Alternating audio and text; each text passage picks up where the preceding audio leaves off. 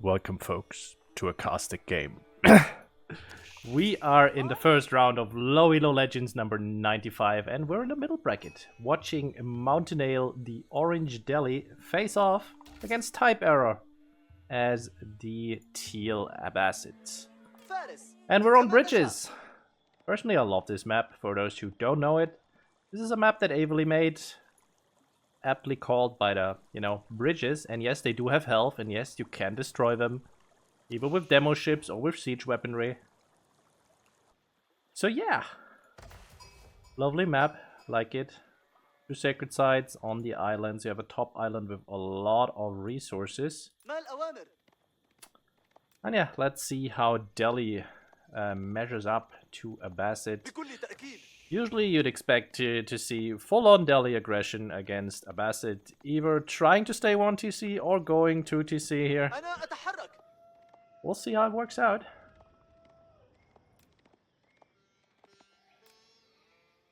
I forgot all of my keybinds for spectating. It's perfect. Anyhow, we are in there, and it is an economic wing coming out for TypeError because everyone is doing eco wing. Thanks, Beastie, for putting out that video. He still has the 4 on the gold here, and we're fully expecting him to get 150 for fresh food stuff and then for fertile crescent. And once you have that, he's immediately gonna go right here and grab the stone. Well, we'll see how it works out. Maybe I'm not a great prophet. Yep, Beastie's killing the game again. Well, basically, he made it. I didn't watch the video myself, but as far as I'm told, he made a video about complaining about how Eco Wing is super good, and he made a guide out of it as well. And Eco Wing is super good. The sad part about it is I felt like Abbasid was in a great state where all 4 of these wings was viable. Now Trade Wing is gutted in Feudal. Culture Wing is still great. Military Wing is still great, but Eco Wing is just so good that it feels bad taking any of the others in Feudal. But yeah, anyway, Tower of Victory coming out. Both of Delhi's Feudal landmarks are amazing. MountainAle still 140 gold, and he's still on it. Never mind, as I say that, he's pulling off. Stop watching the stream. Yeah, because of the very early second TC, and because of basically anything you do is cheaper, right? Your houses are cheaper, and it is 35 instead of, what was it before? Just 30, right? So basically you can plop down your TC at 4 minutes and 50 seconds roundabout if your spawn is favorable. This spawn is not, because gold and stone are very far apart, so your villagers have lots of walking distance. But by the time the first Ghazi Raider pops out, the TC will already be building.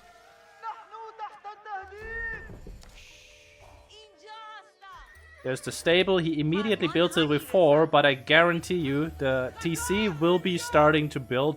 Never mind, he went for barracks. So he's not confident in his timing, but it would be fast enough. Trust me on that. Crescent is through. Did he get fresh foodstuffs? He did indeed. Look at those villagers costing 32 food. Pretty nice. Pretty disgusting. And let's get to the main issue I have with Eco Wing. Wait, we're on MountainAle's perspective. Did you see how that changes? 75 to 49 wood. You can just do a full farm transition. You do not need to care about any food resources on the map. And I hate that in this game. Like, I hate when people can stay in their base, be cut off from all resources, and just survive and thrive. It shouldn't be that way. Change my mind. Ghazi Raider is out. Let's see how he does. Is it a he? Possibly. Okay, got MountainAle laming the deer here. I mean, it's an okay move. You'd expect the second TC to be here, basically, right? Or maybe here, just a little bit closer, a little bit more safe. This one would be right in the deer pack to take it, and this one would be more if you want to make farms right there. TypeError has finished his stone gobbling, 242, and we've got the spears just hanging out here and not really helping these vills. Okay, he puts it on this side of the gold. So this deer laming is pretty nice. And the spears are moving over. This Ghazi will not be able to do anything. And so he realizes and pulls off. So what is Delhi's game plan against this? I feel like going tower and going early Ghazi, it's doomed to fail, right? You could go for a super fast ramp push attempt, and if your opponent doesn't expect it, doesn't react accordingly, doesn't make units, sure, it can work, but look at that. Archery range is also already out, and TypeError not taking any gold at this point in time. Let's see if he actually goes on gold now. So yeah, he will be on the gold with just a few. But the rest going all to food and wood. Let's swap this over here. 15, 8, 4. 4 is actually quite a lot. Didn't expect so many. Sanctity is out 50 seconds now. Scout will not make it home. The Ghazi's gonna take him out. So yeah, Delhi has two choices here, right? Either all in push this town center, try to control all the food resources, try to control the wood lines. And they can potentially win. Potentially, but it's a coin toss. And really, if your all-in fails, you're dead. I would prefer Delhi in this matchup, honestly, to go for the Dome of Faith. Just go for the greedy triple Sacred Side play. This is even easier because you can wall these bridges on both sides. You don't really have to worry about them being retaken. And then you can still posture in front of your opponent's base while you have an economic advantage. Go for a quick castle timing and kill them before their farms kick in. So, Sanctity is through. Scholars should already be moving out on the map. They are unfortunately not. Double archery range. We've got a stable going on.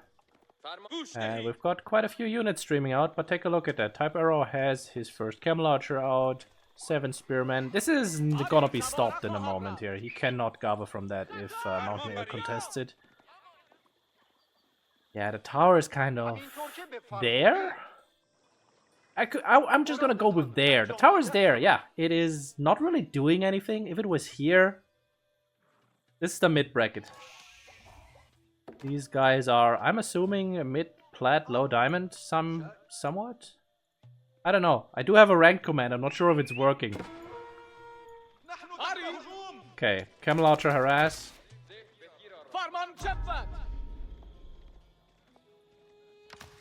Yes, I know how to read.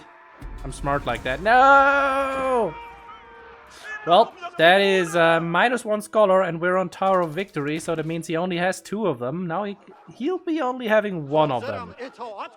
And does the wolf get the last hit? He does not. It does not. But that's quite a few spears here, though. TypeError doesn't really care about this. Loses the scout top side, and the second scholar is gonna take the bottom sacred. Honestly, MountainAle, I don't know why he moved his army away. There was really no point not having his army right here. This could have been avoided, but, you know, people make mistakes. It happens. Let's see here. TypeError is in 2 TC, merrily pumping away. He's already 10 villagers up. Abbasid's pretty good, guys. Abbasid is pretty good. Wheelbarrow coming in, Broadex coming in. Delhi, of course, has all their eco upgrades already finished. As they do, as they do. And do we have another scholar? We do not just yet. So the only scholar currently in existence is moving to the middle sacred side now. And if TypeError would be a little bit more aggressive, he could just easily decap this. Just be proactive. The way you lose this against Delhi is if you do not attempt to make them multitask. Go decap sacred sites, force them to be reactive to you. This is nice, taking out a villager there. These guys will have to be idle, and these 2 Camel Archers can actually take out this force. MountainAle, though, will instead choose to ignore them? Okay, that's a choice you can make. Rampush coming, and it is 30 to 18 military units. The timing is pretty good, 11 minutes. TypeError still is in that gray area, right? In that gray area where he has not yet fully paid off his TC cost. Of course, Abbasid pays off faster because you have Golden Age, your villages are better, and you pay less for them. But yeah, the army is still not quite there, so let's see if he can hold this. The wall finishes, that is nice. I really wish that wall would be here and we would be building it with military units instead of villagers, but let's see. Fight is going on. We've got the Tower of Victory archers, and TypeError really doesn't have anything against them right now. He cannot deal with those. Rams moving in. The tower is not upgraded. What is gonna be the plan here?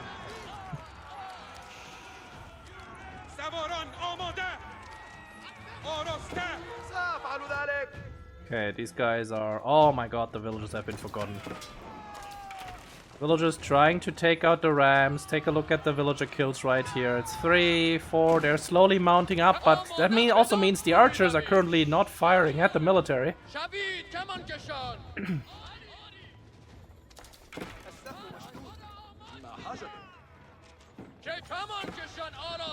Camel Archer is gonna be taken out here, and TypeError, what is the plan? You finally go into more archers. Honestly, if I'm the Abbasid in this situation, right, I am only spamming archers, nothing else pretty much, and maybe have like 10 spears around just in case. Keep them back in case my opponent dives my base. But yeah, there's currently nothing stopping these 24 Tower Victory archers of MountainAle. And Delhi does have 2 sacred sites captured. He really wants that 3rd sacred site. If he deals with his camel archer, he can go up there and capture it. But he's very focused on that push. Macro a little bit slipping. We've got tons of wood, tons of gold that we're not really using. We finally got a decap here. And I mean, TypeError, is he trying to go to castle? No, not with 0 on gold. Next gold for him would be... right here. So yeah, tough luck. No castle age for you, friend. 37 on wood. That is quite the archer production he could be ramping up with there. But mostly going horsemen right now. Good choice. MountainAle only has 3 spears. But this TC looks to be in dire strait. I don't think it's gonna stay up.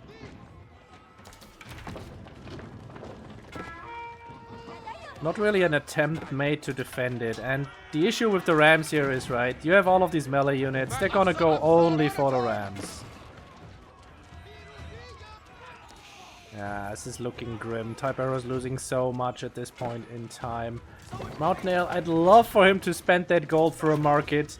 Or get more scholars. He still is only on 1. Or get the 3rd sacred site. But seems to be enough for now to take this out. And now he's on the House of Wisdom. TypeError, once again, he cannot contest this right now. In the back, he's on his last berry patch. He has not set up any farms whatsoever. And we do have them out here. Super YOLO on the other berries. Oh, but this is dangerous for MountainAle. If this town center was garrisoned, this would be a losing fight for him. Instead, TypeError is just gonna let this happen and put up more production. Yeah. Oh, building the ram right under TC. If this is garrisoned, then you're doing so much damage. There we go, finally. And we've got the good old Delhi conga line. Oh no. Why? Why? There's a perfectly good deer pack right here.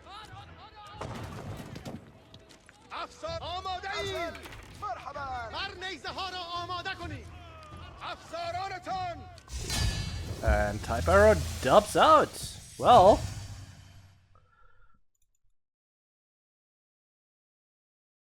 that was a little more one-sided than I expected. But hey, I personally think it is a nice feeling to see Eco Wing Abbasid lose currently. No hard feelings, TypeError. No hard feelings.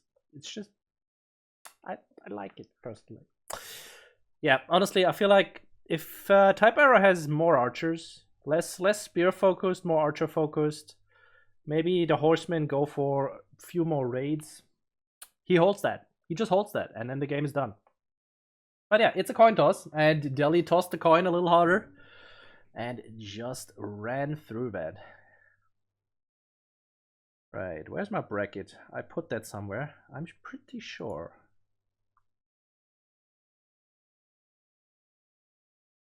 Right, MountainAle is up 1-0. I shouldn't be so biased as a caster. I feel like that's a bad habit. But hey, this is my channel, I can do whatever the hell I want. Alright, let's see if I can find us another game. Oh yeah, do you guys want me to have the overlay on? Wait, where is it? Is it on peripherals? No, it's not.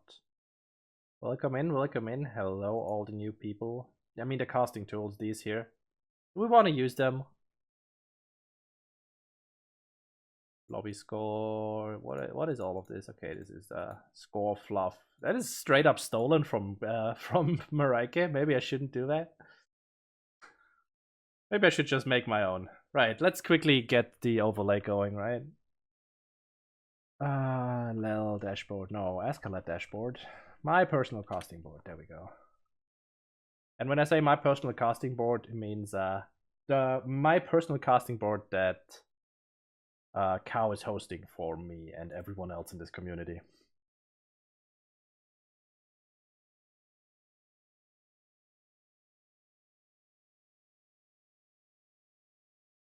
Okay, we just had TypeError face off against MountainAle. Let's see what other matches we have. There is StompingHoof versus Vegeta. There is Syntaxo versus Real Tiger. And we've got Baxi versus Yonko. Thoughts? Nobody else has a thought. I have a personal favorite. Also, I should probably look if they have AoE 2 CM, if they have a draft going. Spectate. There it is.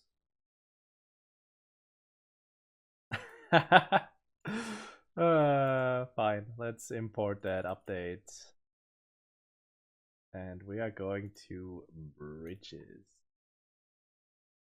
Bridges, bitch. Anyway.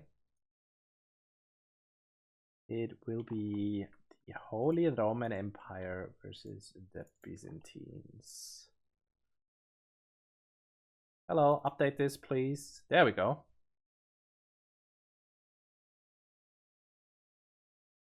Also, in case you can't read it, because you can't read it, I'm aware of that. It is StompingHoof, who is a multiple winner of the top bracket. But he's lower elo right now than Vegeta is.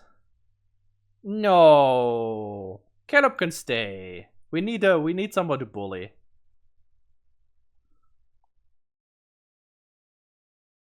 Did something happen between you two? What's going on? Can I help? Do you need a replacement husband? I mean, he always has been a bitch. You were aware of that. In that regard, I really can't help you. Anyway, we are in the next match. In the top bracket this time, watching StompingHoof's Byzantine here in the purple. And he is facing off against Vegeta, playing the Holy Roman Empire. And both of these guys banned English. I guess people watch women?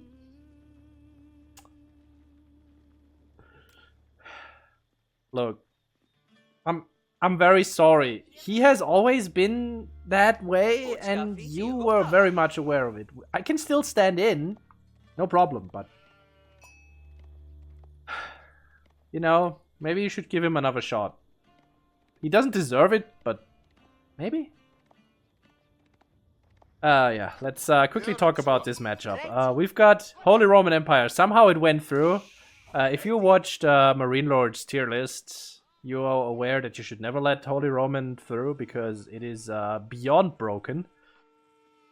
But honestly, against Byzantines, there's two ways you can play this. You can go fast castle and die.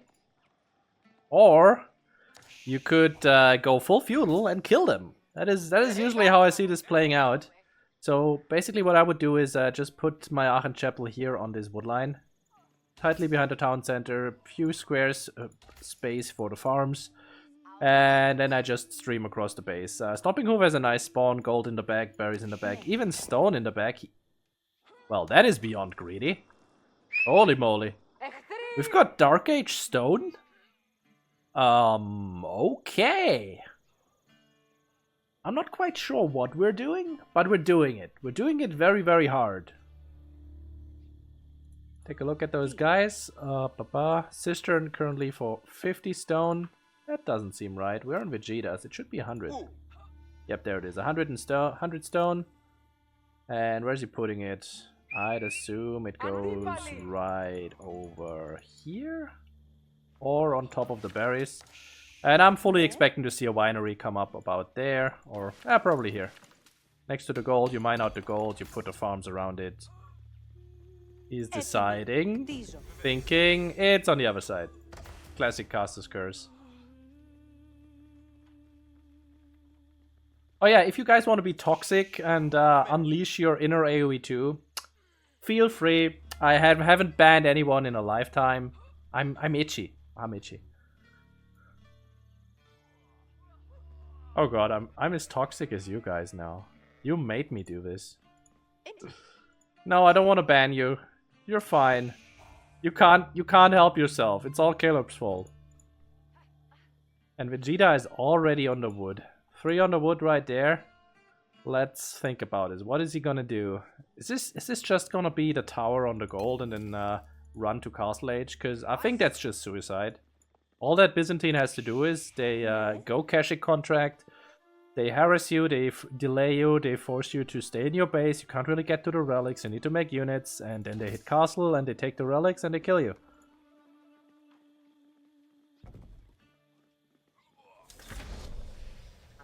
Feudal Age is up. What is gonna be the weapon of choice here for Vegeta? He currently has 9 sheep in total. Not great. Not great at all. As the Byzantines, you'd love a lot more than that. StompingHoof is on 10 sheep. Where's the rest of the sheep? Okay, we are gathering more of those. Okay, we've got 2 more here in the back. That's nice. There's more on the way. Kinda wish there was a button I could hit to show me all of the sheep on the map.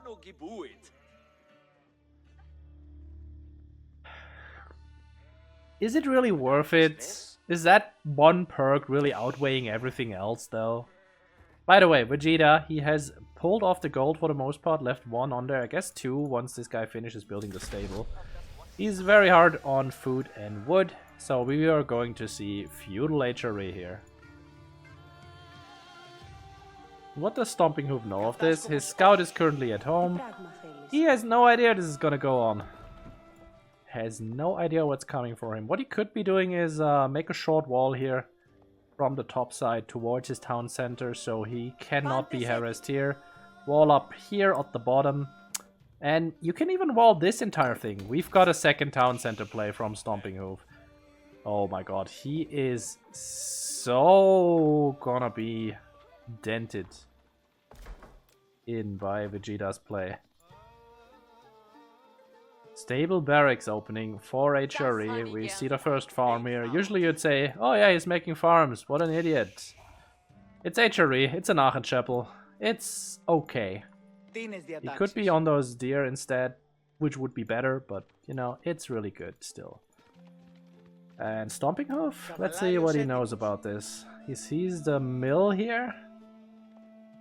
When you see, okay, when you scout an HRE base, you see that mill, there's nobody on the berries. You expect them to have wheelbarrow. You see the barracks, you see the stable. Okay, now you know. Now you know what's up. Now you know what is going on here. StompingHoof is fully aware of what is coming for him. We've got the mercenary house as the first building. Okay, we're chasing down the scout. Scout's gonna choose to suicide into the TC instead. Any garrisoning? Well, no garrisoning. But yeah, I don't think that scout is making it home. Horseman made it here through at the top. Is gonna harass the berries. Super annoying. Akritoy has not been used, I don't think. Oh yes, it has been used. +2/+2. So he cannot currently engage for the next 20 seconds into these villagers because they're actually spearmen. But it's gonna run out eventually. And we do have the mercenary house finished with the longbow contract. Horsemen, though, already in there, harassing the second town center. So, StompingHoof, what is the plan? You have a lot of sheep. That's fine. You have one set of mercenaries out. In a second, anyway. You have enough oil to queue them, at least. There it is. And we have 0 production buildings. In my humble opinion, he's dead.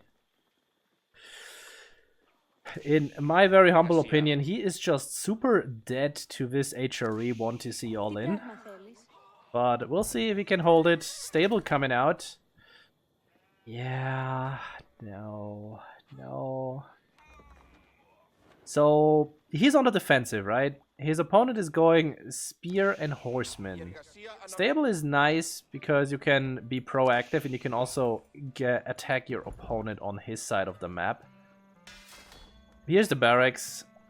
And he thinks he has a backline already because of the longbows, but in reality he does not. He will have 5 longbows. And they're about to be popping out, and there's an HRE army right here on top of them. And now they're... Oh... Little bit of a mistake here for Vegeta. He could have just committed to killing these, and then StompingHoof would have had nothing. Would have had nothing at all, because he cannot make another set of longbows. He does not have the oil. He's sitting on 100 oil. This is his only oil income for the most part right now. Okay, double, stable, and a barracks. Now, the MountainAle, they are better spearmen. They have a little bit more health. They have the option to go into shield wall, but Vegeta is not making any archers at this point in time. What does the scouter say? Well, I don't know, but looks like the Byzantine power level is not up to scratch right now. Let's take a look at his HRE base. He went with 5 on the gold. Is he trying to run to Castle Age? We've got the range defense in the queue. We're going to go get some upgrades. As far as eco upgrades goes, he's looking quite good. No spears out just yet. The horsemen have absolutely no contention here. The spears will be taking care of the horsemen. And the longbows just die.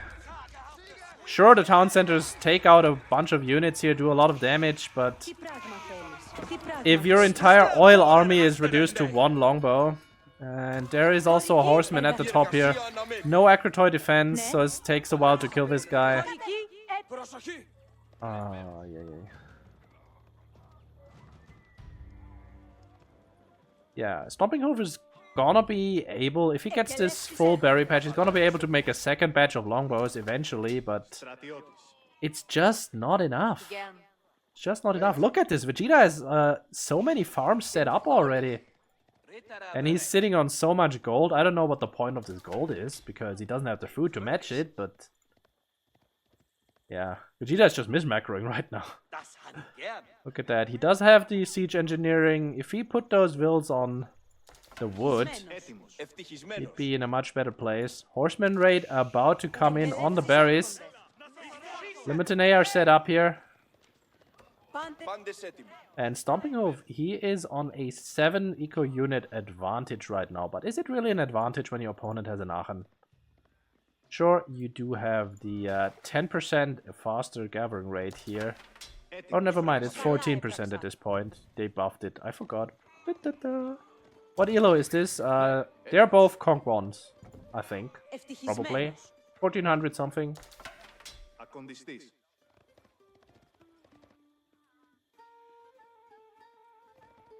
Horseman coming in from the bottom side. Akratoy defense is ready to be used.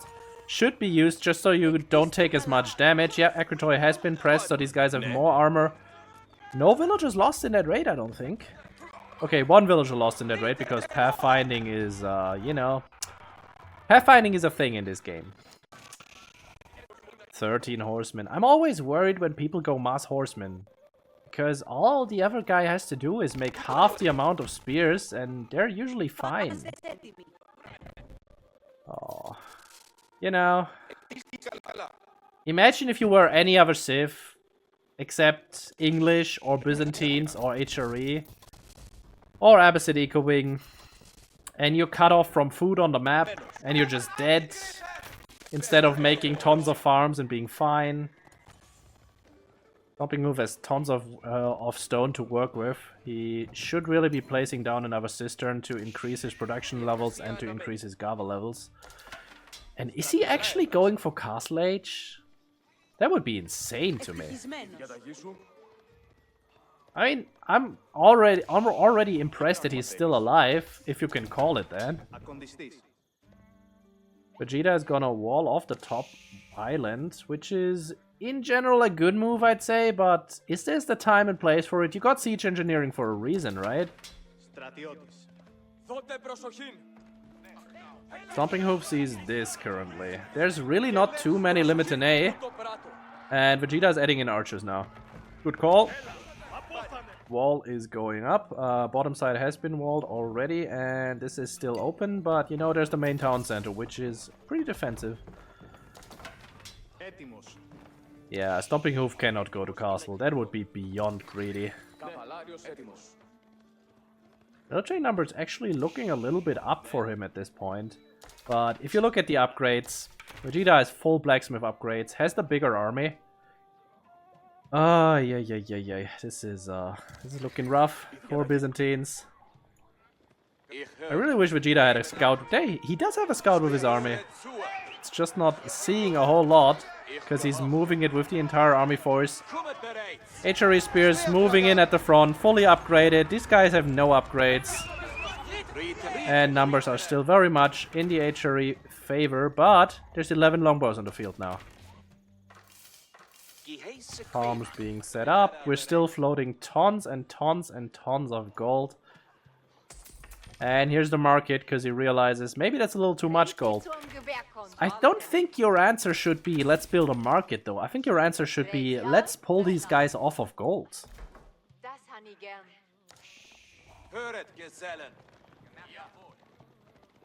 Right. StompingHoof is pulling away economically at this point. Second TC is actually paying off.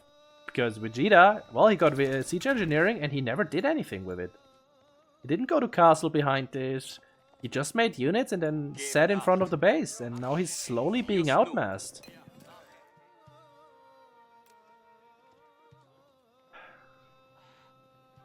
Everyone, say hi to Wishy. He's, don't mind him. He's the guy who got naked in Heidelberg for the Mista. He's always like that. Ragnit's coming out. We have used the market to deal with the float. And as far as relics go, topside is secured because this wall is up. This one here is behind the army. And we've got one here. So it's at least 3 relic games for Vegeta. Let's see if StompingHoof is going to do anything with this timing. His army is equal to Vegeta's. I mean, who wouldn't go naked for Mista? Me. That is me. That is me right here. I'm sorry. I like Mista. He's a really cool dude, but I hope you're talking about Wishy, because, you know, I was on camera earlier, and I'm not gonna tell you. Golden Horn Towers coming up. And we do have some raids on the HRE side of things now. Units are here to defend. Oh, he's using his entire army. Not a fan of that. If you see 3 horsemen, just use appropriate force. You have 5 horsemen here, for example. Right, Vegeta is up. First, Prelate is moving out. The Yahan Prelate is not moving at all. Wishy, just do whatever your conscience tells you. Oh god, no, you don't have one of those. Well, StompingHoof is in Castle Age. See the upgrades coming in. Veteran Limited A, a Veteran Mercenary Contract. And he has 16 longbows with another 5 on the way. This is quite the scary army he has assembled right now. And we see Vegeta going into the Man-at-Arms now. I feel like I need an adult here in this channel to... or maybe a chaperone.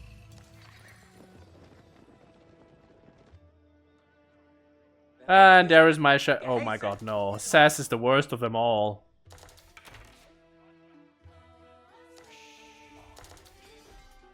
Well, anyway, we've got 72 Byzantine villagers. What is his water level right now? Water level 3. He's sitting on so much stone. It kind of hurts my soul that he's not on 5. But, you know, I would say this is just about equal at this point in time. Just because Vegeta has such a big army right now and he will be able to secure those relics for himself. Except maybe this one. Let's see, yeah, there is already the monk coming out. Vegeta has his army positioned here, but he is not gonna protect his relic, so he's gonna lose it. One goes to StompingHoof. All other 4 looking to be going to the Regnitz Cathedral. I am wearing pants on a Saturday. The fact that they are sweatpants does not factor into it.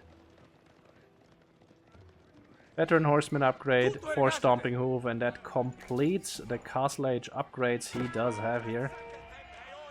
Yep, Villager is gonna make it away, and we're gonna burn this wall, this bad, menacing wall.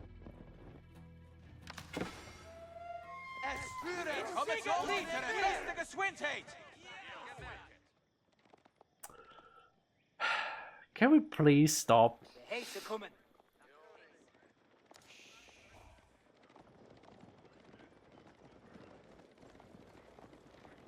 Let's take a look at this clash here. 24 MountainAle, 26 longbows are real rough. And here comes the death stroke in the back. There's a lot of exposed villagers here. There's the reinforcement line, but this is a scary HRE army. Horsemen, though, running straight into the spears. And these archers have not even begun to fire. Still, the numbers looking to be working out for Vegeta right now. Reinforcements still being attacked, and the reinforcement line not dealing with this. He's losing a lot of villagers there. Nice round, though. Yeah, this is not looking super great. Archers are gonna be able to clean this up eventually. Frontline, though, almost dead. We've got 7 men-at-arms on the way. These horsemen did so much damage. Can't believe it. Oh, no.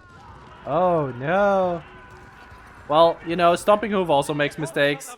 He could have had all of those archers for snacks.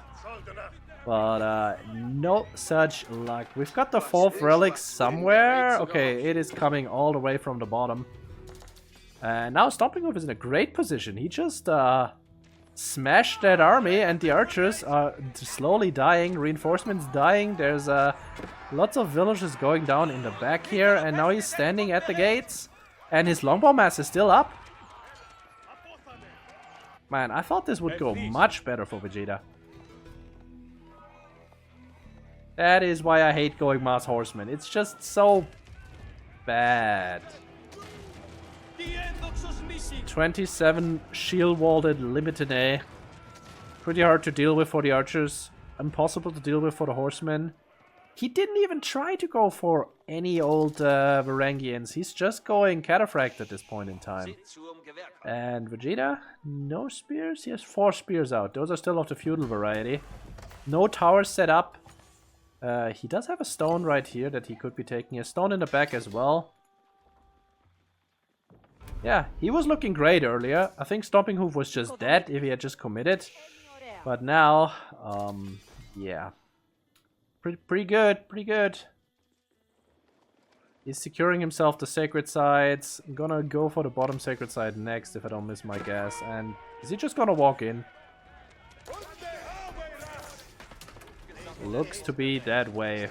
First mango comes out, good choice, but there is so many cataphracts here that could just trample straight into this because there's not enough spears to deal with it. Yep, the cataphracts just trample through behind the mango, immediately take it out, and that is game.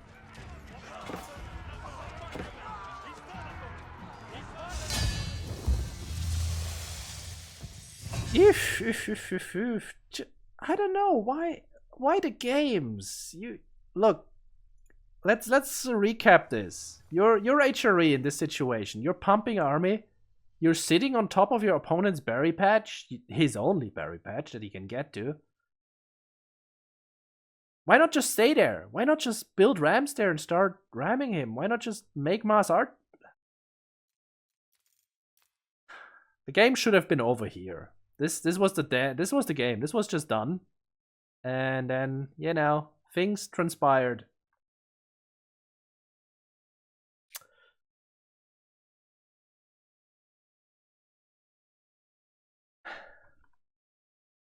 Yeah.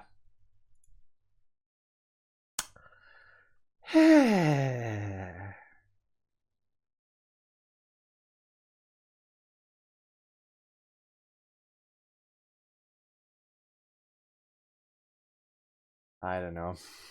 I don't know why they let you guys walk around and freely interact on the internet.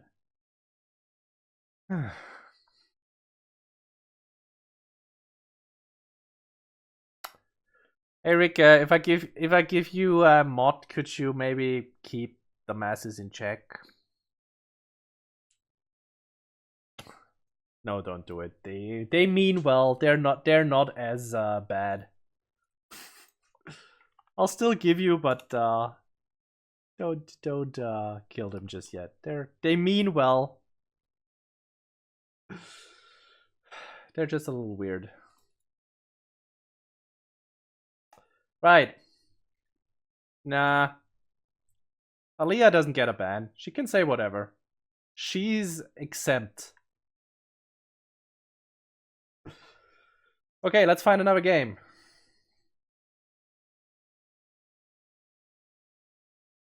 Where are we?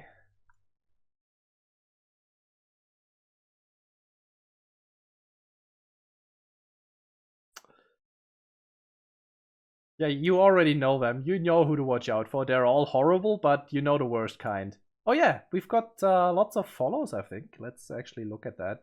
Because, you know, this is all new to me because I haven't streamed in 3 months. Dynasty? Wow. Dynasty. I'm just gonna go with Dynasty. Thanks for the follow. And we've got TypeError and MSN coming in here. Welcome in, folks. Fellow Abbasid abusers. Let's take a look at what's going on here. Middle bracket is already in round 2. Take a quick look at the standings. These guys won, these guys lost. One guy got a half win because, you know, there's 7 of them. We're just gonna do this differently. And I'm just gonna look into the Observe tab and see which game is available. And we'll go from there. Also, if someone wants to do me a favor, they could look at Manias' stream and tell me which game he's casting, so there's no overlaps. There's probably overlaps, because I didn't look. Gogi, it is very bad for you. I can tell you that much. It is very, very bad. Like, unbelievably bad. Okay, J-Hill versus DJP. Good thing you told me, because that was the one I was gonna go for. Okay, we've got a Delhi mirror that MountainAle is currently playing, or we could go for TypeError versus... I guess that's supposed to be bot. Which would be China versus Sushi. Wow, Rike. Made it made it to mod before the follow. Alright.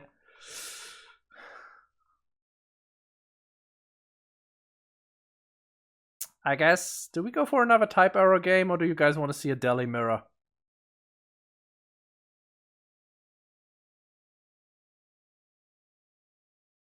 No, there's no gel in my hair. Why would you ask that? Stop it.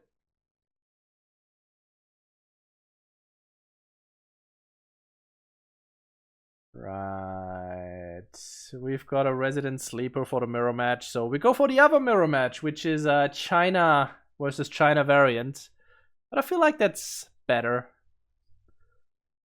Wishy, that is because everything looks wet to you right now. Okay, unable to observe match, so basically they finished.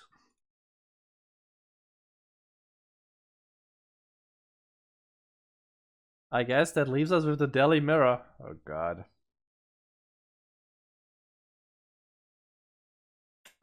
And it looks wet because it is, because I just came from a workout. And by just, I mean an hour ago.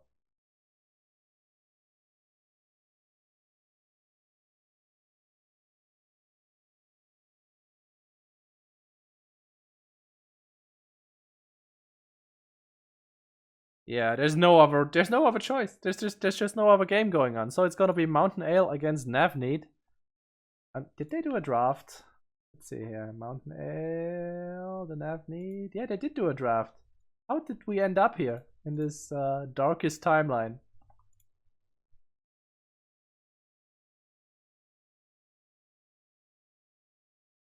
Let's hit that import button. Let's hit the update button. And we are going to... What is even our map?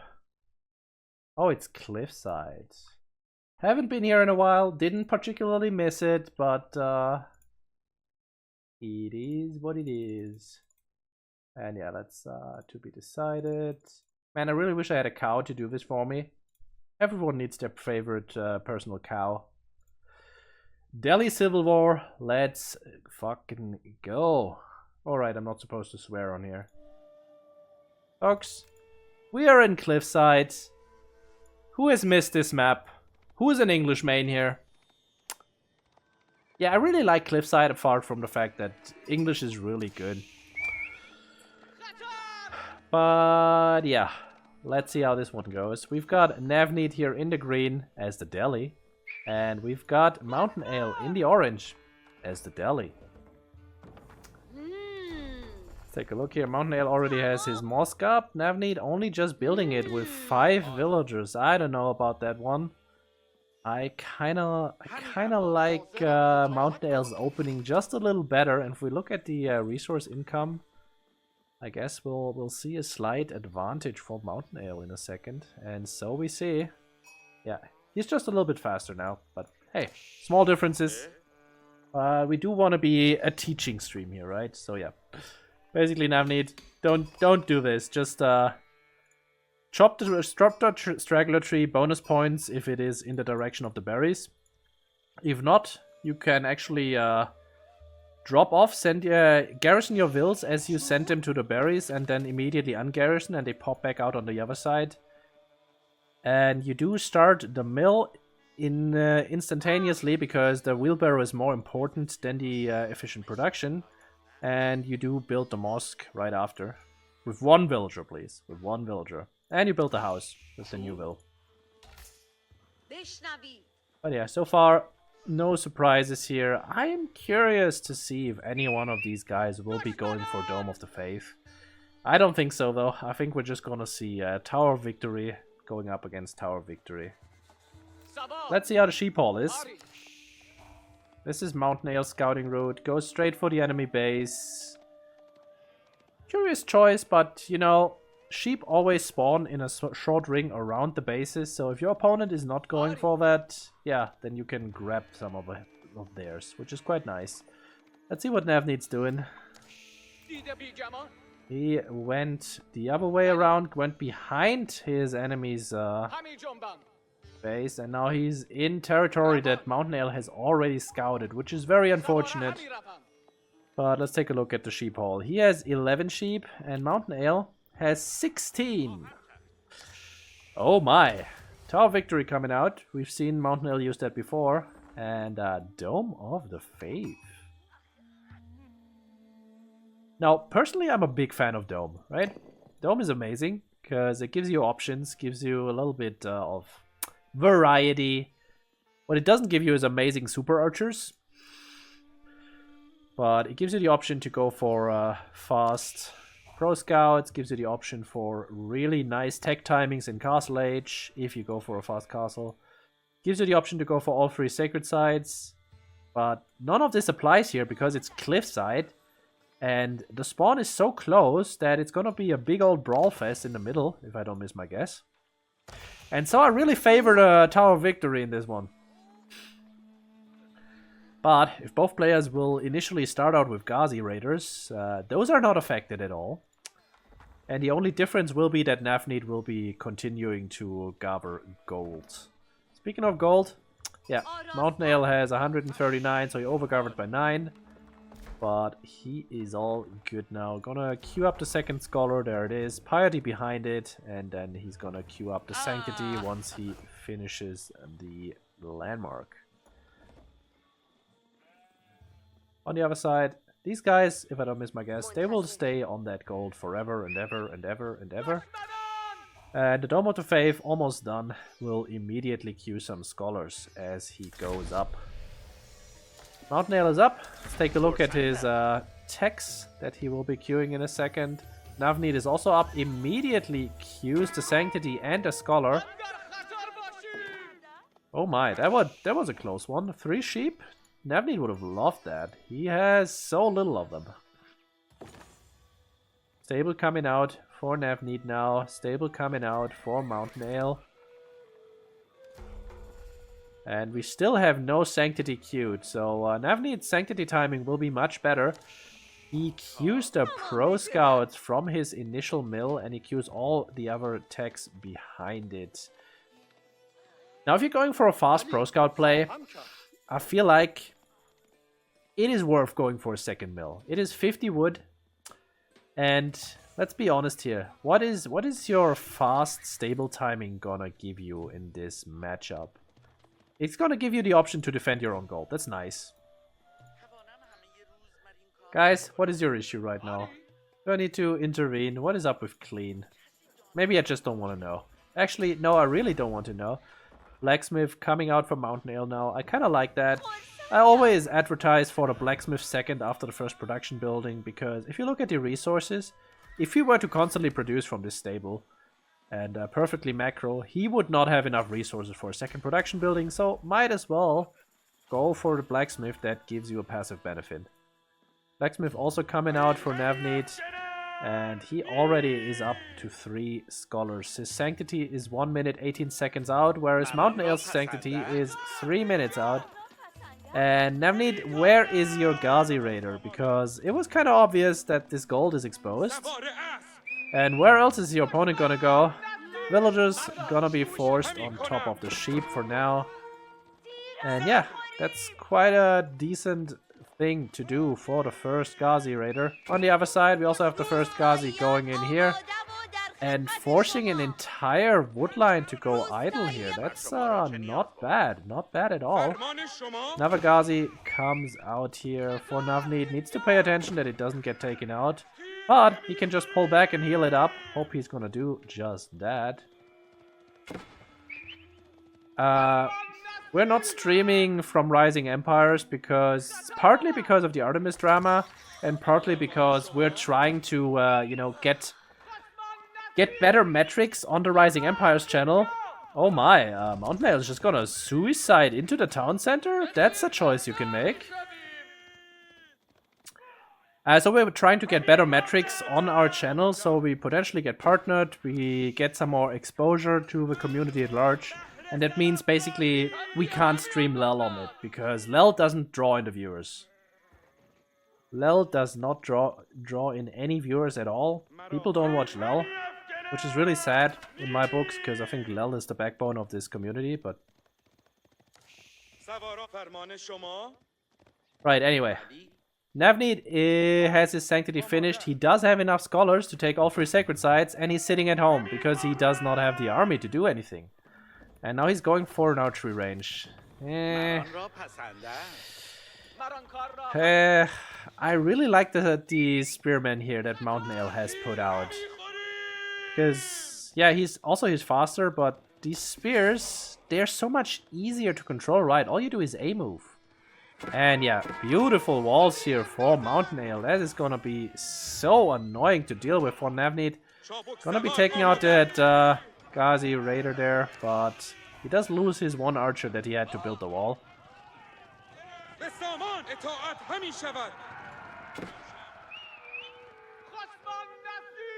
Yeah, where was I going with that? Basically when the other guys came back from King of the Rockies, they already had decided that. So I guess we just roll with it. And we cast as much Loyal Legends as we can. Okay, walls are gonna be finished. Sanctity is now done for MountainAle. The faster timing for TheNavneet didn't give him anything. He's moving out now to take the top sacred site, but he's also not protecting the scholar. But this is pretty scary. Pretty scary indeed. TheNavneet though, with 5 archers, 7 Ghazi, has the bigger military force, has... I say it every single time. Be the guy with the spears, because if you're the guy who's playing cavalry and archers, that means you have the execution issue. You have the pressure to snipe out these spearmen. Because the spearmen have such a big advantage. 20 damage to cavalry, and your cavalry is so expensive. Basically, you cannot... Oh my god, this is so scary. No protection here, nothing. He has his eco and 2 scholars at the top. Woo-wee! MountainAle is gonna take the middle. And we've got the bottom still completely untaken. As far as upgrades go, take a look here. Even though this is Dome of the Faith, and he has 6 scholars in total, if you look at the upgrade situation, Wedge Rivets is through for both players, and MountainAle actually has an advantage on the blacksmith upgrades, because he queued them earlier and faster. But yeah, 27 to 20 military. Keep in mind, that includes these 7 scholars. And we do have the first pro scouting the deep carcass, the deer carcasses in there. Love me some pro scouting. MountainAle should really just send a single Ghazi up here to deal with that. His opponent has not shown any spears just yet. In case you get raided and you get and he has defenses there, you can just run away. Middle sacred side looking to go to TheNavneet. And now he is building the walls, being as annoying as his opponent here.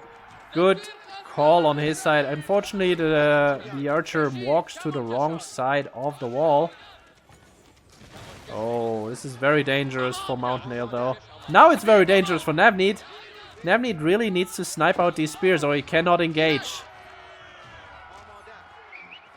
Ghazi is just walking straight through. Spear numbers is slowly dropping, but there is reinforcements coming now. Ghazi is though doing a great job on top of the archers. I still think this is somewhat in favor of MountainAle because he has these Tower of Victory archers in the back. Yeah, definitely in favor of MountainAle now. Ghazis have wiped each other's out, but these archers are just better, right? These archers are just so much better. And now TheNavneet has to pull back. 2 sacred sites to MountainAle, 1 to TheNavneet. Are we looking for resources?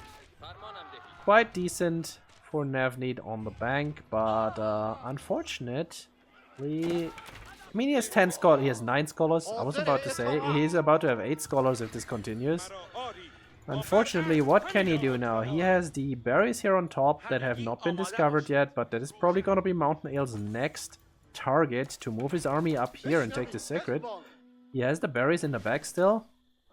And what does MountainAle have? He has these deer packs here that his opponent definitely wants to take, and this is still open, so he could. But a dangerous proposition if the pro scouting has been scouted. Let's find here. What does MountainAle see? Double blacksmith for him now. Good call on that side too. He's going castle. Look at this. He's going straight to castle age. He just won a big fight. He has lots of archers. He has his walls up. He is not scared. And I don't hate the decision because it's working out. Look at that. Because, you know, his opponent is just making army. But he also has no information on how much army TheNavneet has, right? He's not scouting. He doesn't know that TheNavneet is making farms, which I hate. Absolutely hate. Hate so much. Wait, we're going... Are we going castle or not? Decide, please. No, we just spent all of that gold. And now we have 26 on wood. Well, decisions have been reverted, so we're just gonna ram push TheNavneet now. Interesting choice. 22 Tower Victory archers. No real answer here. We have 8 spears on the field and we have 8 Ghazis. Which always favors the guy with the spears, unfortunately. And TheNavneet is about to be maxed out in Feudal Age. Steeled Arrow is coming in, which would have been amazing to have in the last fight. How long is that? 4 seconds? Yeah, he's fine. Bloomery also very late. Did he get melee defense before he got Bloomery? Weird choice. Very weird choice. MountainAle's food resources are still fine. He's on the berries here. He still has these deer packs that his opponent could be taking but doesn't. And here comes the army. Army numbers fairly equal. Keep in mind these are Tower of Victory units. Hey, Pleco. I feel like you're being very disrespectful to Crackety right now.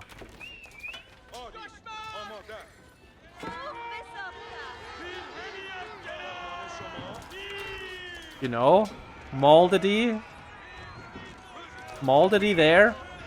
Big engagement. The Ghazis have made it on top of the Tower Victory archers, but spears are here to deter that, and the numbers just don't hold up for TheNavneet. The spears are still alive and kicking. The Ghazis are all taken out, and these Tower Victory archers are just way too good.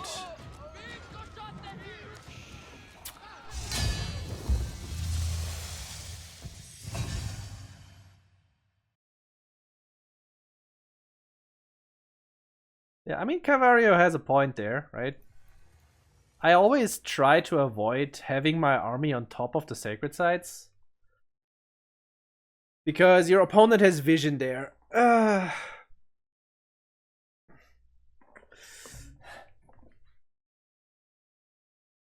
I really don't know why they have vision there. Kind of is a little bit pointless if you ask me, but... Oh yeah, right, the opponents have map hacks anyway. I forgot. You're right.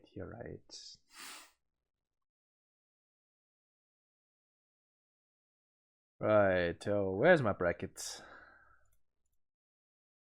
I kind of had hopes for the Dome of Faith there for a moment. And then, you know, we lost the game to a few spears because we made mostly Ghazi. And turns out spears are a really good counter. So middle bracket is in the last round already. Standings. MountainAle, we just watched MountainAle win 2 times. J-Hill 1-1, DJP is 2-0 as well, sorry.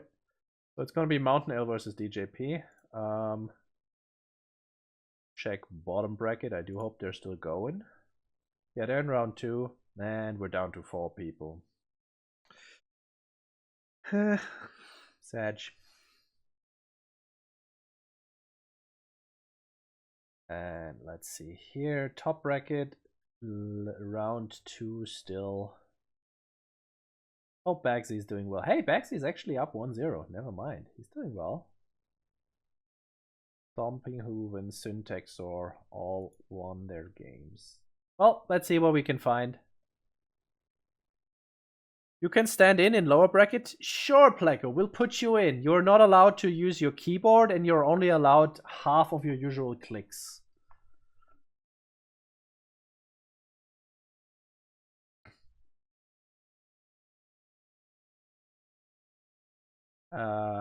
You're not cow. I don't believe you. Oh yeah, you can only use your left hand.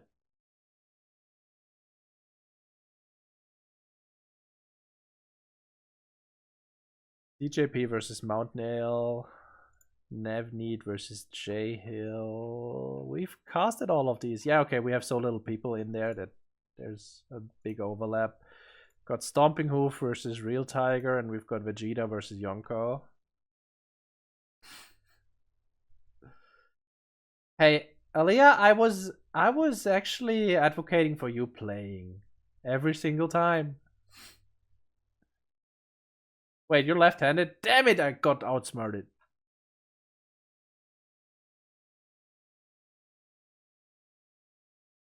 No, I thought there was a small chance for that, but I went for it anyway.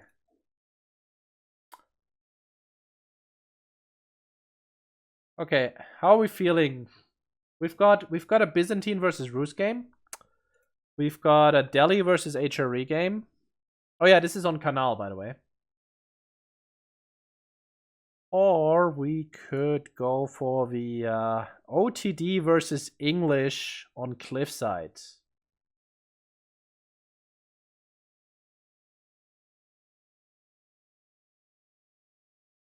Okay, we've got 1 vote for the Canal game. I kind of agree. It's middle bracket, I can't tell you.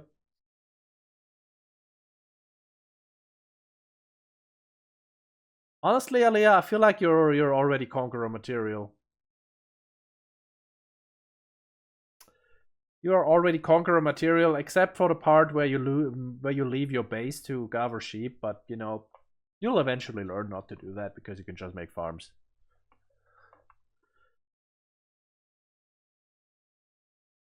I guess we go for another MountainAle game.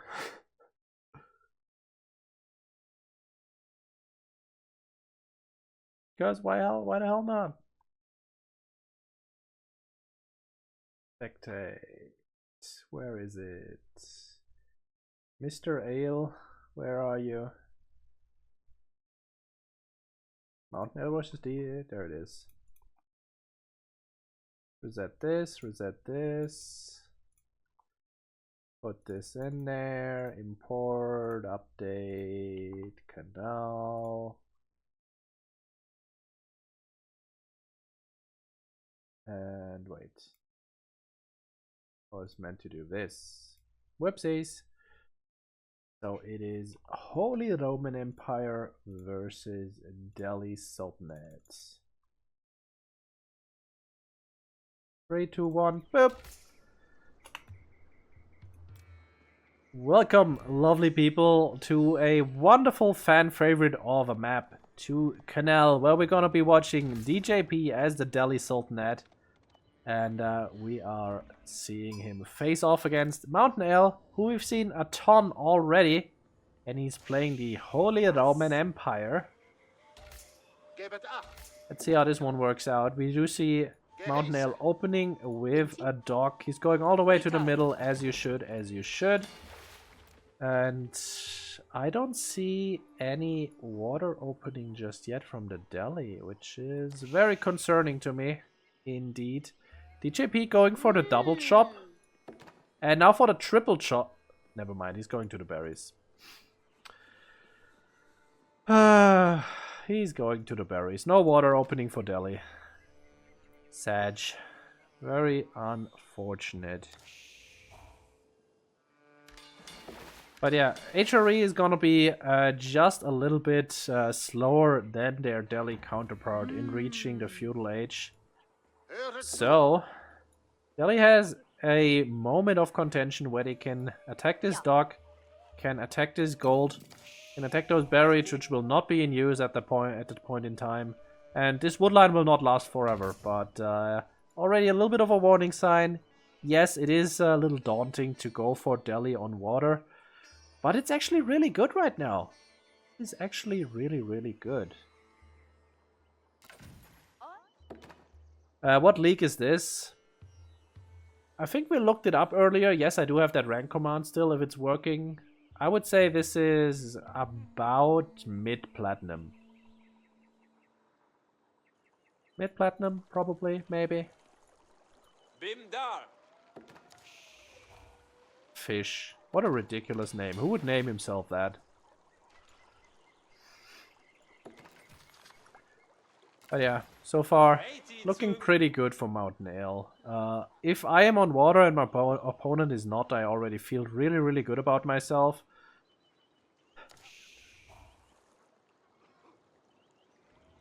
The only advantage that DJP currently has from this is the fact that, you know, he has a mosque and his mosque techs are already coming in. It is a little daunting. If you open with water for Delhi, well, you don't have Wi-Fi at home, right? So your techs are really, really slow. But it still outweighs the one town center extra that you have. Like, look at all of these fish that he could be taking. It's so much food. Anyway, he didn't go for it. He didn't go for it. It is what it is. He's going to be hitting feudal shortly. He is already gathering a lot of wood. So here's a thing that most pro players will tell you, and most people in general will tell you. Don't mishmash. Don't mix it up. Always commit to your style of play. And please, if you're gonna go for a fast feudal, go for fast feudal. Don't pull off before you hit feudal age, or before you hit you put down your landmark and put your vills on wood already, because all that does is make you slower and make whatever you're trying to do worse. On the other side, MountainAle, he went to gold just a little bit too early, I feel like. Already on 200. Didn't really hard commit to the dock just yet, but it's looking quite good. He has 5 extra eco units out. It's not that bad. Yes, you need to move to wood right after, but he could be aging up like 15 seconds faster if he didn't do that. And Delhi actually has advantages getting 15 seconds faster to feudalate, right? Because you're pressing your eco-techs 15 seconds faster. It's just... Do you think so? Too many ships? I mean, take a look at what these guys are seeing right now. This is MountainAle's vision. He knows his opponent is not on water. So you kind of expect to get some aggression in from them, right? You get a little bit dented in. And maybe get attacked right here. So I can see that being dangerous. Maybe you're expecting to see like a Dark Age tower here. Or possibly some proxy production. I think... Yeah... You're probably right. Second dock coming in for MountainAle. I would be more worried about possibly my opponent just putting down their own dock now and trying to kill my fishing.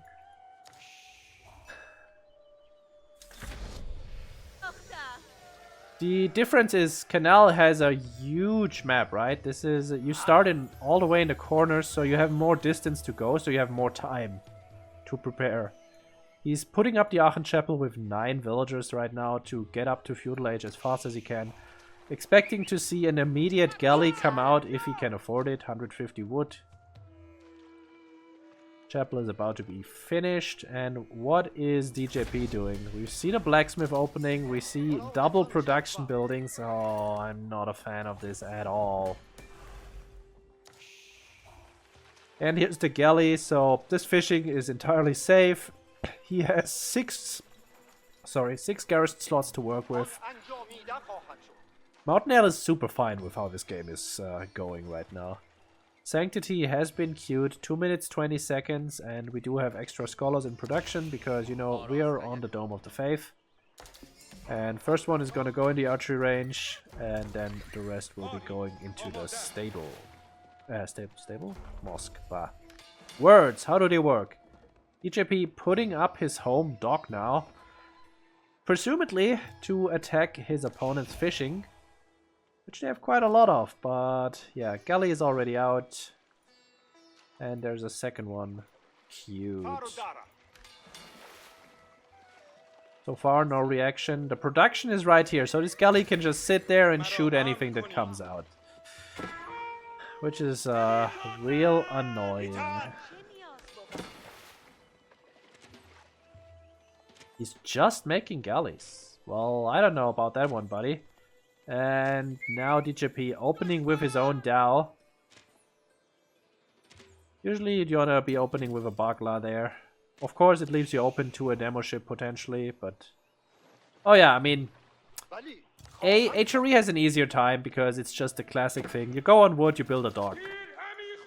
DJP... I don't know if he practiced this map or if he just thought to himself, well, Delhi is good, right? Oh no. Disaster! So, -1 villager. Unfortunate. And we've got the double galleys now firing down on this poor Dao. Second Dao is in queue. They just took each other out. He could have just moved away. Now, MountainAle is investing a lot in this water. Quite a lot. He's making so many ships.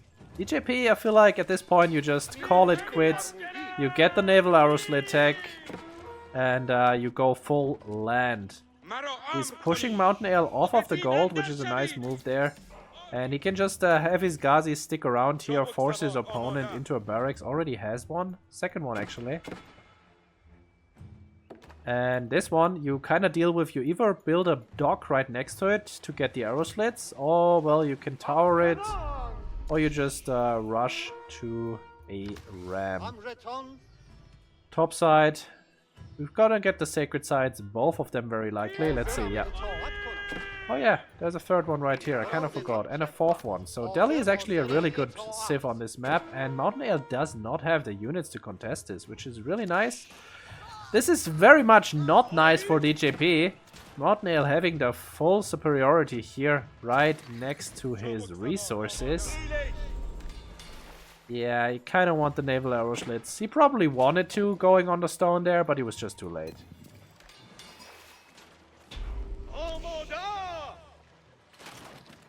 Bugler taking out the galleys, but there is a demo ship on the way right now. Canal has such delayed responses. And take a look at that. MountainAle starting to get some farms up and running. And we do have an attempted tower here, but galleys return home. Oh, this is looking real rough for DJP. Even getting to 3 Sacred Site and potentially 4 in a moment. So, 125 resources per minute for Delhi per Sacred Site. Which amounts to just about, wait, a villager is 40 resources at maximum. So, let's just say it is 3 villagers per Sacred Site. It's really good right now, and it still just barely draws you even to the HRE. And keep in mind, the HRE does have this Aachen thing, which makes them 40% more effective.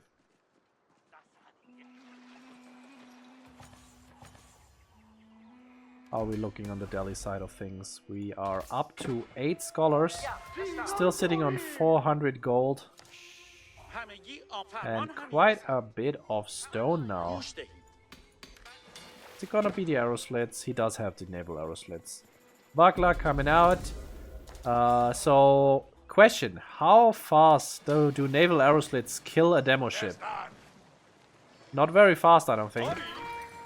And the naval arrow slits actually focus the galley. So that is -1 right there, but the arrow slits here, MountainAle can't really push.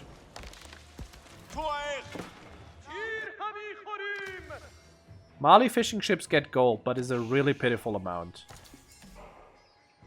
It is right now. Mali fishing boats already give you gold. It is really sad. It's like, for a full drop-off, it's like +4.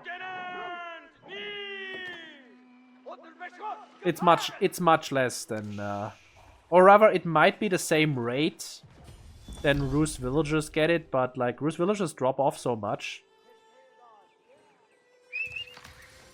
It is really sad. It's not very good. It's a nice bonus. It helps a little bit, but it certainly does not make you not having to gather gold.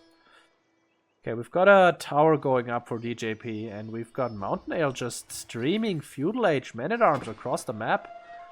And let's see here how DJP wants to deal with it. Does he even know this is going on? It's 8 men-at-arms, 6 spears. This sacred site has been decapped. Oh, this time the demolition ship will be taken out. 1 health. Doc gets hit. But yeah. Still good.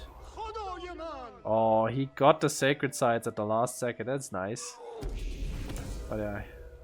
We see DJP looking right at these armies streaming across here. And he's going to be able to do something about it. Has 9 Ghazis ready to go. He doesn't really have a whole lot of archers to deal with the spears.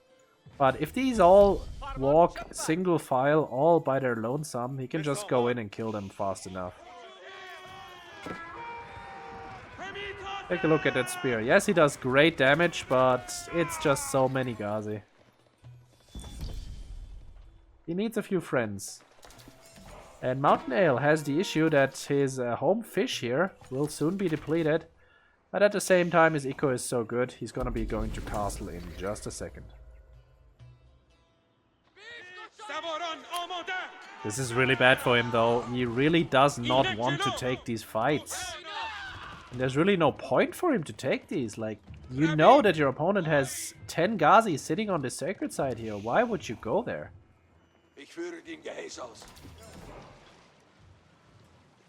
On water though, he's looking really good. He can defend his fishing no problem. House of Learning coming up for DJP.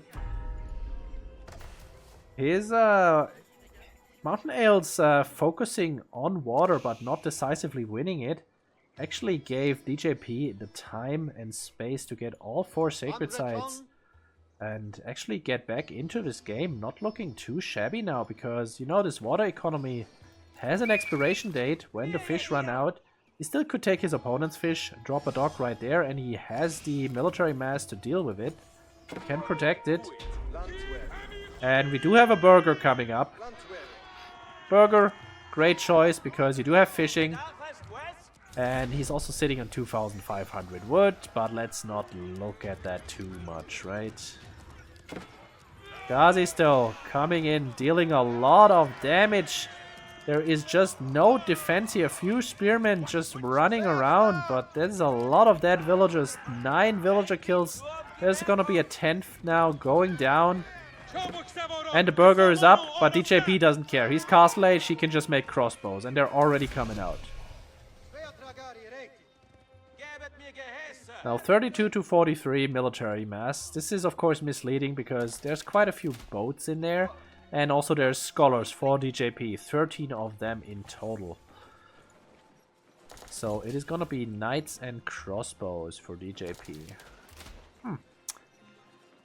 And MountainAle, is he gonna go with the spear burger or the man-at-arms burger? Like in retrospect, I really don't understand this burger because, you know, you have 2 barracks and you're adding a 3rd. What's the point? Yes, you have a lot of resources to work with, but not so many, really. That's a little bit of an overkill. Man-at-arms upgrade is through and he's gonna move straight in right now, but 6 crossbows already waiting for him. This is very dangerous. Oh, excuse me. This is very dangerous for DJP though. He's streaming his army here to the sacred site. HRE infantry is faster than regular infantry and he does not have forced march just yet. So he can't run away. If he gets caught out here and his whole army is not yet there, he's just gonna lose everything.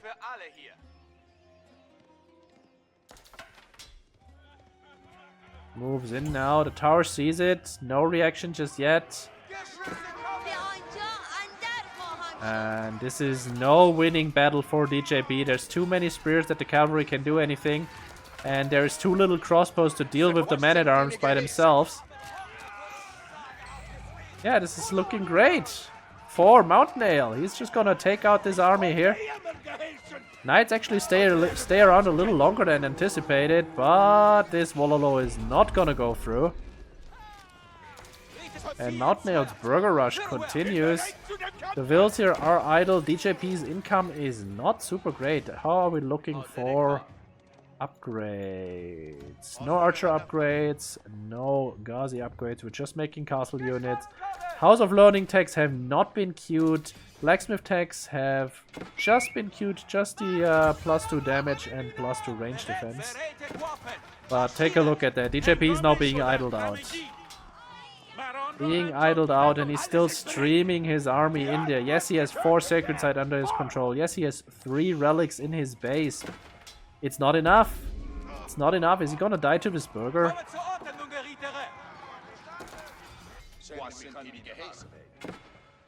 Okay, okay. MountainAle reacted. He's gonna move out to another gold. There is no raiding going on. No Ghazis on the field. DJP is creating the correct units, but he's just streaming them in to be overwhelmed by this burger mass.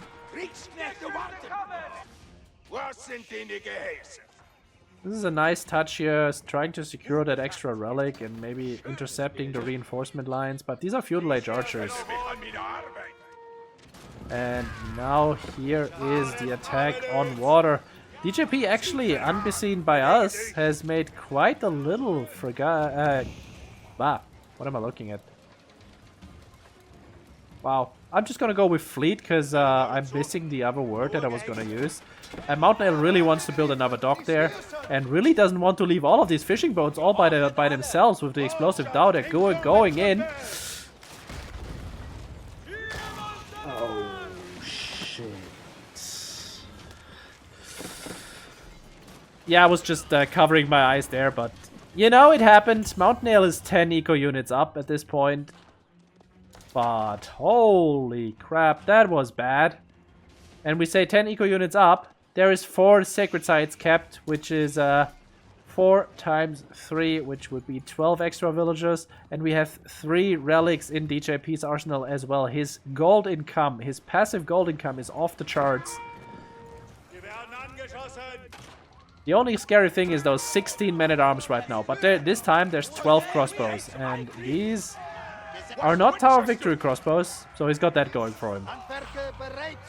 Trying to take this relic now. There's 1 spearman following up on it. And we don't have the Scholar tech for faster movement just yet. 30 seconds out, so this guy is dead. Outpost though, we've got a Spring-Out outpost and an arrow slit outpost. Honestly, DJP is looking pretty good right now. He is still looking pretty good right now. There is quite a few men-at-arms out there. He's completely cut off of wood, and still, just the fact that he secured so many relics for himself still has control of the sacred sites that are just not being decapped. It's so much passive income that should just not be allowed, and he's sitting on 2,500 wood that he could just make into farms, so his food income will be secure as well in a second. If he deletes that and just makes farms there. Okay, we're going to the men-at-arms route. MountainAle also on men-at-arms, and we do know that HRE men-at-arms have that pesky little tech that gives you heavy maces plus 6 attack against heavy. But we also have the honed blades for these men-at-arms that have not been queued. No, it just finished. So honed blades are in. Why am I not seeing them? Oh yeah. Apparently it's not a plus. It's just 15 plus 1. How much is honed blades? I should know this. So yeah. It's plus 3 again, apparently. That was embarrassing. I should have known that. Anyway, we've got 20 men-at-arms. No heavy maces just yet. Heavy maces is on the way. And we've got 7 Delhi honed blades men-at-arms, which are basically the equal of these guys. And we've got lots of crossbows in the back, and there's no solution to the crossbows just yet. First keep is up for the Delhi. We have village fortresses queued right behind the lukewarm oil tech. Yeah, I still think this is looking pretty good for DJP. MountainAle is sitting on 3,000 golds. And he still hasn't secured himself any relics. He's finally decapping the sacred sites. This is looking real rough now. Nobody's fishing anymore. Actually, DJP could start fishing, but he's not. What do these guys see? Like, what is the information you're basing going mass men-at-arms on? Why would you do it? You have your galley forward here. You don't really see a whole lot. You fought your opponent multiple times. Yet crossbows. Why go mass men-at-arms? And DJP, what does he see? Has his scout over here. He's building some walls here at the bottom side. And he knows his opponent has spears and spears and men-at-arms. And maybe some Landsknecht in between, because you know he already has the barracks set up. Yeah, I just don't see the reason. Yes, 27 men-at-arms is scary. Yes, HRE men-at-arms are faster and have the super tech. There it is. Plus 2 overall damage, which just makes them straight up better than the Delhi men-at-arms. But still, there's 10 crossbows. DJP is being very greedy, not producing any more units. He's only slowly starting farming transitioning. Okay, and I say that, I didn't look here. It's not quite as slowly as I thought it would be. More farms. Very scary, by the way. Very scary. We need a second keep over there eventually. But yeah, full wall off for the Delhi. Bottom side is still open. What is MountainAle doing? Just making more men-at-arms. 35 of them now, and we're finally producing crossbows again. 1,500 gold. DJP needs a market to balance this out. Doesn't he have one? He has one. This is quite a scary army now. Honestly, if they take a fight right now, MountainAle wins it. But, yeah, maybe they won't. Maybe they won't. Sacred Sites being recaptured. Again, DJP has 19 scholars. If he goes Imperial now, his tax will actually be quite fast. Yes, I just mentioned Delhi Imperial and I was serious. Okay, we're gonna get that walled off as well. Sacred Sites being decapped by basically the entire composition of MountainAle, so he knows we're expecting Landsknecht, we're expecting Spearmen, we're expecting Men-at-Arms. What are we doing to deal with it? We have one Mango out. If he had double the amount of crossbows, I wouldn't be worried for him. Right now, I'm worried for him. Is he going Imp? Oh, you mad lad. You can't? No way. Okay, forward keep, 40 HRE. I like it as a staging ground for your attack. Controls the Sacred Site, controls the gold. Good call. Excuse me.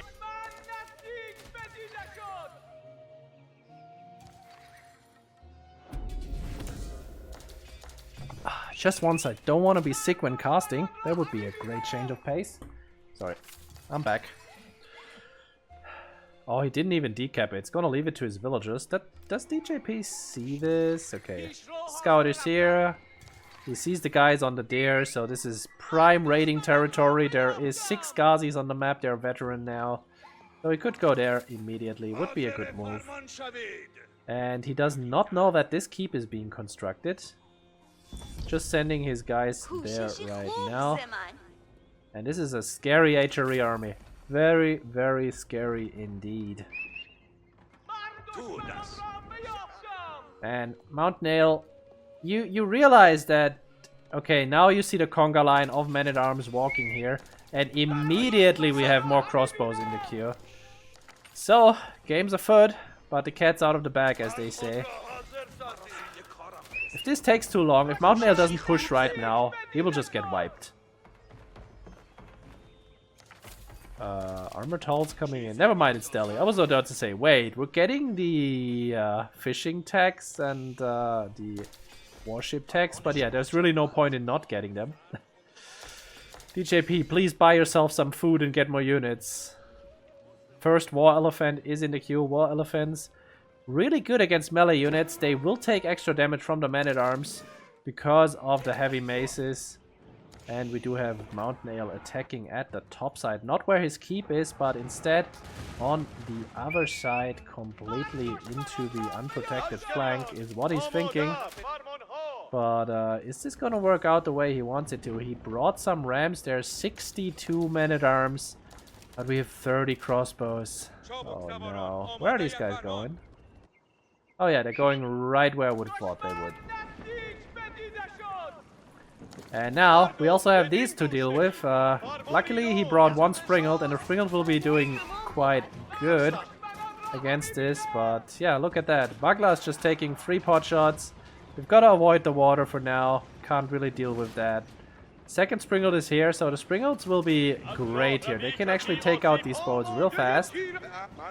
But what do we do with the 30 crossbows? And there's 31 Men-at-Arms now as well. And one brave Delhi villager. The elephant will not live very long. And this is still a fight favoring MountainAle just because of the sheer numbers. But the crossbow is doing so much work. And with the double mangoes here in the back, this is real scary. Surround coming out. Oh no. Ignore the boats, go for the crossbows. This is gonna be a wipe. MountainAle's gonna get completely wiped. Well, that's game. That is just it's over. It's over. It's just over. You had the crossbows surrounded and you just went for the boats. Well, crossbows are a good unit, folks. You heard it here first. And now we've got a 5 relic Delhi who is currently a lot of eco units up. Oh god, he started trading. And village fortresses only just started. I don't think it's in Wi-Fi range. Is it? It is not in Wi-Fi range. So just build a mosque next time, right next to the keep that is researching village fortresses.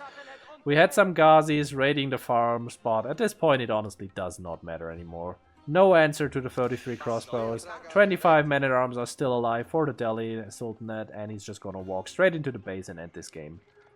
Or maybe he's gonna go Imperial first, we don't know.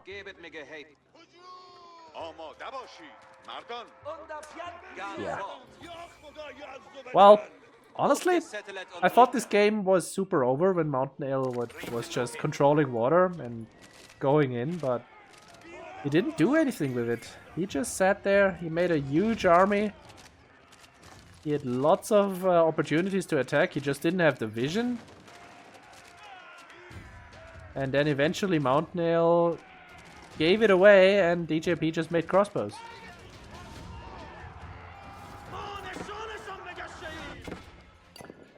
So yeah, looks like they will both be advancing to the finals, I think. But looks like this game is pretty much in the bag.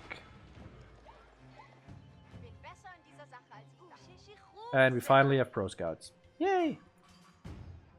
Oh, Delhi Imperial. Where are we putting it? What are we putting? It's gotta be the Elephant Landmark. Palace of the Sultan. There we go. It's coming out right now. And MountainAle is still sitting on 2000 wood. What are we doing with all the wood? We don't know.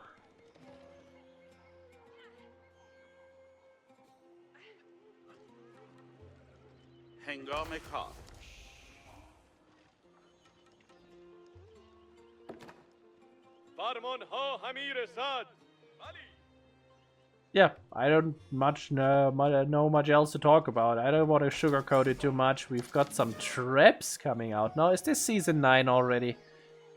I wouldn't know. Anyway, if you're going Imperial, don't make traps. Just make a few bombards. You're better off. We finally have the coolest tech in the game. Forced March is ready to be used. And we also have House of Learning Elephants with 10% faster movement speed. Delhi Imperial is done. We've got all of those techs queued up. DJP could have ended this game already. He decides not to. He decides to queue up all techs under the sun. Does he even have enough production buildings to do that? At least he has enough barracks. He didn't queue up elite men-at-arms though. Only the spearman tech. Oh, no, there's elite men-at-arms. 1 minute 35. He has 20 scholars. Are these in Wi-Fi range? They are not. And they're not researching anything, so it's fine. This keep has finally been found, and let's see. Is DJP gonna do anything about it? He's trapping it. These guys are trying to find an opening to go there and destroy the trap. And they're gonna find the trade as they do that.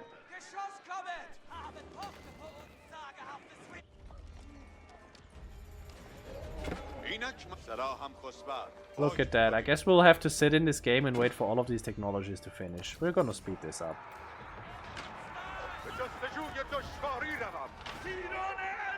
And MountainAle also finds the food. But, you know,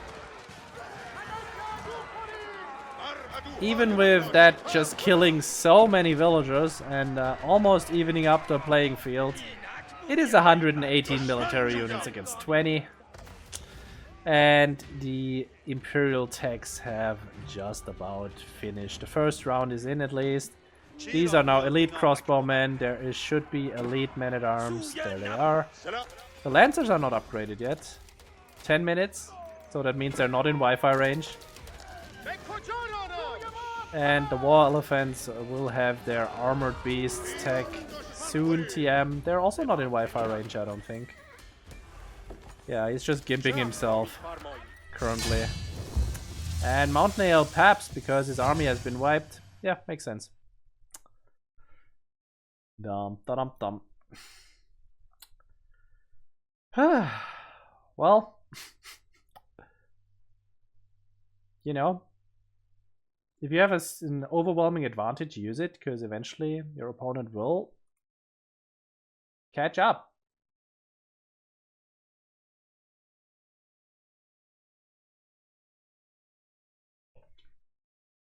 So, any other games to watch? Let's go. Let's go to the Observe tab. Let's find a game.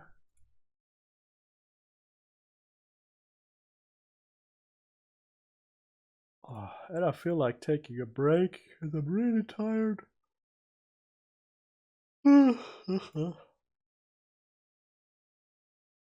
But maybe we just commit. We've got a Matinjev. Is he in the bottom bracket? Let's find out. We haven't casted a bottom bracket game yet, I don't think.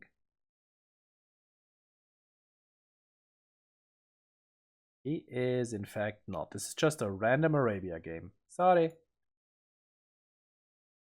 Yonko versus Real Tiger is a top bracket game, and they are. Oh my god, that is the Canal game from earlier. They are at it for the last 25 minutes. Yeah, I don't know about that one, folks.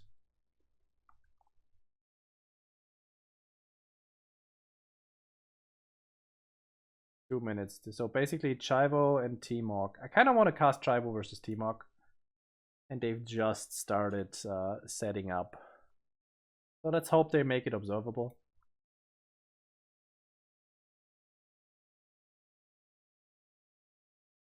Hey Gandalf, how you doing?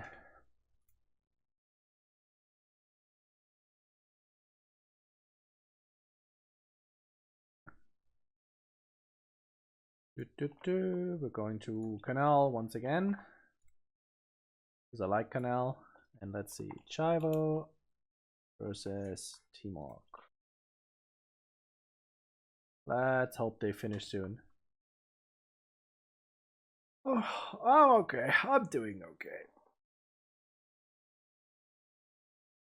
okay. I'm just carrying around this stupid cold with me for the last however many weeks.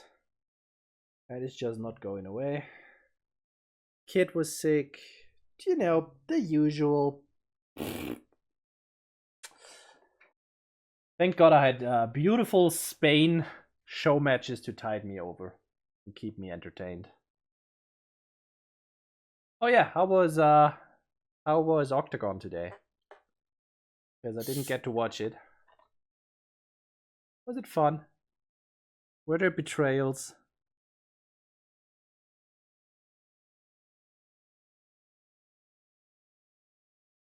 We're just waiting for this game to start.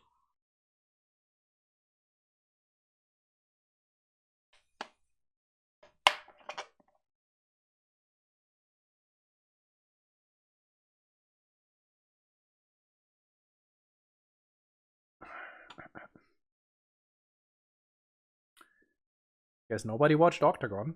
Folks, what's going on? Why wouldn't you listen to Drongo?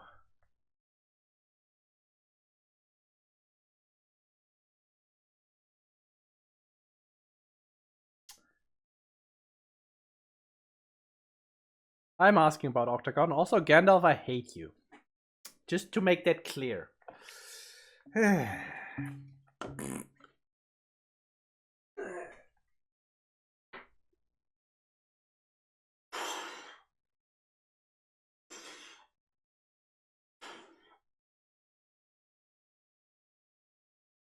When I win, it's a destruction.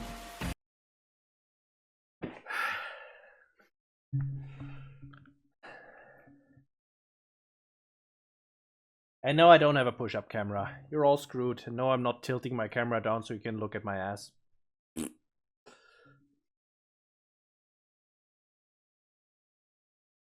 Why is hydrate 250 points? That's so pointless. Someone... What did I do? Weird. I need to change that.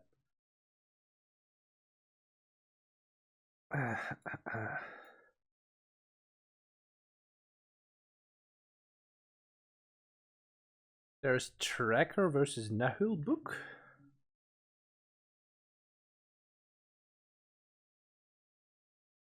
I mean, It was good. It was good getting up. I should actually be casting standing. I guess I should just do that right now.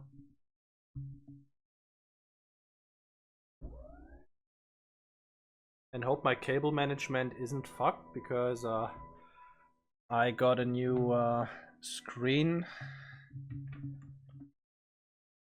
What's the word I'm looking for here? I got clamps to hold screens in place, and looks like everything's is still in order. Nice. Oh god.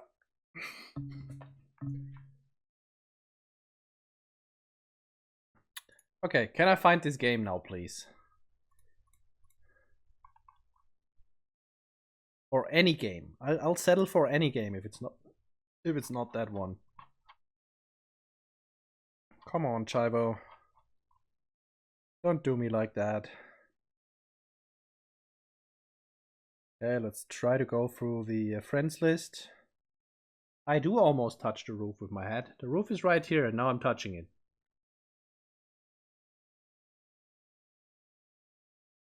T-Mog is in game. Well, if the Observe tab doesn't do it, let's just do it through the friends lists. And we are going to be seeing Rus going up against Japanese on Canal. Okay. Interesting. 2 minutes wait time. They did put some observer delay on.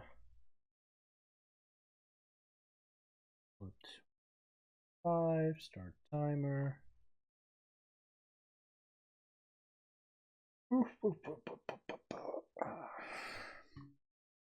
Let me quickly check something. Okay, did I not have the casting tools enabled here? I do have the casting tools enabled here. Let's be here for a while.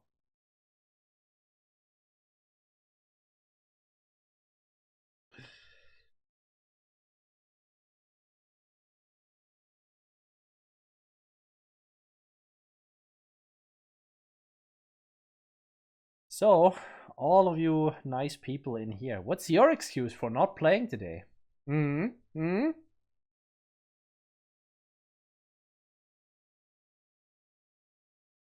Trips, Aaliyah. Okay, Pleco can't play because he's too high elo. You're excused. Sean, Cavario, Wishy.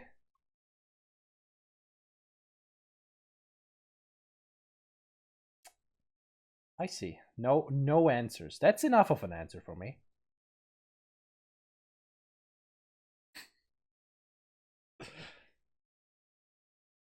You didn't even know. I put so much love into all of these shit posts that I put on Reddit every single week. And people just don't read them.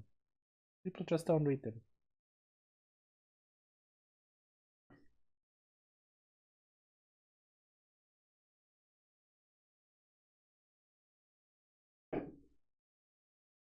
Oh, fair point. Well, we also have weekly announcements in our Discord for that. But let's go and watch this game, shall we? Scenes, casting. Welcome back. We are on drumroll Canal again, and this time we are watching Rus going up against the Japanese. We are watching T-Mog A5 in the purple, and he's gonna be fighting off Chivo here as the Japanese player. Honestly, I haven't seen a whole lot of the new Rus on any hybrid or water map. I'm curious to see how this one's gonna work out, and we do see T-Mog opening with a hunting cabin and a second scout.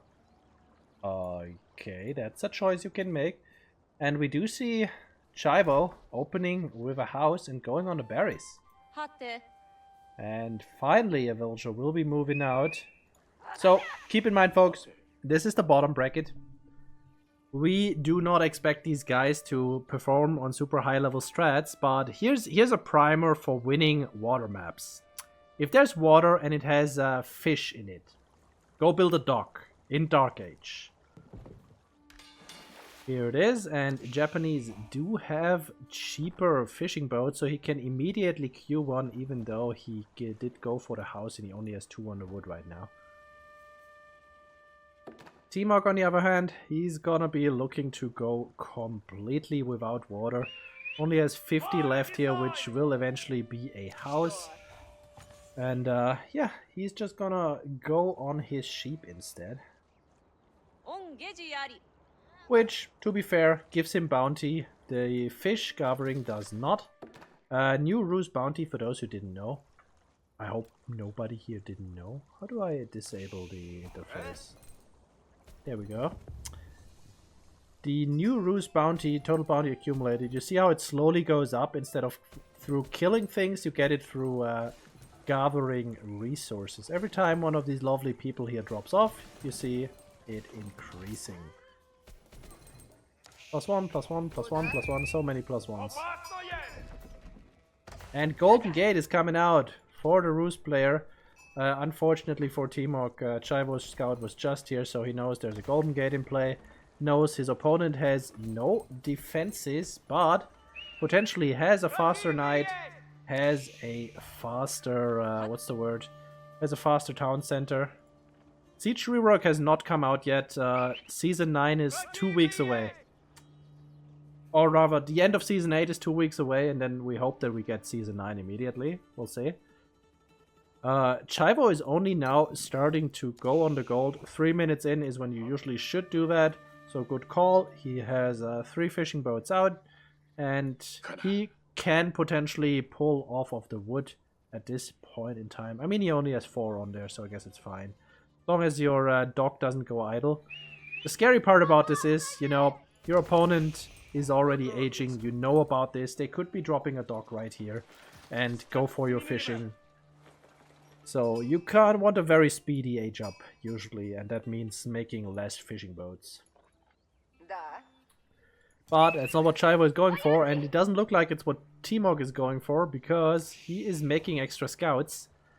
Is this a pro scout play, or I burn your dock with my scouts play? I am curious to see it. Pro scouts, very, very expensive tech, 275 gold, 75 wood. And if you go with the Golden Gate, you actually need a wooden fortress first, because it buffs your wood cutting by 20%.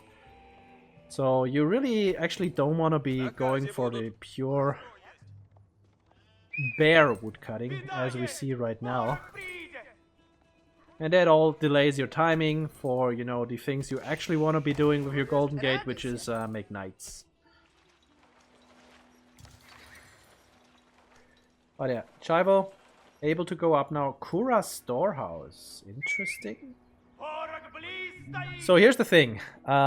If you go for the Koka Township, A, it is more micro-intensive because you will be microing special units that have active abilities. And B, your opponent didn't go on water, so do you really need to sabotage? You don't. So I guess the Kura is fine. Kura is fine, it will just give you extra income. And, you know, you get that one building where you can queue up all of your ecotechs. I guess you already have a lumber camp and a farmhouse and a forge to do that, but hey, more is nice, more is better. Timok gonna build that lumber camp now. His wood cutting is still not buffed. He has 12 on the food, and he has up to 5 scouts. Pro scouts is coming in now. He could be burning his opponent's dock at this point in time with this many scouts out there. Did go for his own dock too now. I really wished you hadn't. I really wish you had either gone for the Dark Age dock or for the immediate wooden fortress to buff up your wood cutting, but it is what it is now. Chivo is up. And what is he gonna do with it? Do we see a galley come out to protect his own dock and maybe harass his opponent? Let's see here. Chivo, here is the vision. He has no idea this dock exists. His scout is hanging out at home. Yeah, you need to be a little bit more proactive. You saw the Golden Gate, you don't know what your opponent is doing with it. He could be going fast castle. He could be building a massive fleet right here outside of your vision. 7 days? I thought it was 2 weeks. Also, hey. Anyway, Chivo looking to go barely naked fast castle at this point in time. Which is usually a great choice, I'd say. Canal even has a bit bigger map than others because you spawn in the corner, so there's a lot more distance to traverse. But I still probably wouldn't spare the tower. I definitely would build one. I'm also scared my fishing is gonna be attacked, so I definitely scout for that. And you know, there is a galley out, but you do make a war junk blindly, and this is gonna be just fine in dealing with this Lodia galley. The galley, though, as soon as he sees the war junk, can be converted into a demo ship.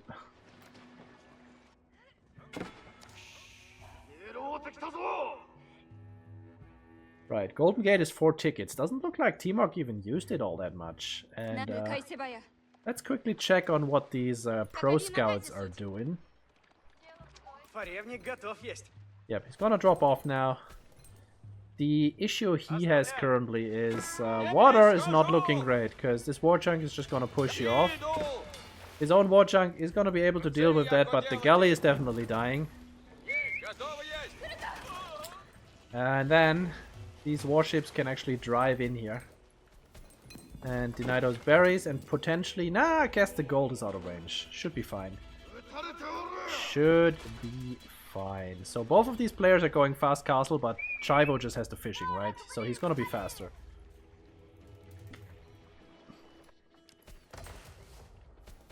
Pro scouting has been discovered. Scout stays alive for now, even after going into TC range.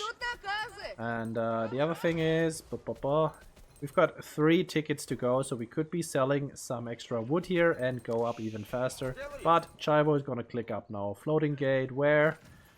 I guess here, next to your vills, because why not? Where's my floating gate? Are gates not floating these days?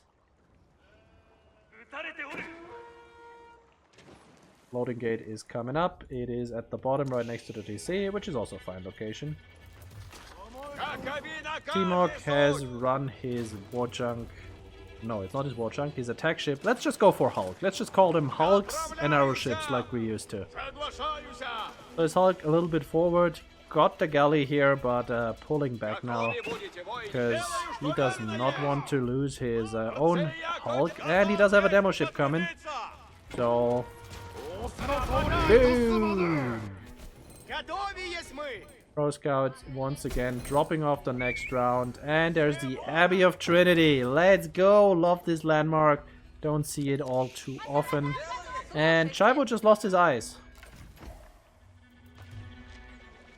What is this villager doing? Does he roleplay? Yeah, I think he's roleplaying a priest. Never mind, he stopped doing that. Stable has been set up, floating gate right next to it.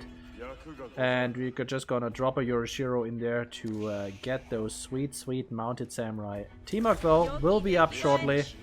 And he does have the option to go for crossbows, to go for castle age spears, to go for his own knights.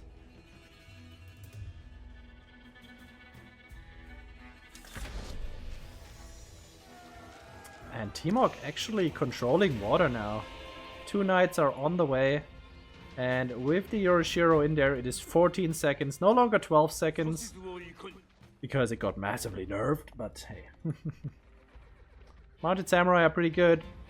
Pretty good. And on the other side, Timok is just gonna make Warriors Monks to go for the relics. And it's just gonna go for his own knights, it seems. So... Mounted Samurai versus the Rus Knights with the special upgrades. We're talking Boyar's Fortitude, we're talking the Saint's Blessing, and yeah, I think that's it for Castle Age. I would, without the Saint's Blessing, I would definitely put my money on the Mounted Samurai. With the Saint's Blessing, I'm gonna go with it depends. I think with Saint's Blessing, I think the Rus Knights will win out. But like, you need Boyar's Fortitude first.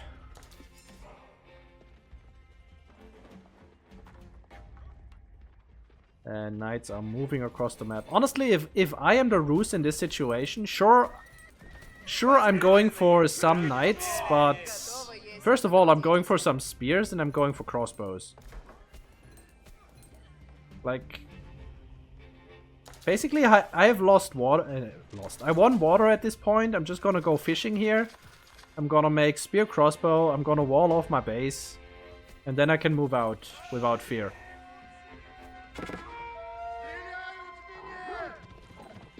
Yeah, this is a losing fight. And the knights are still feudal too. Yeah, no way you can win that. Knight upgrade isn't that expensive, and we do have tickets. Just sell a little bit of food here. And the knights are just gonna go straight in the back. Perfect move. Exactly what you should be doing, and the entire wood economy is idle. And these feudal knights, no way they can fight this. No crossbows have been set up just yet. There's double archery ranges coming out. But yeah, looking rough. And we've got 7 mounted samurai with a Yuma bannerman coming. No range defense. You should definitely queue that range defense at some point, because you're fighting in a base. But yeah, for now, looking pretty good. As far as feudal landmarks go... Oh no, yeah... The Kremlin gives you security, but this one gives you... Like, he has 3 tickets to go. He can just sell some food and immediately rebalance his economy.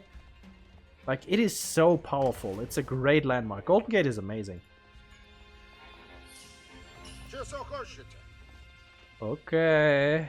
I don't think this guy has a high life expectancy, but we'll find out in a moment. Still feudal age knight. Still no upgrade inside. Wololo coming out. Okay, at least the guy stays alive for his cheeky little Wololo there. Timok, why are we fighting with feudal knights? Stop it. Just use your tickets, get the gold, and get your upgrade, please. I'm pressing it so hard, it's not happening.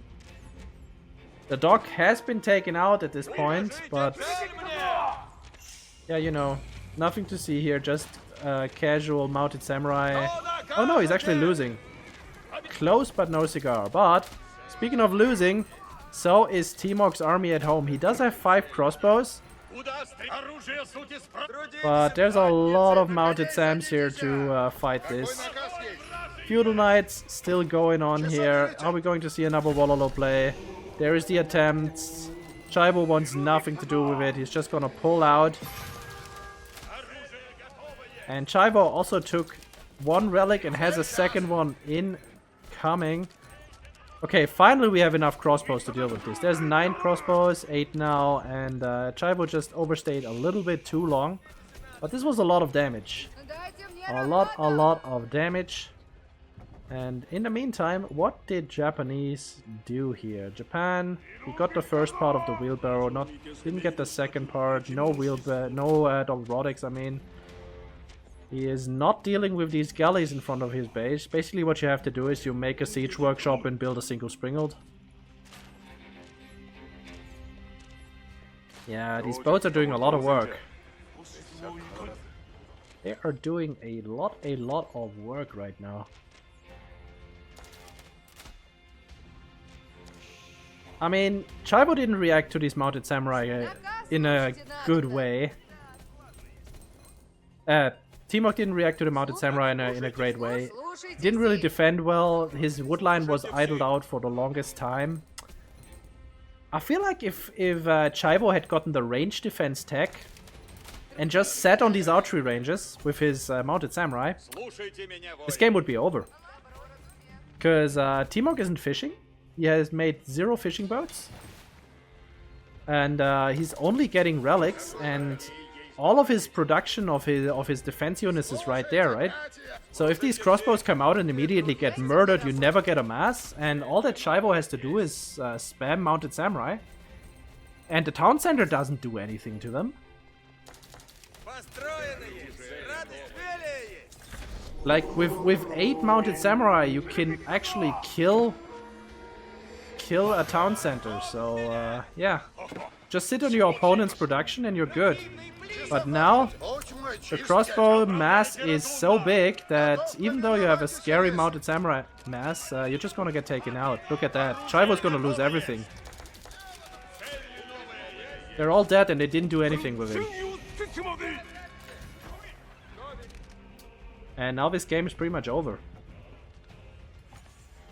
Yeah, he just tried to convert ships. Don't hold it against him. Ships as a whole are not very faithful. And now the crossbow is moving across the map. Chivo needs a siege workshop at this point. Like, he's just continuing to make knights, but look at that, they're just gonna get one shot at this point.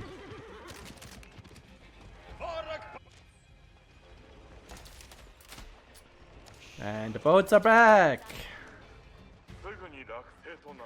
Yeah, we've got triple stables. Chivo is full on the stable train.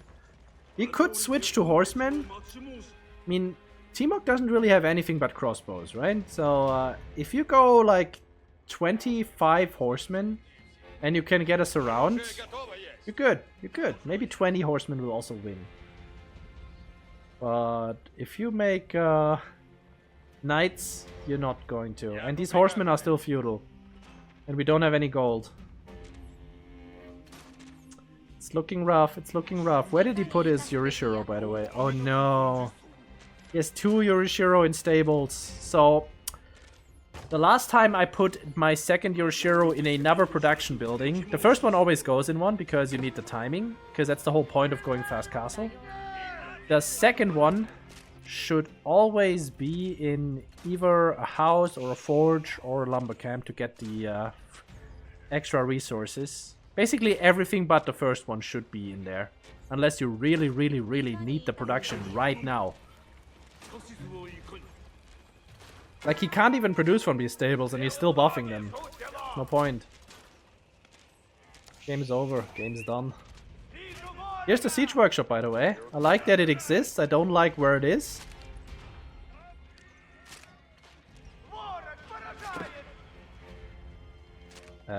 What are you guys doing? Are we walking by to give crossbows target practice? Don't look, guys. War crimes being committed. Horseman reveal is right there. And we're gonna be fighting the boats. So Timok should know that the horsemen exist now, and his move is horse archers and horsemen of himself. Not a fan of the reaction. But, you know, honestly, just get a few spears, or if you don't, just get a few knights. Yeah, these horsemen will very eventually win.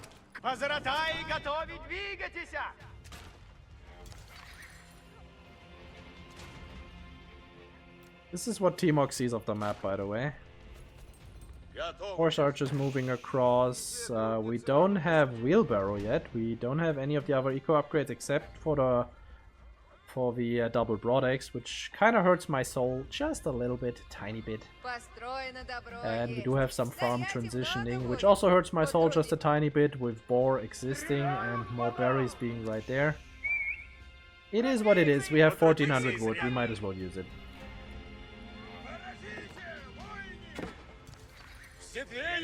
Hey there! Oh, Timok is moving across here, finds the second town center with his crossbows. I do hope we don't have to sit here and wait until 12 crossbows have been killed by a town center. Assuming Chivo ever garrisons his units. He doesn't. He just doesn't. Well, I guess this game is done. We already knew that, but... And yeah, there's more crossbows diving the base. The boats are here. Let's recap, right? Chivo opens, goes on the water, gets some fishing, good play. He goes fast castle, he goes to raid his opponent, good play. He stays in a base until there's enough crossbows, loses everything, loses water. Not so good. Not so good. And he loses most of the relics. I guess he secured 2 out of 5, which is okay, but Like eco count, this is he has a little bit of an advantage. Didn't go for too much fishing. You kind of, I see that a lot happening when people lose track of their fish boom when they age up and, you know, do things on land, invest into other things. Eco count. Also, Timok lost almost no villagers here. Like, look at that. That's like 1, 2, 3. Maybe he lost maybe 3 villagers to the night raid on his wood line. It was a lot of idle time. It was good. But you had so many mounted samurai, you could have just stayed there. Get the range defense upgrade, stay on top of the production. What's your opponent gonna do? Like, he can't fight you? He can't make units?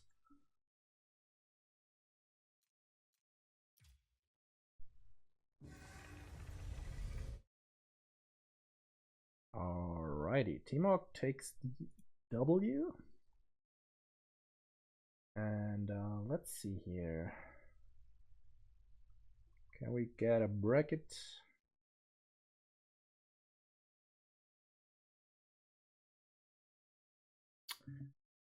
They need to update their game. And then it looks like, I'm actually not sure how these guys are gonna do it. Okay, Chivo's out. Never mind, Chivo is not out because Trunkhorn has been disqualified. So looks like we're going into the finals like this. I'm not sure if they're gonna be playing the finals or if they just like take the Swiss round this time around. Feels bad, we have so little signups.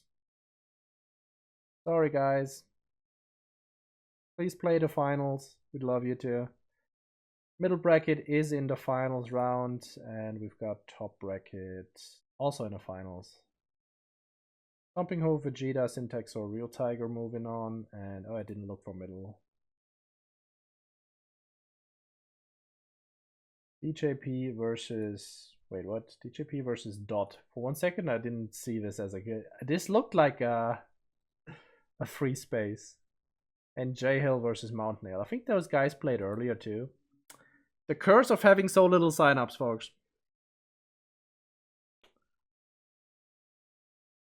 Anyhow, let's see if we can find us a game.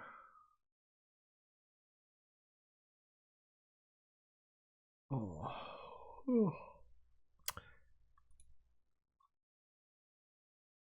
Even though I kind of feel like lying down, I am so tired. Vegeta versus StompingHoof could be a good one. We saw that one earlier.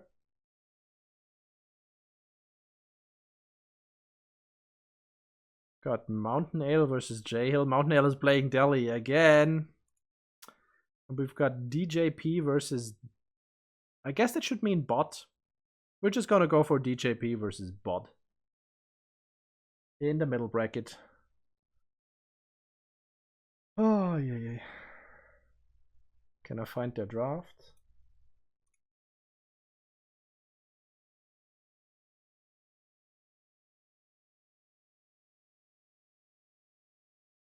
That should be it, right? Yep. Reset. Can you already tell what the Civ is? Just by the beautiful sound that you're hearing. And it's not Chivo versus Timok, it is DJP. Cow's backend broke again. DJP versus I don't even know how to make that sign, so I'm just gonna call him Bot.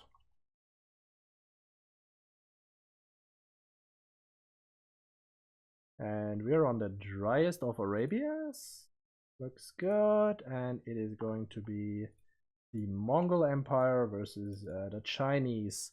Historically, a very bad matchup for the Chinese, or rather, can you actually call it that? Not sure.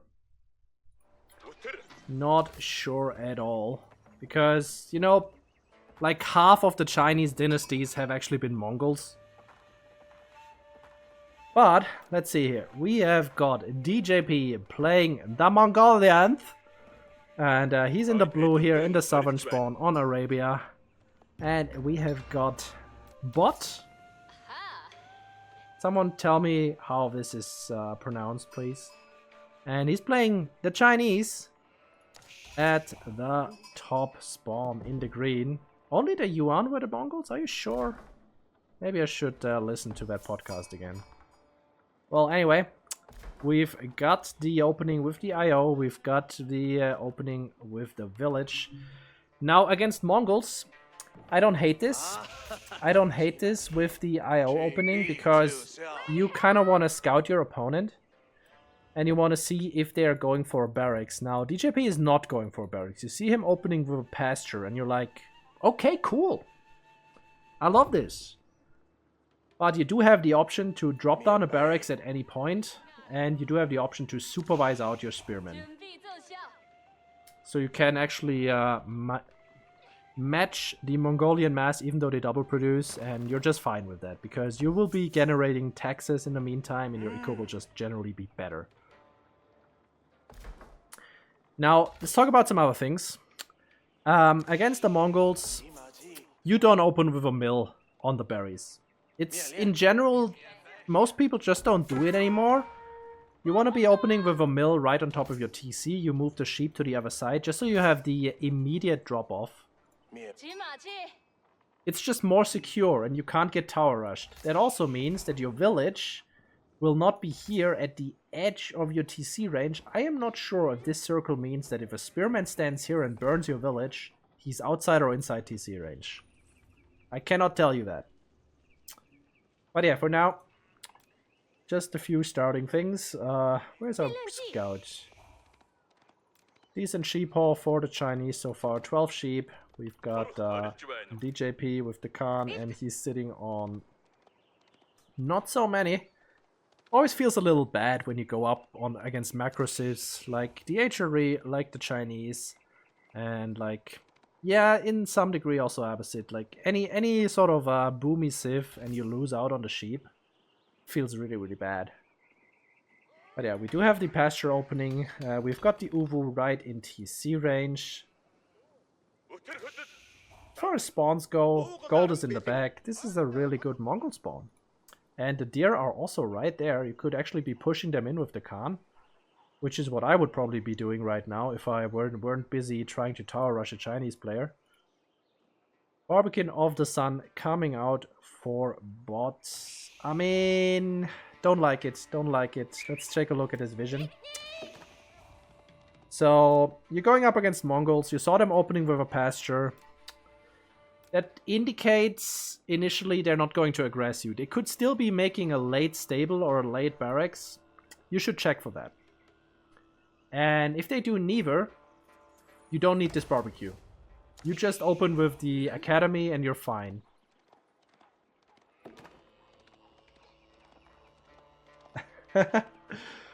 Well, I'm sorry that your husband is a colorblind loser, but hope the tomatoes are tasty. Thanks for watching, Aliyah. Laters. I bet Caleb isn't even here anymore, so there's no point in bullying him. So yeah, anyway, barbecue positioning. Let's take a look at this. You have the food here, you have the gold there. It's not a horrible positioning. I don't hate it. I guess I would have preferred it here because of double food. Yeah, I would definitely preferred it here. Like, yeah, I would have preferred it there so much more. This is a much better position. This is just so, yeah, I don't know. Not a fan. Not a fan at all. If this doesn't exist, this is fine, but you know it does exist. And you also want to be securing yourself this deer pack later on, so there is this is just better. This is just plain better. Now, DJP's up. He went for the deer stones. He has an early pasture. He went for a stable now. We're probably gonna see Kashik double production. Did he go for double production villagers? Oh god, he did. He's producing double Kashik now, but this looks like double production villagers, because he's equal. He's equal on vills. Oh no, don't ever do that. Look at that, they cost 124 stone. They're so expensive. Okay, well, it did happen. Deer stones are, I guess they're going here in between. Not sure what that's supposed to do, because you don't need that, because your tower is providing you with the same yam aura that your deer stones are giving you. Which is kind of the whole point of deer stones. That they give you the improved yam for everything already in Feudal Age. Here comes the archery range, and we do have the double Keshik somewhere on the map. Let's find where they are. Okay. They're moving forward. Your Khan should be here, but I guess it's fine. Gonna find the wood line, and you're gonna be forcing out a barracks shortly. You can hit this mining camp here. It's outside of TC range, and you can potentially get the bounty. Bot though, he's going 2 TC Song into Mongolia. That's a scary proposition. 2 reasons why it's scary. Corner market means the Mongolians can just trade and outboom you. And second part is, if they're gonna be aggressive and you're going 2 TC, then this is all the food in the world you will ever get. And this one might as well be on the other side of the moon. Because a smart Mongolian player will have his army sitting right here. And there's no other... Okay, there's corner berries. I guess you're not entirely dead. Hand cannon slits, take out the Keshik. You lost 1 villager for that.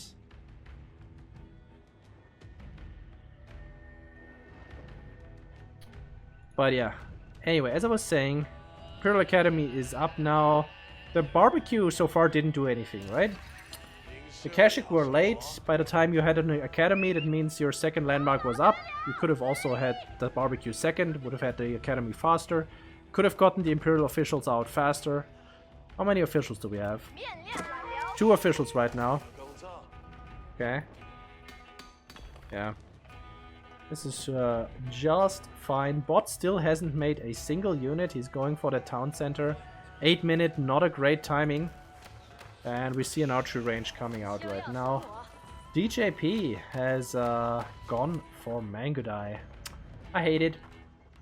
Hate it, hate it, hate it. This Chinese base is so compact. There's really not a whole lot you can do. I like the attempt. It was definitely okay to try for this, but not gonna work. And now you're fighting with Mangudai into... I mean, you're getting this official. You're not supposed to get this official. This is never gonna work usually. But, like, what are you Mangudai gonna do? They have no armor. They have small range. They have low health. And there's an archer range here that could be producing Zugenu or archers. Like, this is not great. And the back wall coming out now, important one. And on the other side, we could also be walling this, and then, like... Where's your purpose? Where's your purchase for these Mangudai? The Chinese don't go out on the map. They don't care. The only thing that they want to secure on this map is this right there. And that they can reach with their Zugenu quite fast. Like, you're not gonna catch them out on some pocket resources. Speaking of pocket resources, wheelbarrow coming out, survival techniques I'd love to see now that we're on the deer here. Range defense coming in, because we're facing Song China, so there's Zugenu. And if you're the Mongol in this situation, basically 2 choices. Either you stay 1 TC, you all in, you sit on the food resources, and you just hope that, you know, you're gonna be able to do enough damage that the Chinese will just die. And you can just kill them before their farming economy here in the back takes root. Or you put down 2 markets in the corner and you just spam traders with some outposts to buff their movement speed. Love it, because Bot has fully, I'd say, fully turtled himself in. He's probably gonna go for a farm transition soon TM. It's not even gonna try to fight for these outer resources, looks like. And DJP looking to be able to outboom his opponent at this point in time against 2 TC Song. Looking good. Now Bot, does he know this is going on? Killing the Chinese scout would actually be pretty huge. If Bot has no vision on the map, then he also doesn't know that he's deep in the shitter. And these markets are very busy. He's already outbooming him in eco units alone. He does have the better upgrades. They're looking pretty good for the Mongols. And keep in mind, he does have the Deerstone here, which is also an extra movement speed buff for these villagers. Look how fast they are. Beautiful. We've got a Gur in the wood line. Good stuff. And we do have these double pastures here producing away under the Uvu. I mean, this is perfect for the Mongols right now. Yes, China is not too unhappy with it either, because they're on 2TC Song and they're just pumping away. But they're still in a corner. They're still in a corner. Look at that. The sheep are about to run out. The berries won't be far behind, and then this is the last food they have. Engagement here. The spears are unfortunately in the front, so they just immediately get taken out. Kashyyyk going for a charge, going to soak up some arrows and immediately pulling back. Good engagement for DJP.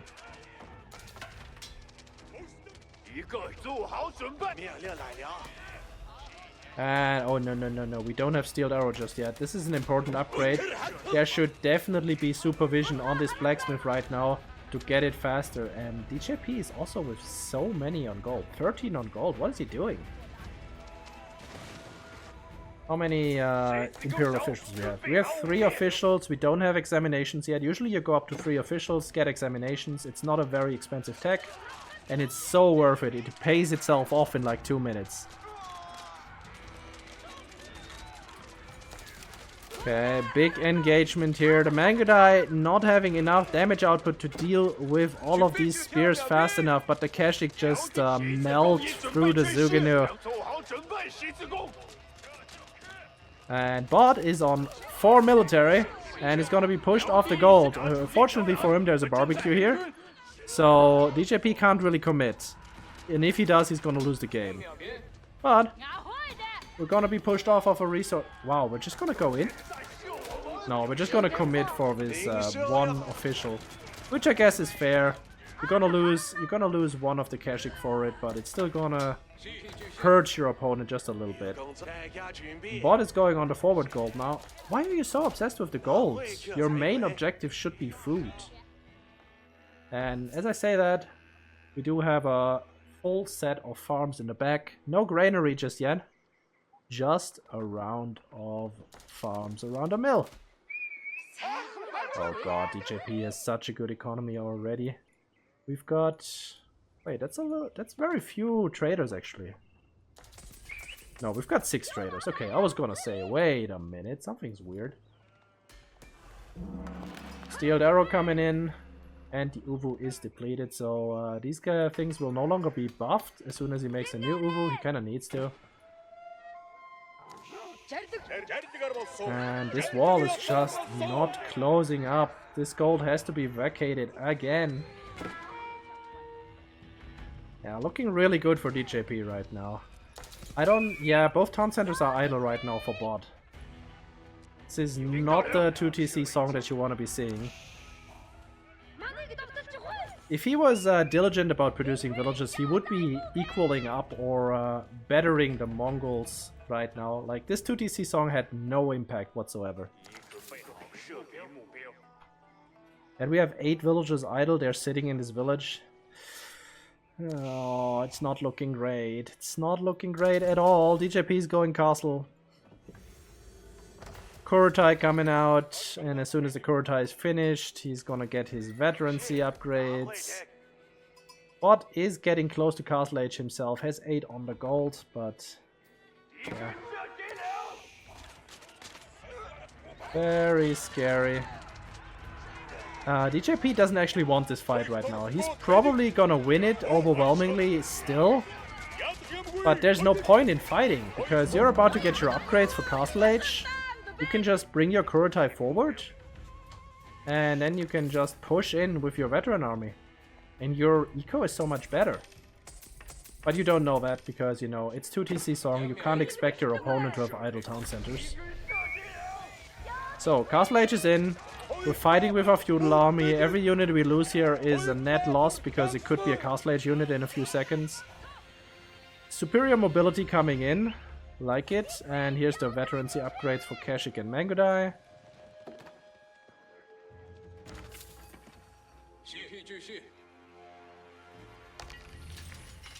Now hear me out here. I know China is not far behind. I know China is building faster than you are. So they could be following you very, very quickly to Castle Age. And going for men-at-arms would slow you down because, you know, they're not cavalry. But assuming you take like this Ubu and you drop down like 2 barracks, 3 barracks here, and you just stream men-at-arms with 1 range defense upgrade. I think China just dies immediately because they can't hold it.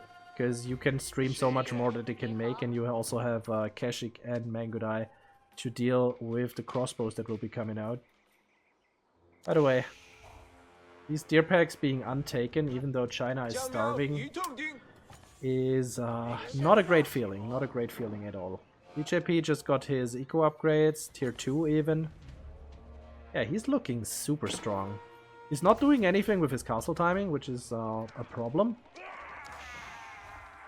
But the bot is still in feudal. Doesn't really have a whole lot of farms set up. Doesn't have any granaries set up. And you also want to be refreshing that lumber camp. There we go. Uh-oh, not in time. Unbuffed drop-off. Unpleasant.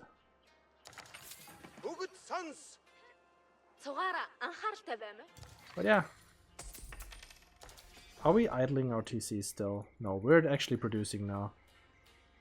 Oh, that idle time is killing him. It is actually killing him. Because look at it. He's almost Castle Age for the longest time. He could have clicked up to Castle Age like 4 minutes ago if he had just produced villagers. There's the first granary. The food income is gonna be good soon, TM. But look at DJPs. It's 1200. China is currently half. There is the almost 1000 gold per minute just by having the trade. 17 traders now. And does he have full tower coverage? Yeah, he also has full tower coverage, so these are buffed entirely. It's full map trade, 79 gold. And here is the Ubu with the barracks. Now, good on you. Good on you, love it, but like distance is a factor.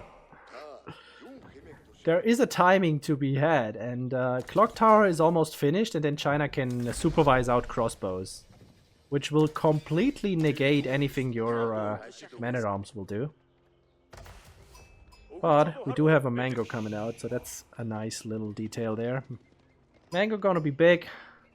21 Zugis, and we do have the Zug upgrade coming in. Only 8 spears against 14 Keshik. You don't want to be the guy who fights with equal number spears against knights. Now Keshik are knights, but they're close enough. Look at that, food income has skyrocketed for bot. He's getting so much in now with the granary, with the tier 1 food upgrade, and he finally is getting examinations. Has only 3 officials. You really want the 4th one now. It's not very expensive. You definitely should go for it. The issue is he has no idea that this trade is going on. He has absolutely no idea that he's 20 eco units down. And Mongol eco is just so scary right now. Castle upgrade is through. The veteran Zooks are here. What do you see? Do you see the mango? The mango is sitting here just outside range. That would be amazing. Suganu's coming in. The mango is still not revealed. Still all good. Don't leave your base. Don't do it. Don't be that guy. And now you see these guys going very slowly. And there's the MountainAle. Immediately pulls back. Does have a Springald set up. And the Keshik moving in. Getting poked by the guys with the sticks. Springald is revealed to be existing. And with the Kurtai being right there, is looking pretty scary. The man-at-arms have also been revealed now, and here comes the big attack. No crossbows on the field. This is looking to be a complete destruction on the Chinese. And DJP is just gonna walk in and kill everything.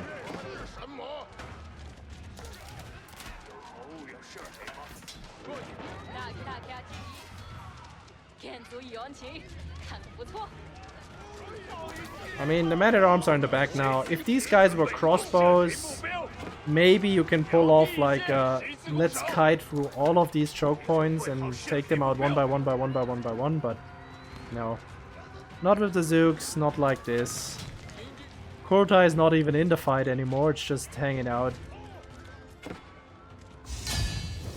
And the game is done.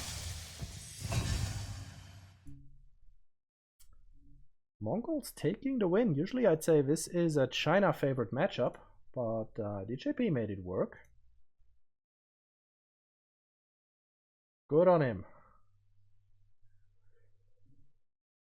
Yeah, sure, it's better against Mangudai, but you're also fighting in your own base. Crossbows will still do good against Mangudai, because Mangudai are crap before you hit Castle Age. Before you hit Imperial Age and have all of those special upgrades. Like, Mangudai are a shit fighting unit. They have so low health, they just get taken out by most anything.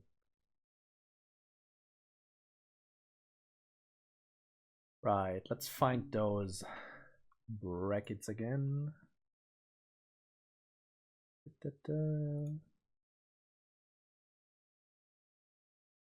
It is DJP against J-Hill in the finals.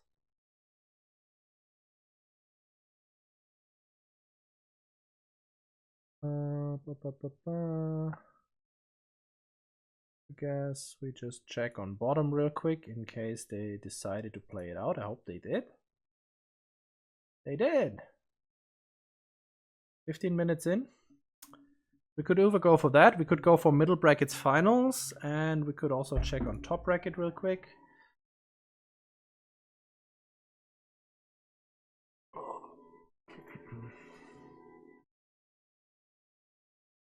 I totally didn't click on the wrong window there, expecting things to happen. StompingHoof taking another W over Vegeta. With Byzantines. Must feel bad. Must feel very bad. Syntaxor against Real Tiger. Syntaxor winning, so this is gonna be StompingHoof versus Syntaxor in the final. StompingHoof, is he gonna win another time? We're just permanently promoting him to War Chiefs Club at this point.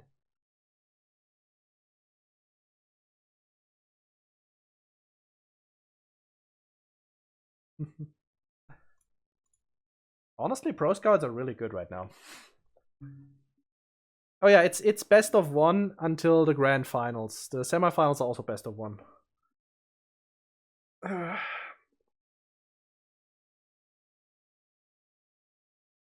You know, there were times when my back didn't hurt. Those were fun times. Let's see if I can find us a game. I guess the finals would be fun to cast for middle bracket. We should probably also check when Manias is casting.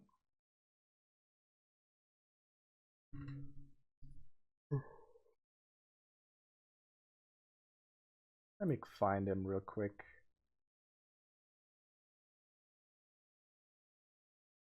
Oh my, I had an Elden Ring stream open the entire time. Websies. Where's Manias? Let's find him. Farmman is still doing the Abbasid only thing. Am I blind? Also, why am I not following him? Is the other question. There he is. Syntaxer versus Real Tiger. So he's casting the semis in the top. Well, let's go for the middle bracket finals, I guess. DJP versus... Wow, my memory is crap. Fine, I'm looking it up.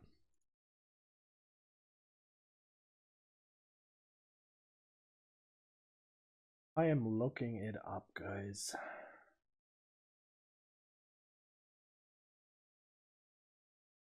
J-Hill. He was going up against J-Hill. So let's hope I can find their game. That would be nice. Oh yeah, interesting. Bot banned Delhi and DJP banned Sushi. Sushi ban. I guess it's a China only enjoyer.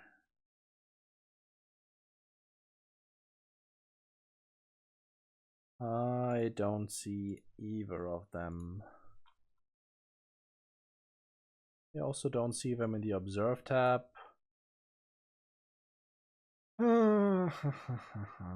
Why? Oh, why?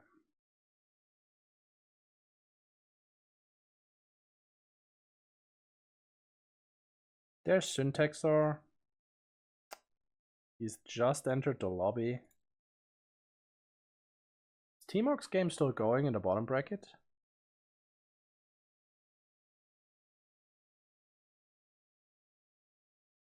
Check again.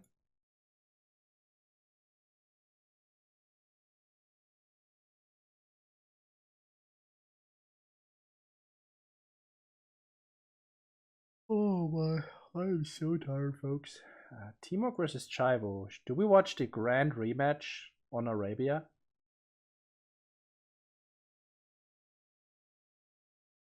Oh, long match, eh? But there's 2 grand finals going on. I kind of need to cast either of them. If I can find them. Okay, give me 2 more minutes. If I don't find them, we're going for Teamwork. And DJP versus J-Hill has started. And it's another Delhi game. Everyone's playing Delhi today. Okay, let's reset this draft, reset this score, reset this series.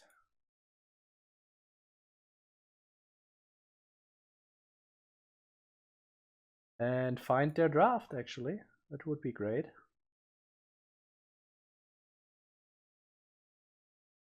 DJP versus J-Hill, there it is. Game number 1.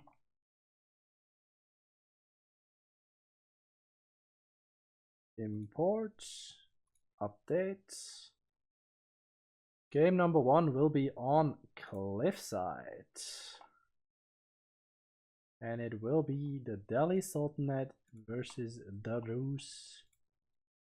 Update, update, update, update. Everything updated, probably, maybe.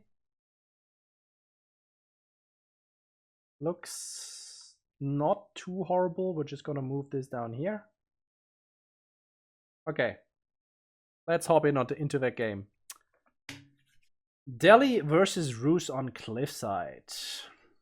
Think about it. Delhi, of course, feudal powerhouse.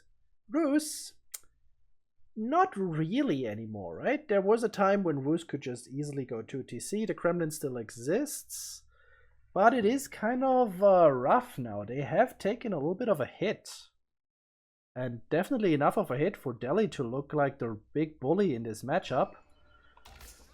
We've got DJP here playing as the Delhi Sultanate in the green. And we've got J-Hill 4492. He's playing the Rus in the red in the southern spawn on Cliffside. Now, the reason why Rus is still decent and okay on this map is the fact that, you know, the sacred site is right there. And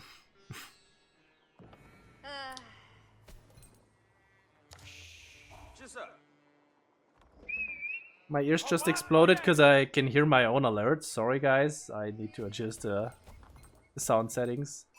Anyway, thank you for the sub. You should spend your money in a different place, but I appreciate it nonetheless. Anyway, we've got the sacred site right here. We've got the one big crossing in the middle right here. So what you do is you just drop your Kremlin right there, and then your opponent has to go all the way around. The middle sacred site is not being able to be captured. And you also secure yourself this part of the map that you can easily wall. And yeah, this is quite nice for Rus. So this is how I would play Rus, and this is how I see Rus played on this map for the most part. But yeah, we'll see how J-Hill does it. He did open with 2 scouts. I'm not the biggest fan of 2-Scout opening anymore as the Ruse, but it's fine, I guess. It's not super deterrent, and you get a little bit more bounty out of it, supposedly, because you're planning to get that extra sheep. By the way, Extra Sheep Podcast released a new episode at the start of the week. The very delayed Extra Sheep episode about the pup, in case you're interested in watching that. I totally might not be biased because I'm on the podcast, but hey. We've got the wheelbarrow and the efficient production queued for DJP. And we do have a lumber camp already in Dark Age, so this looks like an old school opening. Actually, he only has 2 on the gold, he now has 2 on the wood. Not a fan at all here, DJP. I am very sorry, not a fan at all. 3 on the wood, actually. So as I've been saying earlier, don't mix things. Don't mix your plans. Pick one and commit. Please go to Feudal Age fast. Don't try to be cute here and gathering wood early. Because Delhi benefits a lot from getting that faster age up. Because it means you get your eco upgrades faster. Sorry. A little bit of a coughing fit. Anyway, we've got a Kremlin. It is not the Kremlin I would have liked. It is a Kremlin nonetheless. It is on the gold. This is what I call the 1 TC Kremlin. That buffs your woodcutting, secures your gold, potentially secures more resources as well. What it unfortunately does not secure is the sacred site or any of the superior food sources as the deer or the boar. So if I'm building this Kremlin, I'm building it here. But yeah, as I said, I would be building it right there instead. But yeah, you definitely want to be taking control of this little area here because there's a boar and a deer pack, and it also secures this entire area. And it is a staging ground to attack the sacred site. But yeah, Dome of the Faith for DJP makes the double scout play better. Because your scouts will do extra damage to scouts, so you have another unit that can potentially counter pro scouts. And yeah, Dome of the Faith against Rus. I guess because this building here exists, feudal all-inning against Rus kinda sucks. So what you want to be doing is instead be greedy, go for all 3 sacred sites immediately, as fast as you can. Your Ghazi Raiders will not be deterred by having no Tower of Victory, so you've got that going for you, so your timing is still good. But yeah, I think on this map in particular, putting the Kremlin here, playing the long game, controlling the sacred, controlling the resources is the good play. The alternative for the Ruse that I see is you go Golden Gate, you go 1 TC all in. And you go for all the greed, going for the boar immediately and all that. Which you should be doing anyway. But yeah, we've got a Delhi Sultanate age up coming out. Dome of the Faith is done. There's the Scholars queued. There is the Sanctity queued. He's just gonna let Piety run through 5 seconds. And we do have a barracks already, but eco upgrades are in the making. Yes, he also got the specialized pick, and we do have the survival techniques almost done, so he plans to go on a deer pack. Which one though? Which one? That one, I suppose? On J-Hill's side, it looks like a good old 1 TC all-in play. We've got an archery range, we've got a stable, and we don't see a Delhi stable just yet. Okay, there it is. I'm just blind. Blacksmith is also through. There it is. He queued up the text. Now let's take a look at this order, just for viewers, you know. Iroh Undermesh is the first. Solid pick, just good in general. If you dive a base, you need it. If you fight archers, you need it. Steeled Arrow, if you plan on making archers at any point in the game, good pick. It also increases the damage of your TC. And then you go for Bloomery. So yeah, these are the 3 techs that are most important. If you open with Ghazi and you want to play Spear Horseman, then I would argue for going Bloomery first. But yeah, going range defense is good, especially if your opponent opens with an archery range. You don't know that yet, but you know now. Ghazi Raider finds the archer in the middle. Great stuff there. He does push away the villagers for a few seconds, but this Ghazi Raider is gonna feast, is gonna eat all 3 archers. Just a good time for a man. First knight is out, and we do see a barracks coming out. Now, Tricomp is harder to control, but I do like it. I do like it a lot.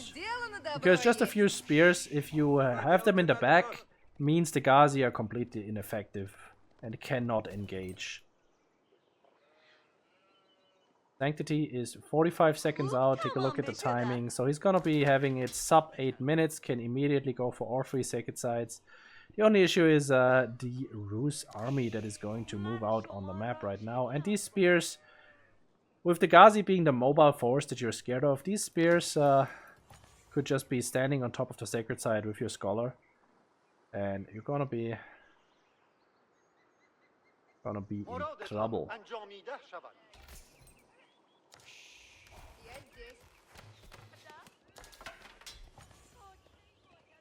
Right, both players are going for that. Yeah, there's the archery range.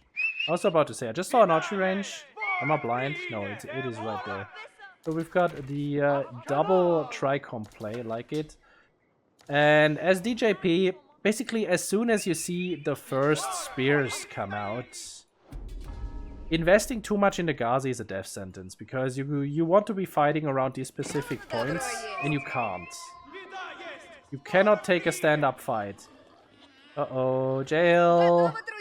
Oh, the villager stays alive. Did he go for... No, he does not have textiles. Engagement in the middle. Ghazis get taken out immediately by the spears. Scholar is getting poked. There is no archers just yet. And DJP has to leave. He's also going for the outer sacred site there. Any knights on the way? Let's take a look at Jahil's positioning. Nope, not just yet. He's just in the middle.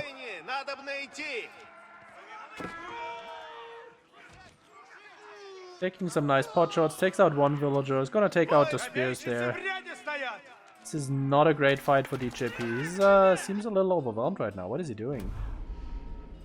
So he's secured that sacred site. Scholar should go home immediately. You can actually shift queue that now, because you can shift queue on the sacred site and the scholar will stay there until it's captured and then move away.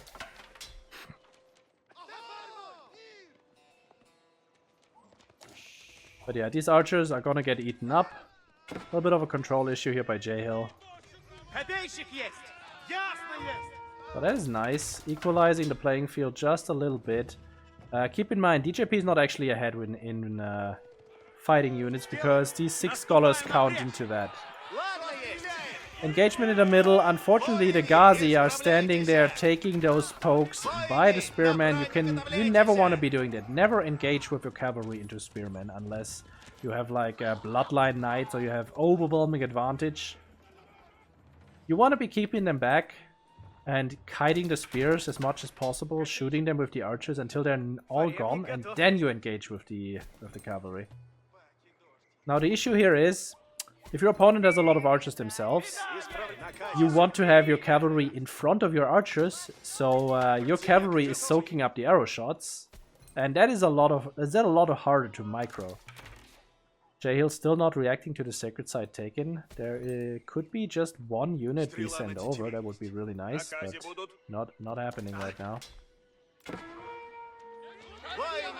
And now we've got these archers on the field. And now the spears are actually dying really fast, and now the Ghazis are on top of these archers. This is a much better fight for DJP. Gonna take out all of that, and there's only 2 spears here, and if they trickle in like that, the Ghazis can actually take them out. So horrible fight for Jahil, good fight for DJP, and this 1TC Rus play is looking a little stuck. I do love the fact that he's on the boar, love the fact that he's on this deer pack. Oh, and here comes the wall. Jahil could have also put a wall right there. Should have probably. It's just a really smart wall on cliffside, because it forces your opponent to go all the way around. Ghazi's coming in on the side here. Let's see if they can take a will. Please, Jahil, react to this. That is -1. That is gonna be minus... Never mind, just -1. So good on J-Hill. Decent reaction. High trade house coming up. It is right here. Positioning is... it's okay, I guess. Not really a better high trade house. Did I say not really a better high trade house around? Never mind, there is one, but I can understand why you would want to go for one under your Kremlin, because you're scared of the Ghazi right now. Night Raid in the back, love it. Good on you. DJP is also going to Castle Age. Has 5 villagers on the gold. Is controlling 2 sacred sites. Is he moving to the 3rd? Yeah, he definitely is. So this is a scary situation for J-Hill. He does not have a second TC. He's not economically ahead. But High Trade House is up. He does have a barracks set up. He does have 2 barracks set up, actually. The only issue for him is right now are these walls that will delay his push. So now, are we doing the push? Are we doing it fast? High Trade House is finished, but House of Learning is already coming. This is looking real rough now for the Rus. Very, very rough indeed. How are we looking for food here? Delhi Sultanate has the berry patch there in the back. Has these deer here still to work with. Has these deer here that he's already taken some of them. So Delhi has a little bit more steam in the tank. Rus food resources. Let's see here. Not a whole lot left. Not a whole lot at all. He does have the 1 berry patch there. Blacksmith coming out for J-Hill now. A little late. But veterancy upgrades are coming in. It's gonna be archers, it's gonna be knights, it's gonna be spears. It's going for the full tricomb upgrade. And DJP taking this fight is a disaster for him. Veterancy upgrades are coming through right now. The knights are here. There's no answer to the knights. Where are the spears? He had no business being with his army right there in the middle. He's trying to take out the spearman, which is a good move, but these knights, they could just be fighting this. The archers are there, they're upgraded. In a second anyway. I mean, J-Hill didn't have a need to pull out here, would have won this fight. These 2 knights would have just ripped through everything. Villages are being idled out, so food eco is not super great. Here's the Iron Undermesh, only +1, not +2, keep that in mind. And yeah, House of Learning is done. We do have the text being queued. DJP was a little bit under pressure there. Not reacting super well. He also has not queued up any Castle Age units at this point in time. Is what you usually want to be doing with the Delhi, because your upgrades take a while. 2 minutes 46 right now at this point. With how many scholars is that? 11 scholars. So what you either want to be doing is, if you have enough wood, you make extra production buildings to get your upgrades, or you just spam out those armored units immediately.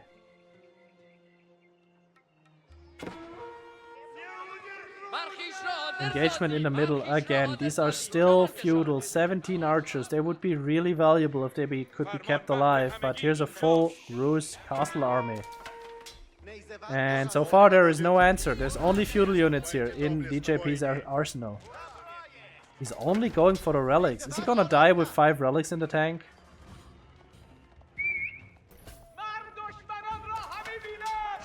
I mean, there's no answer to the men-at-arms right now. The men-at-arms are completely uncontested. They're just walking in. We do have the barracks coming out here. We do have the spear upgrade queued, but why not queue men-at-arms? Yes, we have very little food, but... Okay, finally we've got some lancers. But J-Hill does have... Okay, he has a few spears, a few crossbows, a few knights. It's not the greatest. The knights are being taken down, but the men-at-arms are still going strong. Finally, we have the men-at-arms come out. Honed Blades is 30 seconds out, but J-Hill already took out the entire feudal army. This could have been avoided. This is not a great fight for DJP, and now he needs to avoid trickling in. He needs to queue in the back of his base, mass up to take this fight, and the men-at-arms are already here. Uh-oh, uh-oh, uh-oh. Someone watched too many Meebug games, I feel like.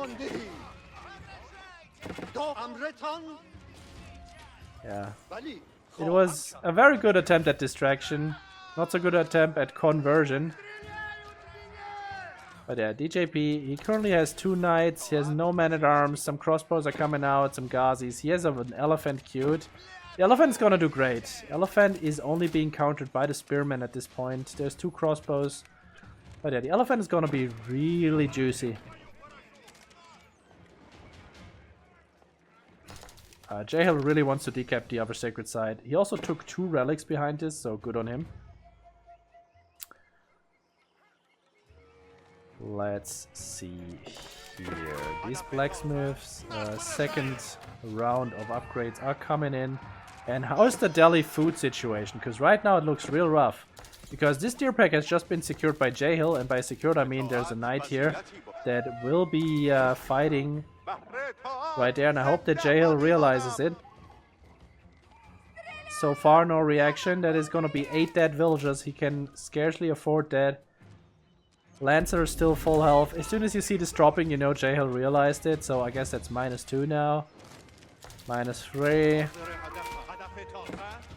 -4.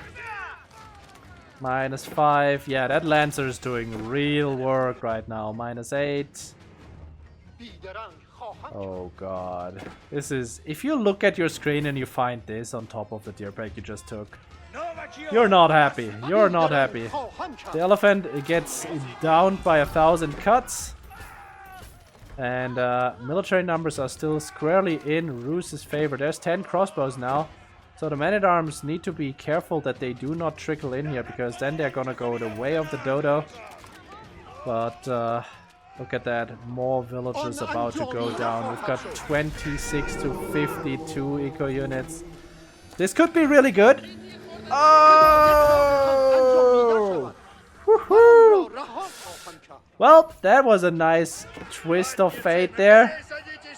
So yeah, that is -6 +6. Love it. Nice conversion. Jahil could have committed to the scholars there, or could have deleted his units, but does neither. But doesn't matter, because in the back he's on 18 villagers. Lost the fight in the back. The Roos archers taking out everything. His crossbows are dead. We're going for another conversion. And this time Jahil is not gonna be caught. This game is done, friends. 12 villagers.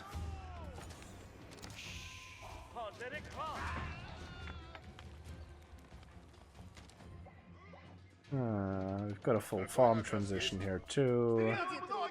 There's still... I mean, this one Lancer here almost brought it back. He was the MVP of this match, but... That is 1-0. The Roos beat the Delhi on Cliffside.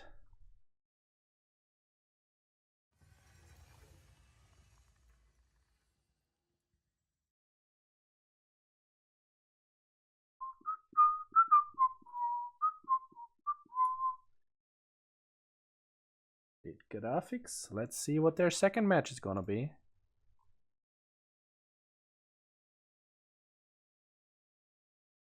Whatever it is, it's not yet out there, so we have to wait a little.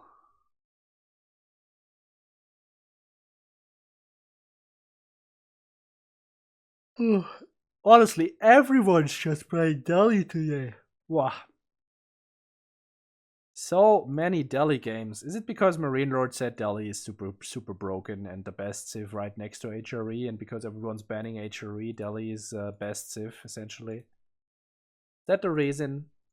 Or are we just all loving elephants? Personally, I love elephants, but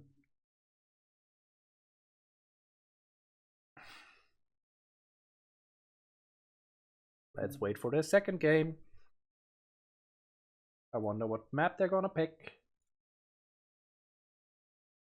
I could look it up, but what's the fun in that? I know what civs they're gonna play, so let's take a look at the civs and find out.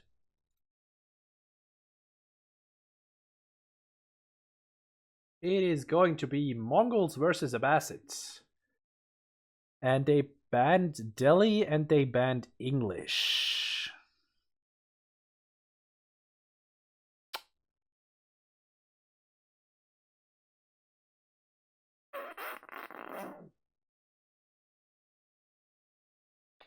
It could be a canal game. Could be a... Oh, I'm aware. I'm aware. If I see these civs, I'm saying this is probably a canal game, but English is great on canal. Delhi is decent on canal. Yeah, I say this is canal. Let's find out. If I can find their game. Please let me find their game. Please make it observable, guys. It is right there. It is Dry Arabia.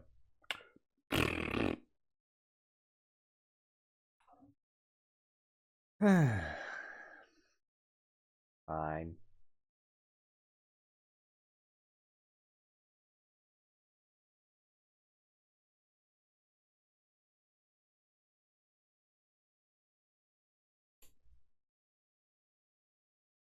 So, Mongols versus Abbasids. Hey, we've got 1 minute delay.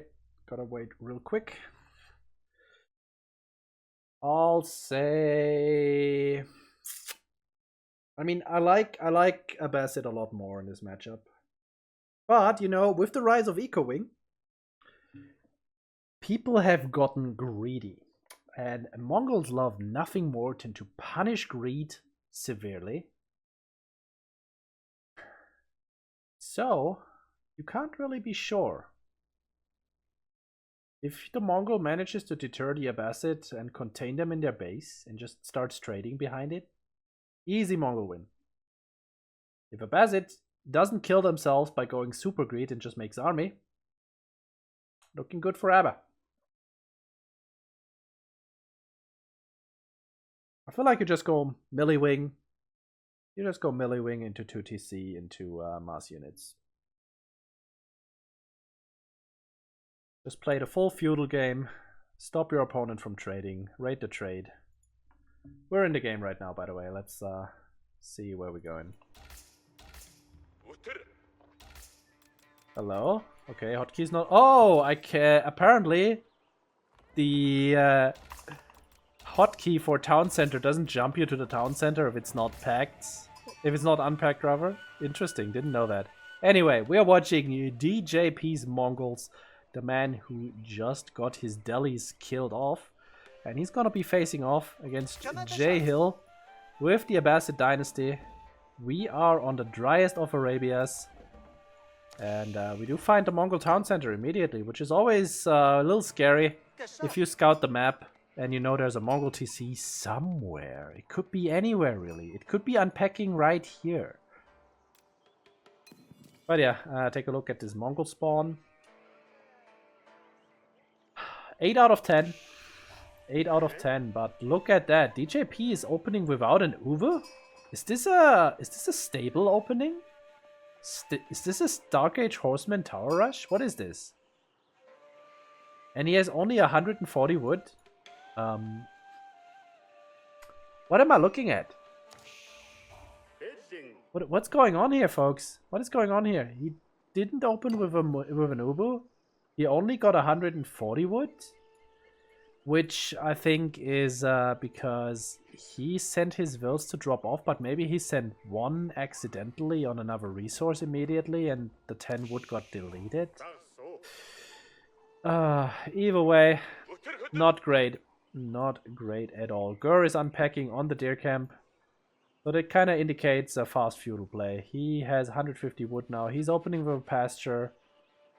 I mean, he has to have a distant Ubu. Never mind, there it is. I'm just blind. Why not go for this one? I was gonna say, why not move the TC here? And then you have the Uvu, the golds, and the wood line right under your town center. And then you just dance while your opponent cries. But yeah, I'm just dumb and blind. Casual. Let's take a look at J-Hill. J-Hill, did he scout this out? Knows his opponent has the TC right there. Yeah, I was very passionate about that, wasn't I? I could have just looked at his stone going up, but, you know, military wing is going out. He's an honest Abbasid player. He knows what's up. He knows that you should be going military wing into Mongols because tower rushes are scary. Honestly, you shouldn't. You shouldn't go military wing here. There's no point in going military wing here. Your opponent is going feudal age. You cannot attack... I guess you can attack the Ubu, because it's in the middle of nowhere, but... maybe you're gonna be doing them a favor by forcing them to go on this Ubu. Yeah, anyway, we've got a melee wing. We've got a tower on our gold. This is an interesting opening by J-Hill. What is the plan? So far, you can't really tell. Resource split is currently still 6 on the food. He still has villagers on the gold. He has 70 gold in the tank. Doesn't show anything so far, except it shows we're not going for an immediate town center right now. And there's walls going out. Okay, he's on this wood line, understandably so. Take a look at this. He could be walling this entire site. It's a good future prospect, but it's a little on the expensive side, and right now you want units. Yeah, he only just unpacked the girl. He never did anything with it. I don't know about all of these pasture openings. I really don't like them. I really don't like them. But it is what it is. We kind of forced Abbasid into military wing by being Mongols, by existing, even though we didn't make any aggressive moves. So I guess it's fine that we opened with pasture.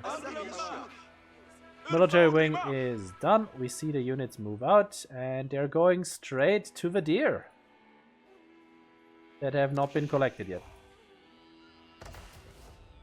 Which is nice. And is J-Hill going on stone now? So he is. So he is indeed. We don't have fresh foodstuffs just yet. He does have 200 gold in the tank. You kind of want to be going fresh foodstuffs. Then there's the lumber, double broadaxe coming in. And there's the fresh foodstuffs. And now you want to be pulling off of gold. Because you need that TC at a reasonable timing. You do have a barracks coming out in case the Mongol opens with a stable.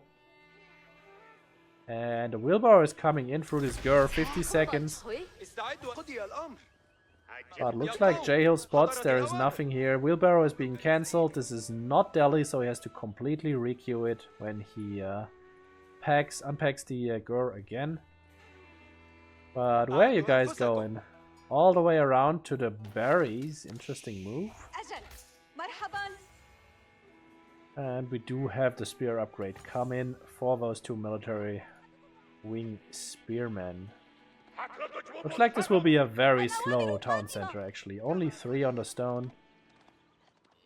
What is J-Hill up to? Khan just coming back. We have a second pasture now. And we built archery range and stable, moving out to the Uvu. Things. Words. How do they work? And you really need to go to bed soon.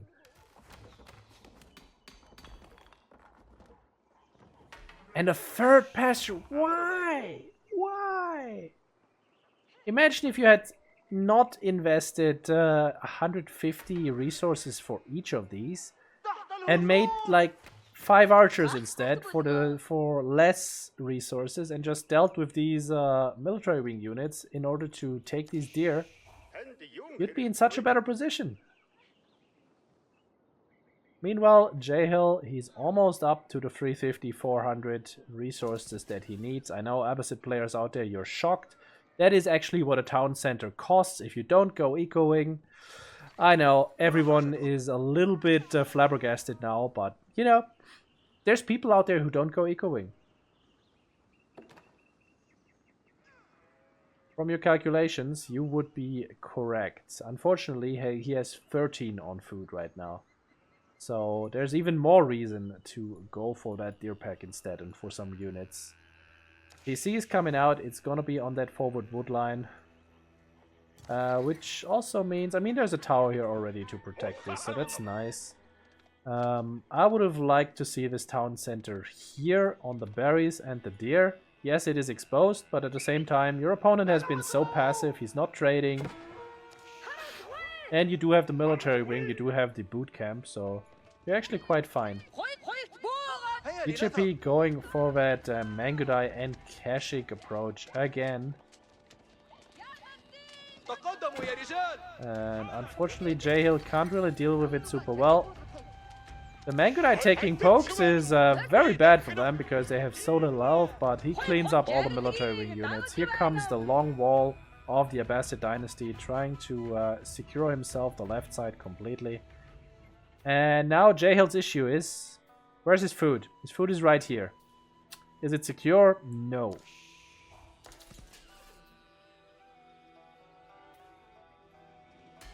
Another pasture, and we've got a blacksmith coming out now, finally. I mean, this might as well be a second TC. Look at that. DJP could be on 2 town centers as well now, but no, he is on 5 pastures instead. With a deer camp right here. Why? Oh, why?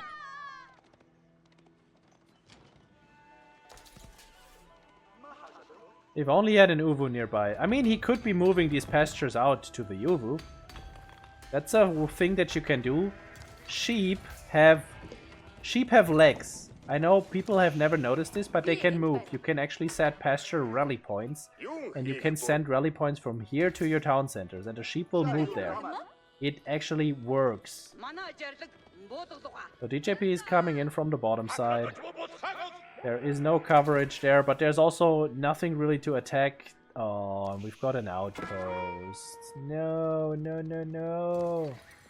Is there a hunter here? I mean, a Khan hunter? No, there is no Khan hunter here. So these Mangudai have the normal range.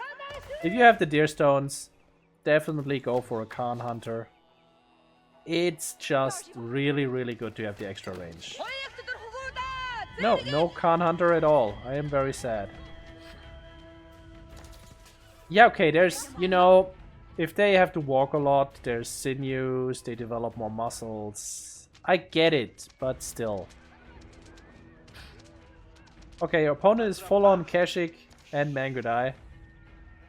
We're going archers and spears, I like it. You also want to be adding 2 camel archers for the 20% debuff to everything. And we also want the blacksmith upgrades. We want ranged defense, we want ranged attack.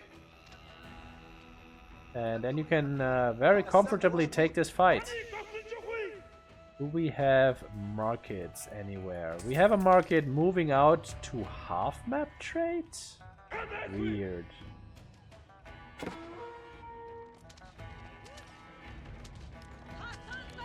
Arrow slits coming in at the perfect timing. These Kashik do not want to be staying around here. Yes, eventually they'll be able to kill the tower, but at what cost?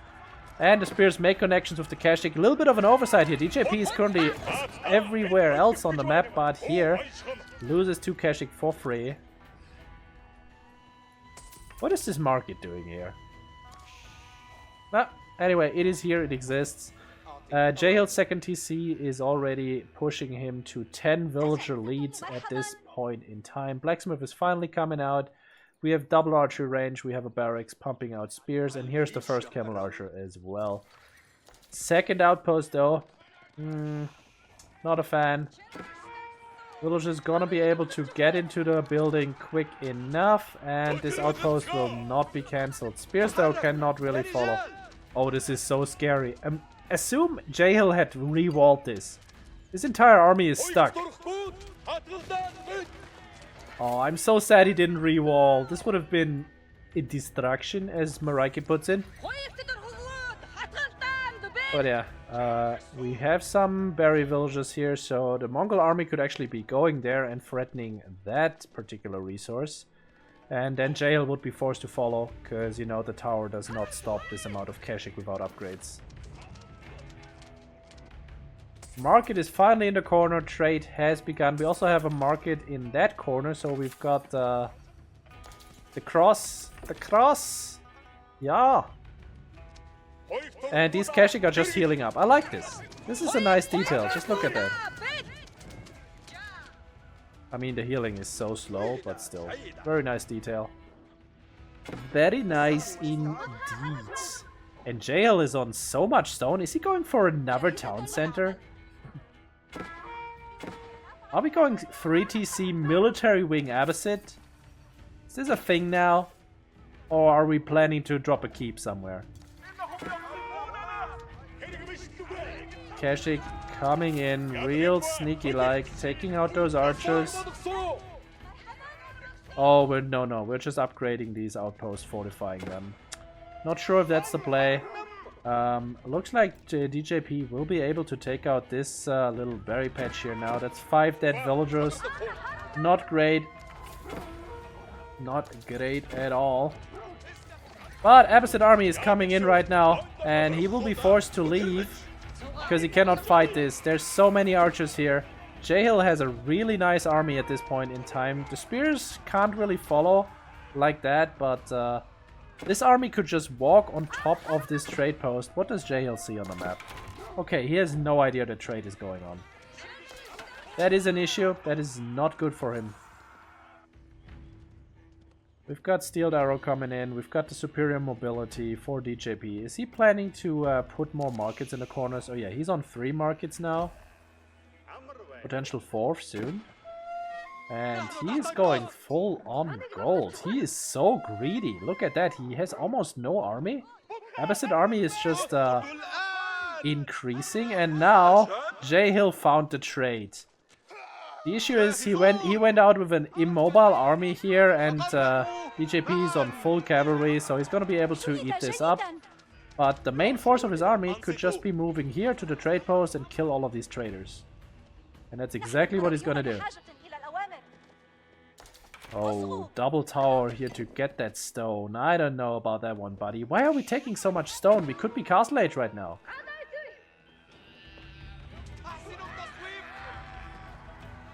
So much stone being taken, I really don't understand. I mean, we're not Castle Age Delhi. We can't keep crawl and have them be called town centers. DJP is coming in. His army value is so much higher, but these Kashik cannot deal with the spears. These Mangudai cannot deal with the archers. Jael just needs to stand his ground and fight this, and he's gonna be just fine.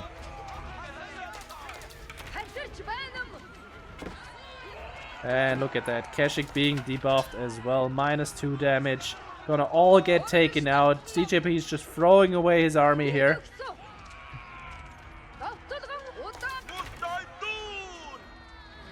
Ripperino, and that means his trade on this side is shut down. Now, Jael doesn't know about the other side, I don't think. But not looking great. DJP has almost enough resources to go to Castle Age, but so does Jael. So does Jael. And he also has that 42-7 military lead.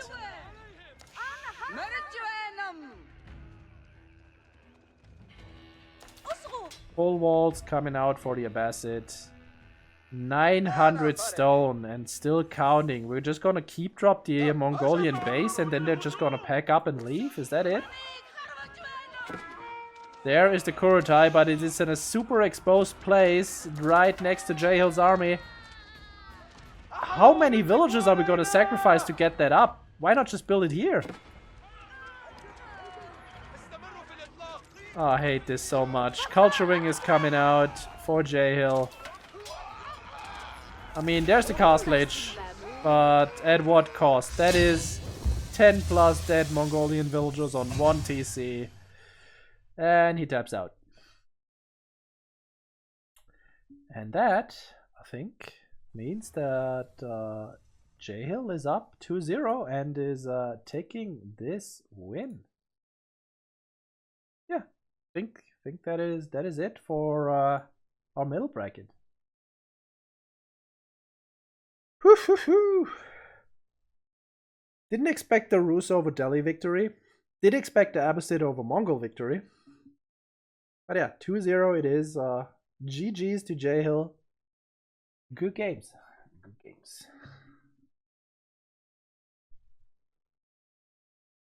Let's see what else is going on.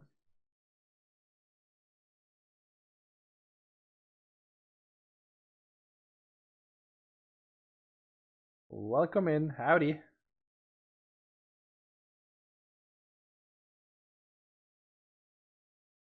Okay, real TLDR real quick. Maybe not so many pastures early. Apply more pressure. And yeah, I don't know about the full supermarket pump. Sure, if it works, it's great. It snowballs you out of control so fast, but I guess it could still have worked, but like you cannot fight his army directly. There's no way. There's no way. You cannot fight his army. The Keshik can't engage. The Mangudai can't deal with the spears unless they're making like gross mistakes because the archers are too good. Okay, middle bracket is finished. Top bracket. Yeah, I mean, he went military wing. If he goes eco wing, maybe. Probably still not free markets, but...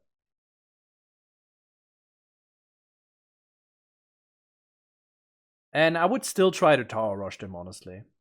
Yes, if they go military wing, it feels bad. Yes, you will probably have to go home, but at least you forced military wing. You did this anyway this time around, but... Like, usually an Abbasid player will go eco wing if you don't pressure him. I guess we could go for the second game between StompingHoof and StompingHoof. Or we could go T-Mock. Let's see if T-Mock's in the game. He is!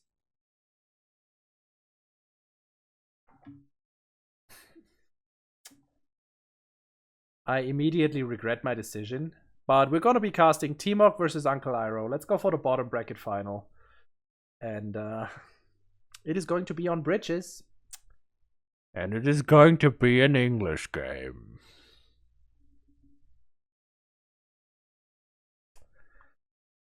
I guess I should put up the overlay. Reset.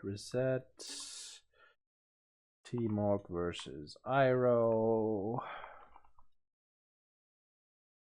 And it is going to be English versus Byzantines on the bridges.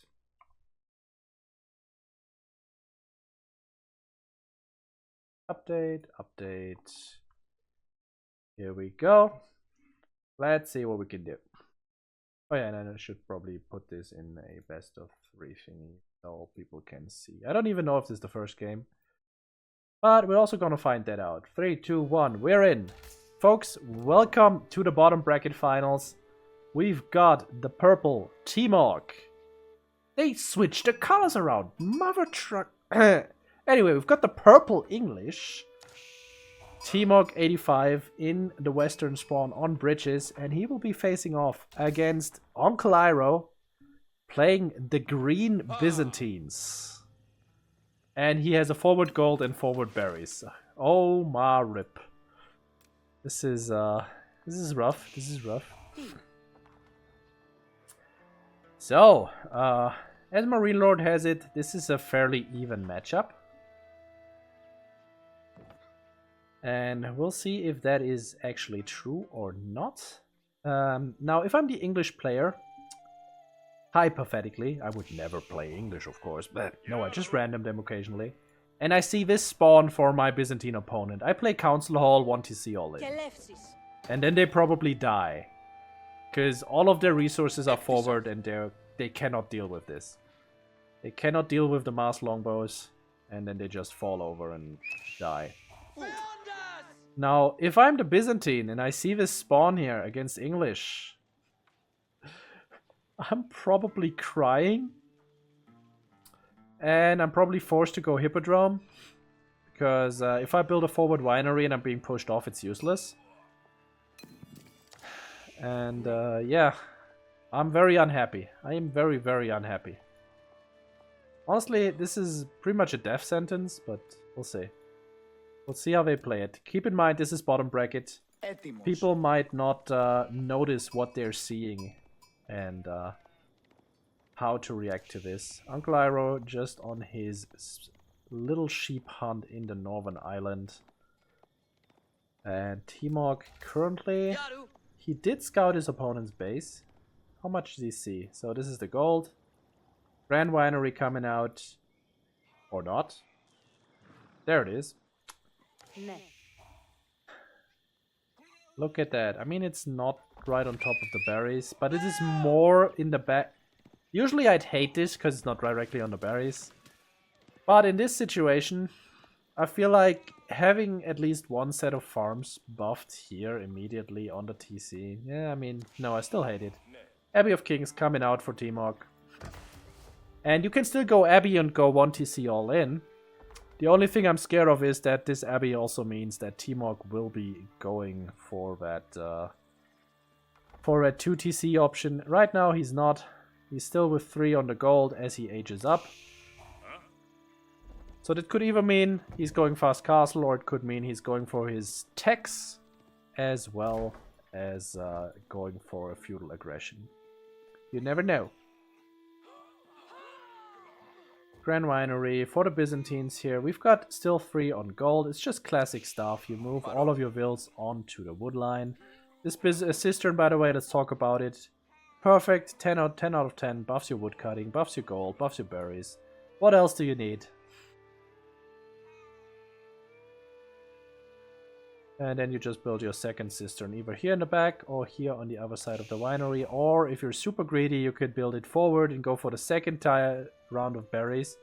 But that is, you know, I already talked about how this spawn slightly favors the English. We've got 5 on gold now. Is this like a white tower rush? Are we looking at white tower rushing here? Good lord, please. At the same time, I want Timok to do it. At the same time, I really don't want him to do it. Iroh scouts the stone, sees there is no stone. Still sees that the Abbey of Kings is only built with 2 villagers. Now he's gonna check the gold and think to himself, what the hell, what is this? Is this a fast castle English play? Still making that outpost. Now, I'll say this. Against the Knight civilization, this outpost is okay, I guess. You want it in the back because the knight will charge from the front or from the top on your gold, and then if you hit your town bell, you don't want your villagers meeting the knight halfway. You want the villagers to move away from the knight. And you know your opponent does have a knight, so I'll give you that, but against longbows, this tower is completely useless because it doesn't do anything. It doesn't protect the gold, doesn't protect the winery. I guess it does, after a fashion, protect the wood line, but the longbows could also just be walking around. Now, I would rather you just make like a barracks and 3 limited A. We've got a Merc house here. Iroh still has 2 on the gold. We do see the wheelbarrow coming in. We don't see Broadex just yet, even though we would have the gold for it. And we have 8-10-2 split. This usually indicates we're playing a little bit of feudal age. And if your opponent is going for white tower drop, I like that. I like that a lot. Timok pulls off the gold. This is a white tower drop, isn't it? It has to be. Okay, he's going back to the gold. Never mind. Maybe he's going King's Palace. King's Palace Castle into Knights or Men-at-Arms. Not sure. We'll see.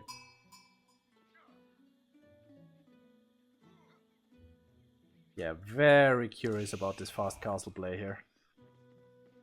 There was a Kashik contract, now we're switching it over to the Javelins. I didn't hate the Kashik against a fast castle English player. I do like the Javelins. He's switching it up again. Kashik contract coming. He's just watching the stream and trying to milk us for all he's got. So Kashik play is coming out. Kashik contracts... What do they go into? It's Kashik, Gulam, and... What is the third one? Is that the Grenadier contract? I'm not sure. I should know because I play a decent number of Byzantine games, but hey. King is doing a lot of harassment, already got a villager that it shouldn't have gotten because you can just hit Akritoy defense when that guy comes in and then you can poke him to death or you can at least tank 3 hits. Honestly, if you're in this situation, just get arrow slits. Just get arrow slits. It is preferable to being idle constantly, to pay 75 resources for arrow slits, because you already lost 75 resources through the idle time. So this is, it's a much better play to have the extra investment. Oh, it was a white tower drop. Guys, you're 15 English archers. Just kill the scout. And there's 2 caching out on the map. There's 2 caching out on the map. This is horrible. This is absolutely horrible. He's gonna go King's Palace in his own base, and the caching will be almost on his wills. Ah, good times. And look at that. Iroh is going for the full farming play. I hate this, by the way. I hate it so much. You know, there's deer here, there's deer there. You could have gone for the forward berries. You could have gone for the bottom berries. There's no reason to go full farms. But I guess we're doing it, and we're going castle behind it. But I'm very sad that Timok did not commit. All he needed was a barracks and 3 spears. He would have been fine. Kashik, find the gold wills. Gonna find a second villager too. Or maybe not. Look at this pathing. Or rather, don't look at it, because it's awful. Second TC for English is about to be finished. Timok has 0 farms. Whereas Uncle Iroh has... How many is that? Hello? Can I please select all the farm? Please select all the farms now. There we go. 15 farms, casually, at minute 9.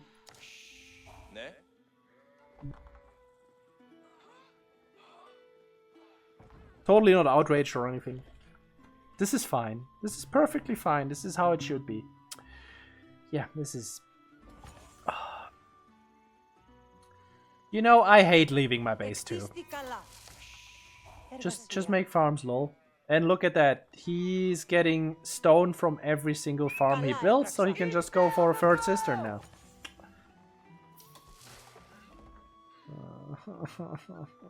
I'm so sad watching this. And Timok is also going for farms now. And we go for stable and monastery. So at least he knows with the castle age timing, he can A, go for harassment on his opponent, even though there's 4 caching out, so they are a decent deterrent. They can deal with the knight just fine. And we do have the monastery for the monk. Which is, if you're Byzantines and you're facing a fast castle civilization, which is usually not the English, usually, then you go for the caching contract, because then that will leave you free to go castle yourself, while you just spend oil to get units, and these units will be mobile and they will be able to deal with the castle age units coming out. Timok is going pro scouts. Is this an English player going pro scouts? Am I seeing that right? Someone wake me up. Hilfe, someone wake me up. Timok is going pro scouts. What's going on? Ah! Did he misclick? Did he mean to go survival techniques? I mean, he's English, so probably not, because, you know, he's just gonna make farms, but... Okay, I should stop bashing on English, honestly.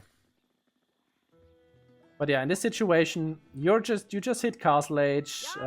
You need to secure your gold, so this tower is fine. You can also make short walls here in front of it. And you should probably also make short walls here at the bottom. Wait, that's an Uncle Iroh house. Okay, yeah, this is a scouting house. I don't hate it. I'm not the biggest fan of the scouting houses, because that means you're idling a vill for the entire time, but look at that. His vision is gonna be so good. Yep. He has full vision all across the middle of the map. Sees this guy here. Is he gonna do anything about it? No, the Keshik are currently idle, burning down this tower, and they're doing it really, really fast. And Timok doesn't have anything to deal with that, because he doesn't have gold, so his castle age is completely ineffectual. The only thing this castle age is currently doing for him is giving him more villagers, which is pretty good, to be honest, but...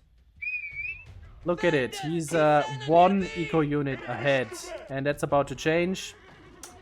He is 1 eco unit behind. He's so dead.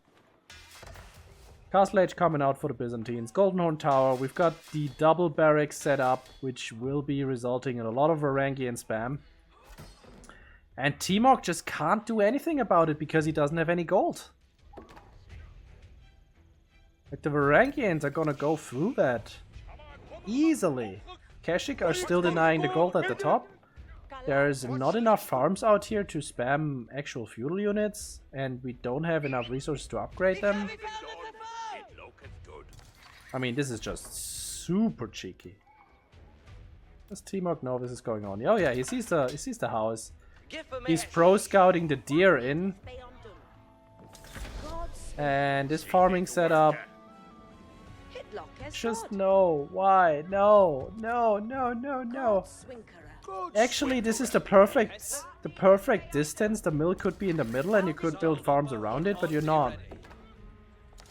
And I think it's pretty much how this game is playing out. This is a representation of how the game is playing out. We have one relic gold income at this point in time. I would rather you make a market and sell some wood. Monk gets taken out here by the Kashik. Kashik gonna come from the bottom side. This one scout that has happily, merrily been pro-scouting away will be taken out because the Kashik will be waiting for him.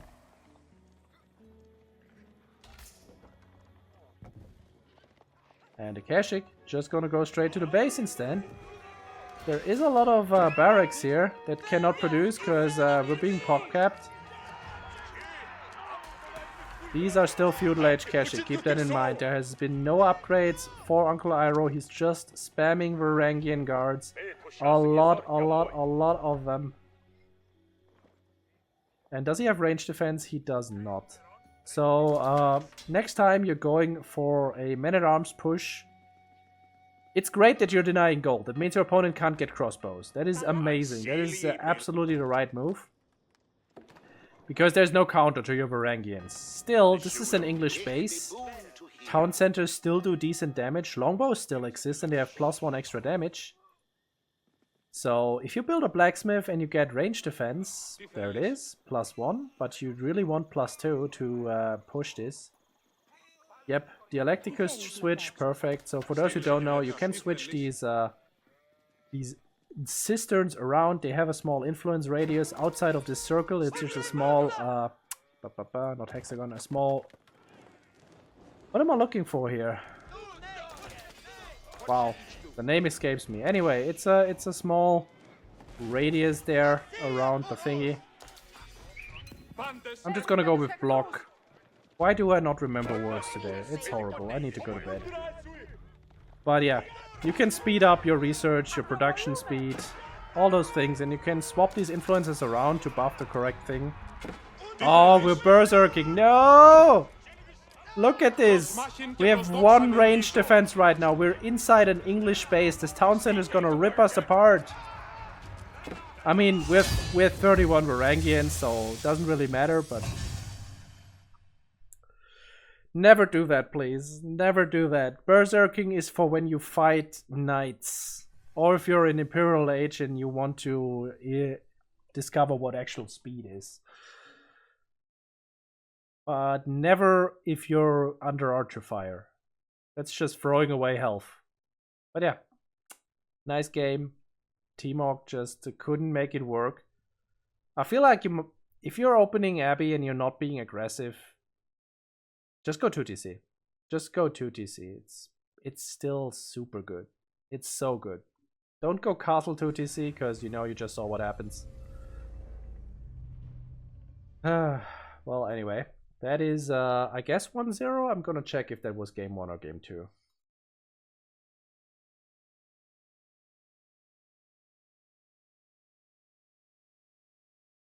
Also, welcome back, Aliyah. Sorry. Didn't answer earlier.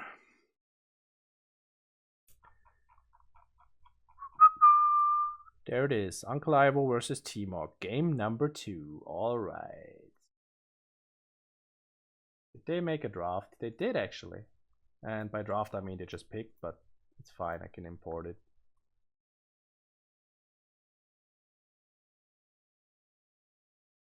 And it is going to be the Rus versus the Order of the Dents.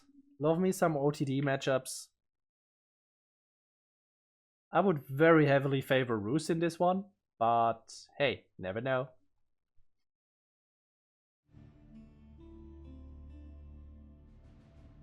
Whoa.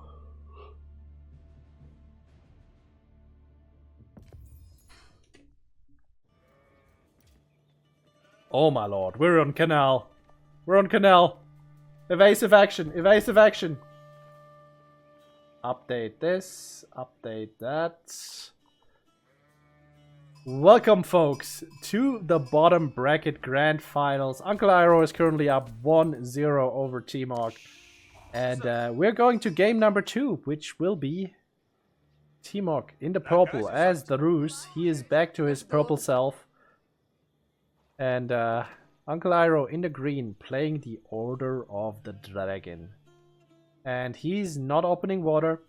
Neither is T-Mark. So we're gonna be seeing a hybrid map with fish, without fishing.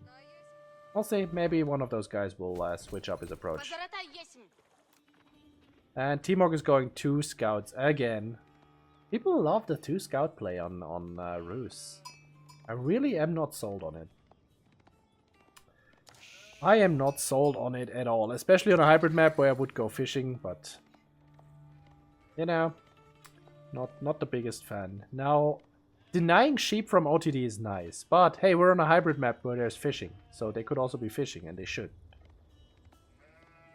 But if you see them already under gold, you kind of know the game's afoot. Know that they will not be fishing, because that's way too early on the gold.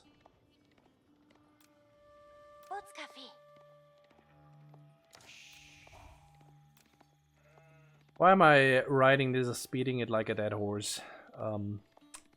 Well, fishing is great. It gives you town center at minute 1. Okay, on canal probably at minute 2, because you have to move to the middle, because the fish spawn here most densely. But it's just a town center. You can get an extra TC that is building specialized villagers that can only gather food. It's amazing. Like, you should always be fishing if there's fishing. Unless you're going up against Mongols, because, you know, they get benefits from burning your docks, blah, blah, blah, blah, blah, but... Look at this sheep haul for our OTD player. We've got 13 sheep. He's a happy camper. And look at it. He put 2 on the gold. He's overshooting gold just a little bit. That's just what usually happens. It's a little rough with OTD to get the perfect split. Because... okay, we're cancelling the Aachen again. What are we doing? And we're remaking it 1 tile further out. Because, why? Not sure. Not sure at all. I feel like it was fine where it was, but let's take a look at this. I guess just because you have that 2 tile line here to fit farms. Don't feel like you need that extra adjustment. I would have just put it on the wood line, so I don't have to make a lumber camp immediately, but here we are. No attempts at fishing just yet. We only have 4 on the wood. That is not enough, especially if we're building an outpost right there. Looks like Uncle Iroh will just be playing Fast Castle. And T-Mark, on the other hand, T-Mark is going for the Golden Gate. Hybrid map basically means there is water and land, and both is equally useful. Or some such. Basically, this is a hybrid map because there's fishing, so you go for that. And the water is also going all the way up to the base, so you can actually threaten the base by going water. It's great. It's amazing.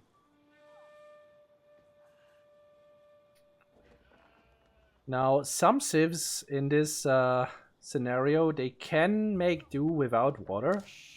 Because they have heavy trade and the trade posts are in the corner. Or your Delhi and there's 4 sacred sites. But honestly, you should just go for both. Because fishing is so good. Now, T-Mark is up. Let's see if he's actually gonna grace us with a wooden fortress in his wood line. So his wood cutting is buffed. He has a lot of vills on wood. It would be 100% worth it. Kremlin, I say. Golden Gate does have the first ticket ready to go. Can we get a wooden fortress, please? Uncle Iroh is up as well. And no, we're not getting a wooden fortress. We are getting a galley. So, okay. Yeah, you'd never expect it. But keep in mind, this is the bottom bracket. And Iroh is just going straight for that fast castle play. And he has so many sheep to work with. Still has 11. Has the berries right there under his Aachen. Yeah, the mill is a little rough. And we're not even... I was gonna say we're not even using it, but we are using it. For the wheelbarrow. Now, the reason I hate the wheelbarrow as HRE, and in that case also as OTD, is because we are playing Aachen. We have everything we need right here under our Aachen chapel. And we're not actually moving out to any resources. So what's the point of going wheelbarrow? It's not a great upgrade if you're only going for it for the extra carry capacity. It's not very good.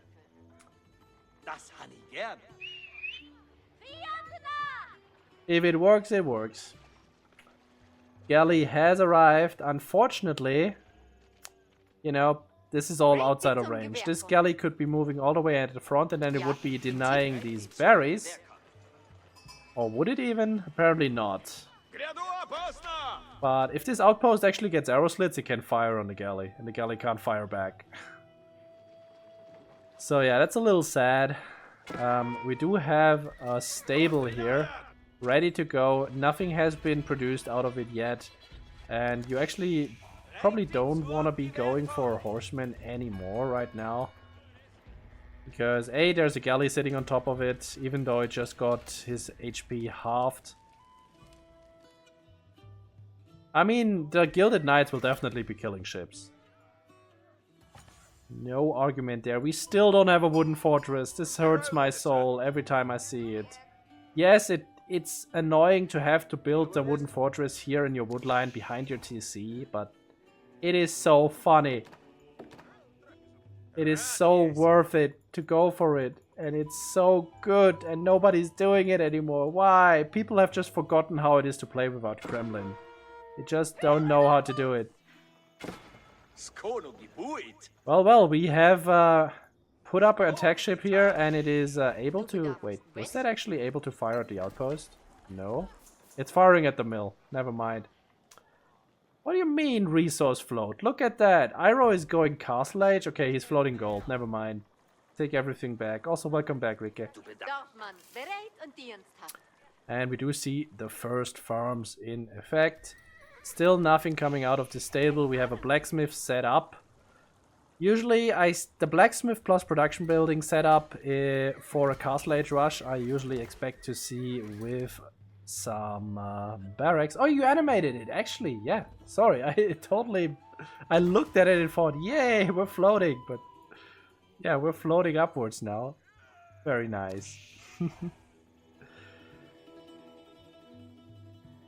Well, I guess we're going knights. I mean, it certainly looks like knights, or we're going veteran horsemen.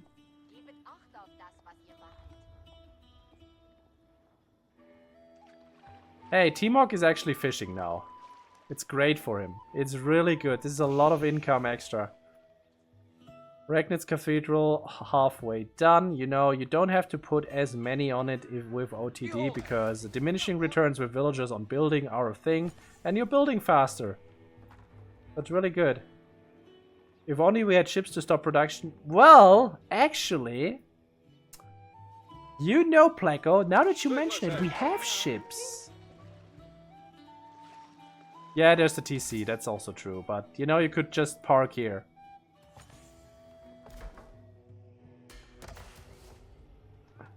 Regnitz Cathedral is done now, and we have enough resources to queue a knight, and there it is. There it is. Well, that ship is about to be taken out by a shiny guy on a horse. On the other side, Timok is also looking to go to Castle Age, maybe? Because I really hope that it's not gonna be archers coming out of this archery range now in Feudal Age. The spears I don't hate. I really wish they were feudal age spears.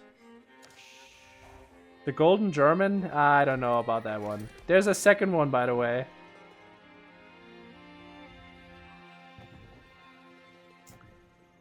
I'm going with shiny guy on a horse. Fine, it's a shiny German on a horse. Come on, buddy. There's a ship to be charged.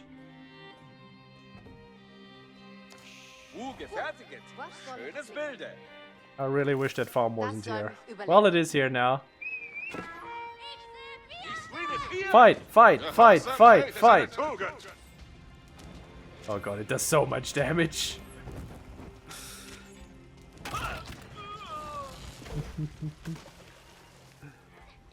I feel like at this point you're just trying to bait me. Anyway, the galley is down. We do have a lot of fishing boats here for T-Mog, so that's great. And he still has that one attack ship at the front.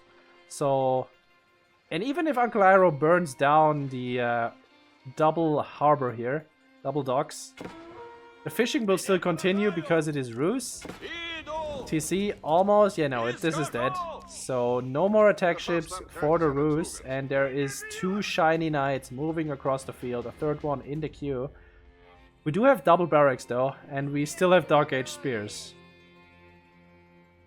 We still have the Dark Age spears coming out. So here's the question: how many Dark Age spears do you need to take out one of these guys? What do you think? I say you need 7. Maybe 6. 7? I go with 7. But now there's 2 of them. How many do you need now? I go with 13. 14?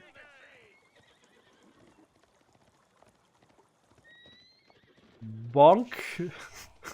You know. Oh god, T-Mog's so screwed.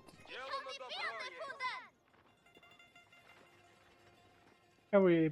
Okay, we feudal age spears now. They are feudal age spears. They are so hard. They are very hard. Folks, we've got hard spears. They're gonna be holding against this Gilded Knight mass. They actually will. Spears are really good against cavalry, and you know, Gilded Knights are really strong, but they're also super resource inefficient. So yeah. But Uncle Iroh also has this Ragnitz. He has 1 relic in the back. He's moving out to a second one. He's moving out to a third one. Well, they're both moving out to the same one, looks like. Yeah, that's definitely what's going on here.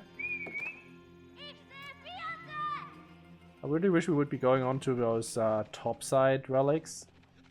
Oh my god. Did T-Mog just completely stop his Castle Age attempt and doubled down on Spearmen? 19 spears. These 6 archers will not be doing anything. And T-Mog also went for Pro Scouts.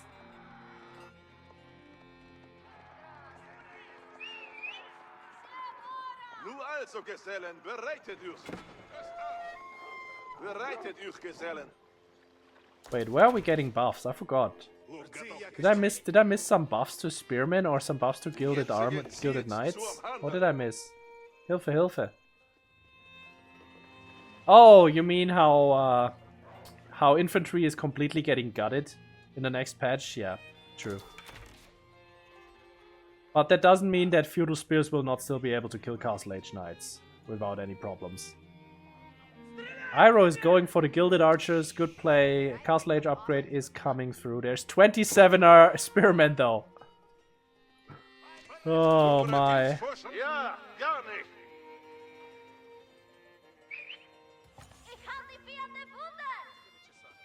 I mean, I love this. I love the mass spear play. I love it so much. We've got 1300 wood in the bank for T-Mog. I really wish he would be doing something with that, like maybe make walls or potentially make more barracks so he could make more spears. And he's also getting mass stone. Is this a keep drop?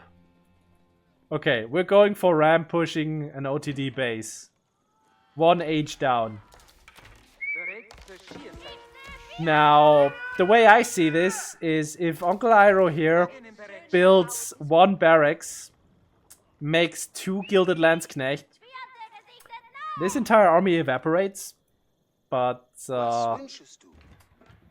Grand Theft Venison? Let's see. Where's the? There we go. Pro scouting is going on. Imagine having unprofessional scouts. Couldn't be T-Mog. And the knights are still going. The archers are just gonna be face tanking for the knights, so the knights have an easier time taking out the spears. That is exactly what they're there for. Clonk. But yeah, while these knights are charging into the base, and we do have that wooden fortress now finally for the 20% extra wood, there is spears waiting for them. And in the meantime, look at this. Where's the rest of the 33 spears though? I want all of the spears to be here. I want them all. These towers are not upgraded. Okay, that one has arrow slits. One tower has arrow slits and it does not have a relic.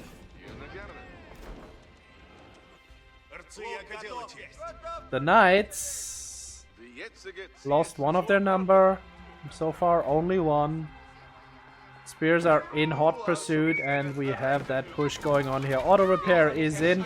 We have the attack ship helping out, and we have the archers here dealing with the Rus archers. Did he get the special attack? He did not. So he has no blacksmith upgrades outside of the +1. Spears are mostly being taken out except for these 16 guys in the ram. The boat is currently losing the fight to the Gilded Knight, and these Gilded Archers are just cleaning house. How's the Gilded Knights doing? Gilded Knights are still just diving the base, sitting on top of the villagers and getting poked. I guess these archers did a lot of work. Yeah, T-Mog's not looking happy at home. These archers don't do anything. How's he looking in the offense? These two Gilded Archers here have literally cleaned up this entire push at this point in time. And now there's one more knight, and now it's gone. There's another archer moving out. These spears are all doomed to die. And the forward push has also been cleaned up, and Iroh is only on 2 relics, but keep in mind he is still Castle Age versus T-Mog's Feudal. T-Mog is sitting there with 2,500 food. And a lot of hopes and dreams, I suppose. Palace of Swabia is coming out for Uncle Iroh. He's building it all the way in the front. You know, that's a choice. That's something you can do. Fair, there's 2 TC Rus. He went for all of that stone and built a second TC. High Trade House is coming out. Oh no. Oh no. Oh. I need a moment. Actually, let's watch something else, you know? Imperial Age is out for the OTD. They're still on 2 relics only. Haven't gone for the other relics at the top side. And the archers are now actually numerous enough to just deal with these ships quite easily. We do have enough for 1 elite upgrade. I hope it's gonna be the archer upgrade. Archers could be dealing with these ships. Yeah, look at that. Takes quite a decent number of damage right there. I don't want to look. I don't want to look. Okay, I'm looking. It is 0 trees. It is 0 gold. It is no gold. It is, as they say, it is. Nope. No. Let's look at this TC pumping away at the villagers. Look at how many villagers he has. It's so good to focus on that fact of the game. It is so nice to have so many villagers, right? It's wonderful.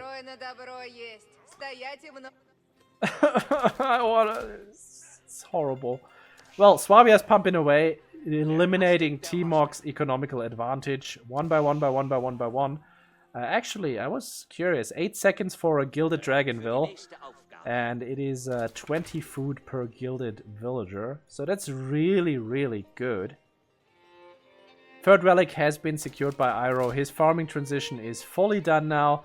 I really wish this tower here... Okay, he's building a second and a third tower. I wish any of these towers had any upgrades, so they would actually be useful in deterring any of these warships that are potentially coming soon. A little? A little? I wish. I mean, I'm looking at Timok's 3,500 food there, sitting there, ready to be used.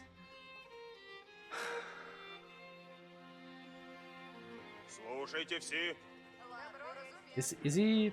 I'm not sure what the plan here is.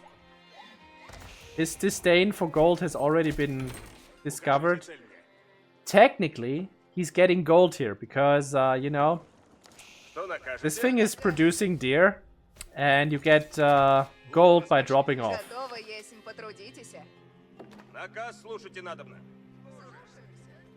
Can one of you guys please build those wooden fortresses so we have buffed woodcutting? Thank you. I don't even want it. Like, by the way, the barracks play is great. Because we're Imperial Age now, we can go for the elite man-at-arms, and we only have 5 crossbows on the other side.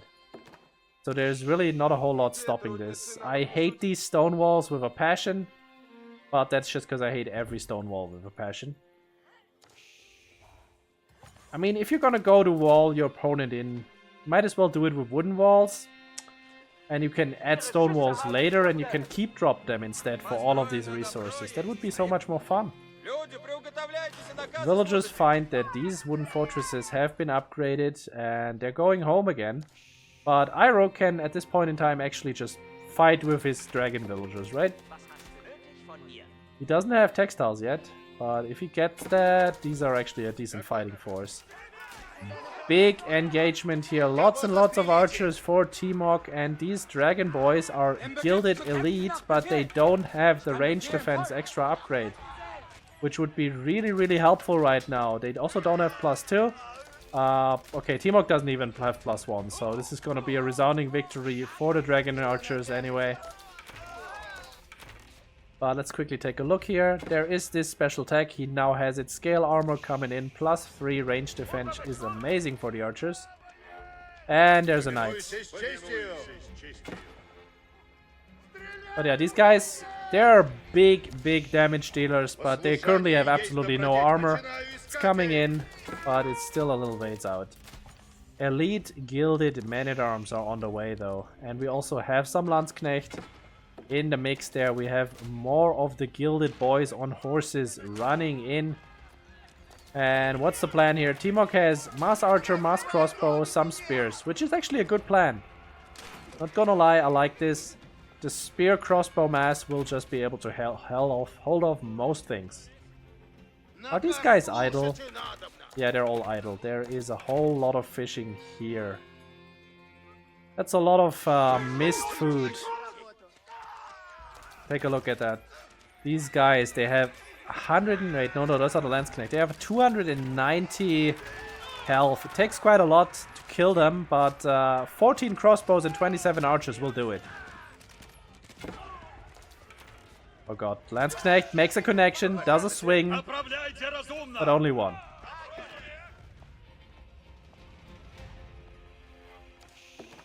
Only just the one. But at this point in time, I feel like the OTD economy has caught up to the Rus. Now he just needs to, you know, deal with this ranged blob in some capacity. How many farms do we have? 19 farms. Yeah, he still needs more food. Quite a bit more. And nice, Timok actually noticed that his fishing boats are idle. He's gonna move over to his opponent's fish. I wish I could click on this. Maybe I can. Okay, I really can't, but I'm expecting this to be empty in about 20 seconds. We'll check back in about 20 seconds, I guess. Okay, stable siege workshop. Love this from Timok. This is good. And we're getting more and more and more archers. Yeah, we're getting Imperial Age as well. Okay, we're getting +2 now. Love it. And more crossbows as well. We're also grabbing the top relics that are still there for some reason. They really shouldn't be if your opponent is on Regnitz. These sacred sites also free gold if you just take them. Here comes Elite Army Tactics. I guess that means we're focusing on the Men-at-Arms. And yeah, I don't know. Iroh seems a little undecided right now what to do. We're getting another level of range defense. Okay. Pleco makes a good argument. So I'll tell you why. Because one of the big factors of playing OTD and HRE is you can not only put these relics into your monasteries, you can put them in your towers and in your keeps. And even in your docks if you build any of them. And that will buff these towers and keeps and docks massively. You will get more range, more damage, more attack rate. And honestly, yes, I'm totally lying. Please don't do that because it is super obnoxious. You also get more armor on these towers. It is so horrible to push an HRE base with multiple relics in towers. It feels so bad. You need so many siege units. You can't really do it with regular units at all. If they have a single cannon tower, it will just wipe your entire army. But thankfully it's getting nerfed. Okay. This is a scary Rus army. This is a very scary Rus army. Watch this knight evaporate.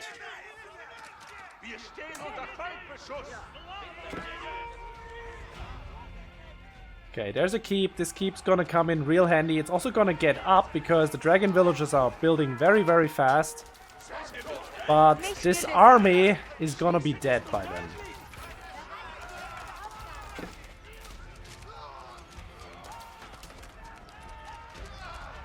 It's true. It is true. Pleco is so true.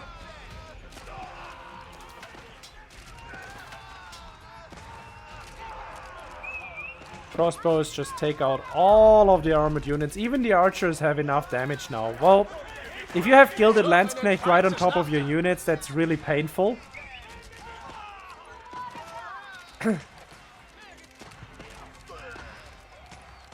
Man, I did not expect T-Mog to just lose this like that by staying under the keep and, you know, face tanking Gilded Landsknecht.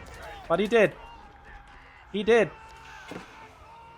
He did, and he moved his crossbows all the way around in a vain attempt to, well, kite, I suppose.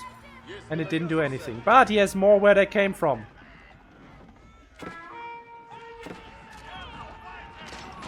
Yeah, the OTD economy is now absolutely insane. Men-at-Arms just walking around, killing mangonels because it takes too long to kill them. Rus 3TC. I guess that's a thing. What we also have is Rus on sacred sites. Love this. Well, if Uncle Iroh is not gonna take the sacreds, then might as well, right? Might as well. Honestly, I didn't think that T-Mog's push could be stopped, but it did. It did get stopped. Yeah, at this point, T-Mog should really be going Castle Age. We should also be getting our Tier 1 eco upgrades, especially that food upgrade, please.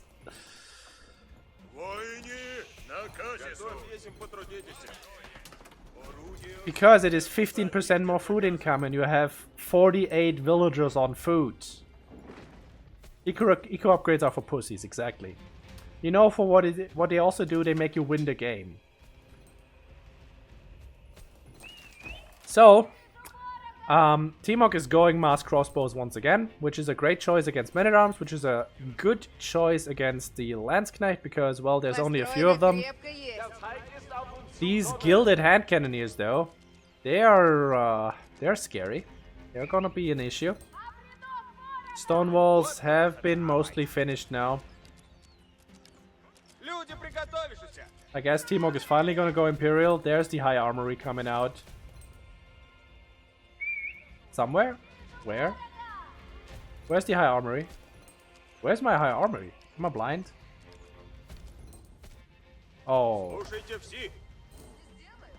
Okay, Another quick thing here. High Armory, you wanted to build it on top of your siege workshops because it has this radius. See that radius around it? And it actually gives you 20% less cost on all of your siege units, which is absolutely bonkers.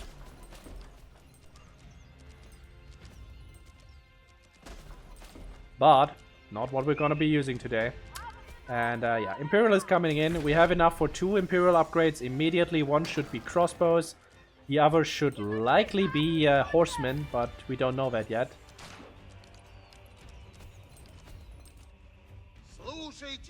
What are these guys doing?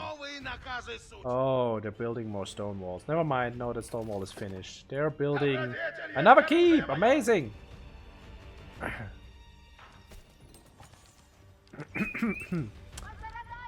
You're great at maths, Blacko. Don't let anyone ever tell you otherwise. These are feudal age horsemen, by the way. And there's Streltsy in the queue. Love it.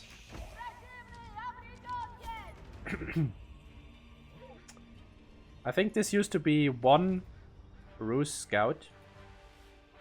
He was doing so well. But now he's dead. Now he's just dead. And Timok is completely pop capped at this point in time. So these Streltsy have no way of getting out. He's also not getting upgrades, which I'm not a fan of.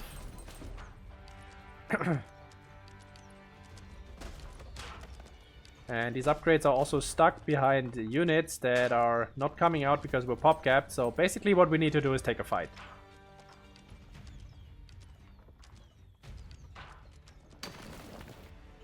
Yeah, this is a gated community. They're kind of toxic like that. We get more walls coming up here. This should really have a gate. And we do have sacred sites under our control. Actually, if Timok caps this sacred site here, A, he gets 100 gold per minute, which is amazing. And B, we would have a timer going on. Yes, there is one sacred site here that is behind green walls, but sometimes your opponent just doesn't realize things.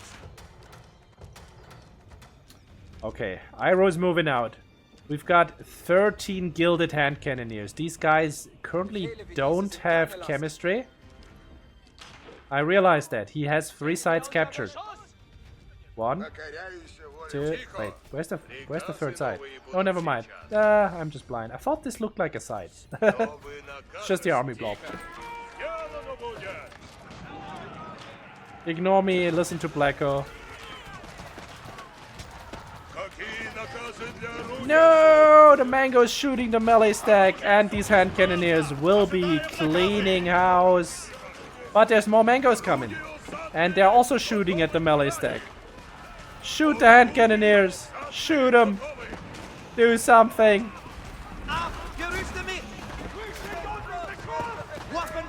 Yeah, guys. Gilded hand cannons, pretty good. Pretty good, even though they don't have chemistry. They're pretty damn good. So, remember this used to be where the Rus army was. Now it's no longer there. Yep, joke is on me. His high armory is safe. He also doesn't have any siege workshops around it. But it is safe. It is very much safe. Streltsy are in the queue. Now, the way to deal with these guys is, A, you don't let OTD get this many hand cannons. That is one way to deal with them. And the other one is mass Streltsy, mass archers, mass horsemen, mass siege. A lot of mass, really. A lot of mass. We don't have mass right now. We really don't. And that means I think this game is over. Let's speed it up.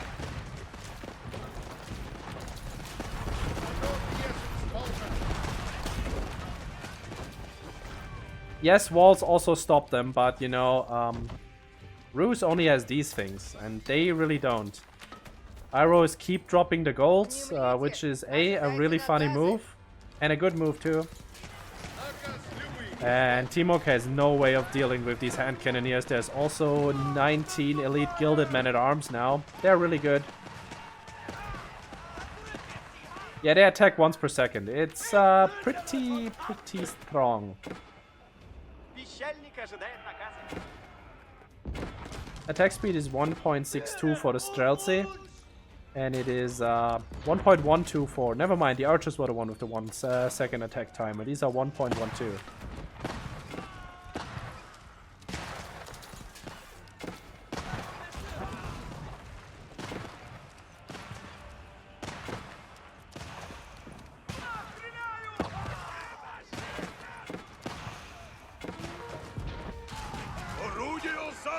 Big old fight right under the keep with a cannon emplacement, so these men-at-arms are dead because the main damage is currently busy shooting wooden fortresses. Maybe the game isn't as over as I thought it would be, but more stone walls coming out, no trade in that direction possible. And I guess Timok just doesn't have gold income really anymore. Doesn't have a whole lot of hunting cabins set up. Now let's see this mass of Streltsy here deal with these gilded hand cannoneers. Streltsy are a good unit. Streltsy are a really good unit, guys.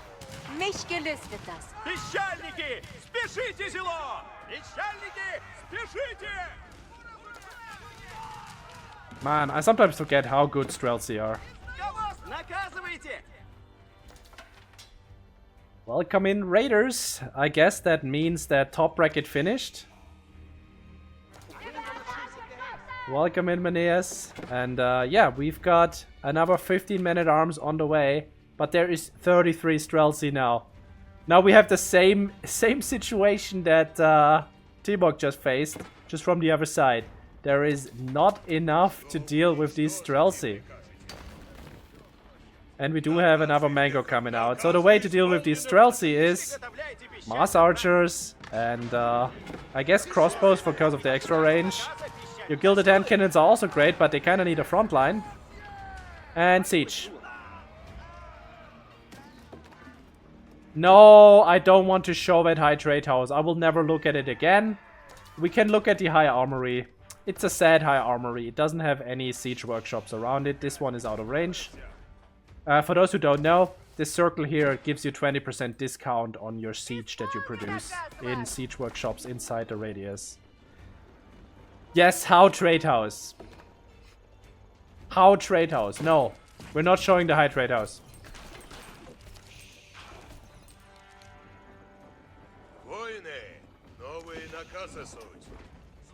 Go away, Pleco. No.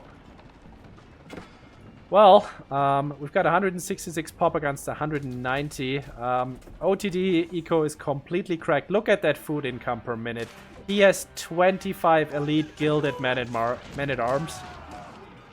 But I'm not sure it's enough. He has elite army tactic. He has 408 health on all of these.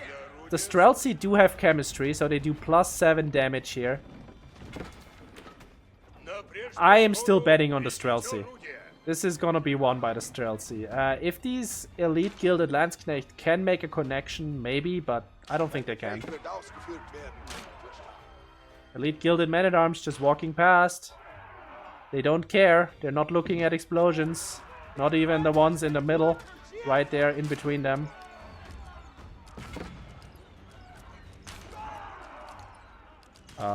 Timok, you need to deal with this. You need to leave behind the siege. Nothing to be done about it. These guys can do a lot of damage.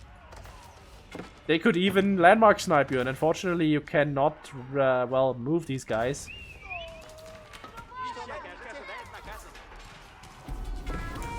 God damn you, Pleco. Fine. Here's your high trade house.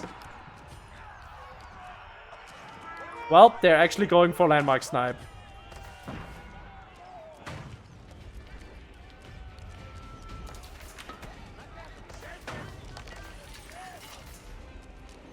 It's a low trade house. It's a very low trade house. I don't care for what reason you did it. It's a war crime. Here comes the Streltsy though, and they're gonna be able to wipe this entire army. Oh, we're looking there. Streltsy just take everything out. And there's the second wave. Streltsy mass still alive and well. Landmark still alive and well. Is this game ever gonna work? Ever gonna end?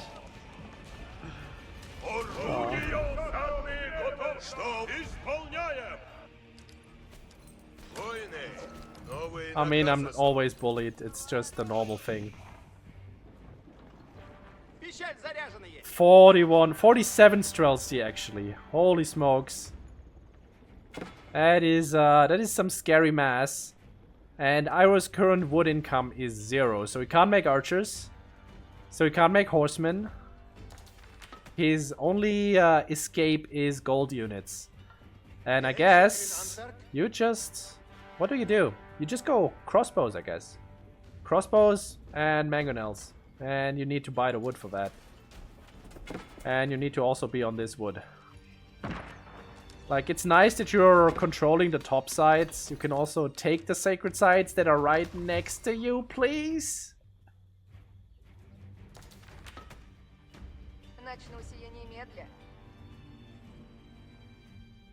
I just wanted to have some casting practice solo and just be able to say whatever the hell I want on my channel. Sometimes. Also, we had so little Low Legends coverage in the last few weeks that I felt like having a second stream is actually like beneficial to get people to play again.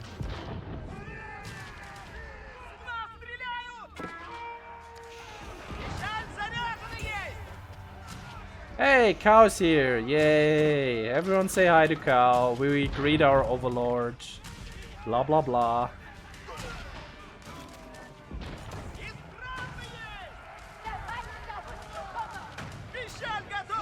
Are we just... Okay. Let's just lean back and watch 55 Streltsy destroy 100 buildings. Because I think that's what's about to happen.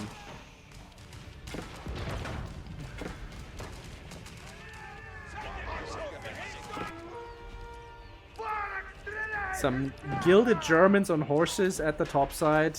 But there is... Wait, is there protection? No, these guys are not upgraded. These are not upgraded. So there's really not a whole lot of protection. The Streltsy are on top of the Swabia now. And there is a keep here, but we also have a bombard.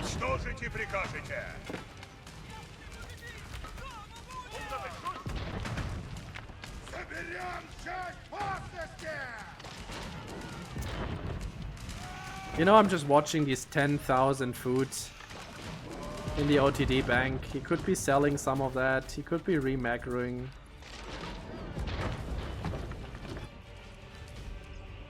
I mean, this is good. This is very good. He is currently bullying his opponent on the top side, idling everything out there.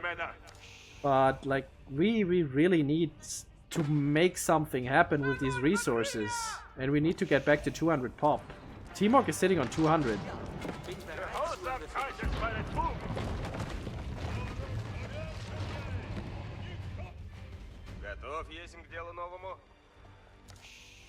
Слушайте все, сейчас наказывайте, сделаю все.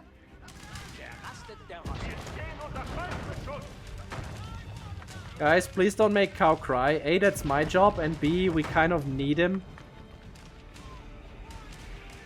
Everyone just appreciate Tiara's emote that she made. Look at that. It's beautiful resource float. It is very beautiful resource float. Okay, I'm pretty much over watching Streltsy kill buildings. Also, it's very loud. This is a very nice attack. These Gilded Knights cannot be stopped here. And these towers really don't hold anything against the Knights. They could just be burning that down. So Timok's eco is actually taking quite a hit here. Down to 91. He has 65 Streltsy though.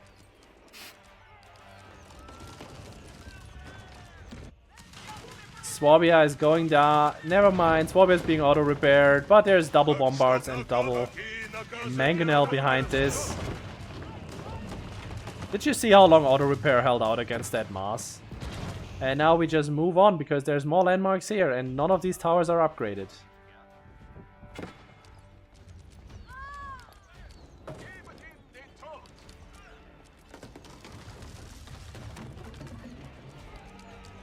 Okay, let's do a thoughts experiment here. You are OTD. You are facing 65 Streltsy with siege support. What do? They just took down your H4 landmark. What is your best bet?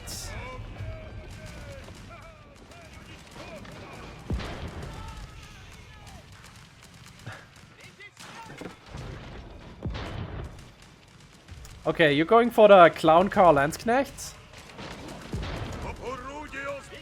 I'll say this. All of the Ruse landmarks are 1, 2, 3, 4. They're all within spitting distance. And you have full control over the top side of the map. So yeah, I agree with Pleco. You just go here, you build rams, and you go in. And OTD units have higher torch damage. That's just not gonna work. The bombards are just gonna take out the rams. It's a nice idea. I love it, but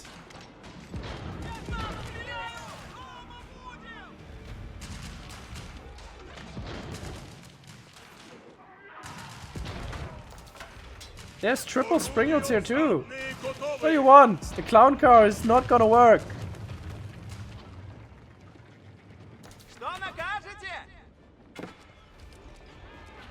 Gilded Knights having fun at the top. Are they finally gonna go into the base? Is it happening? Looks like they will, but we do have some Streltsy and some spears set up here. There's a lot of Gilded Knights though. Streltsy are now inside the main base and the siege is here too. It looks like T-Mog will be taking this win. They're going straight for the high trade house. Lots and lots of torch damage. Are we base racing against auto repair?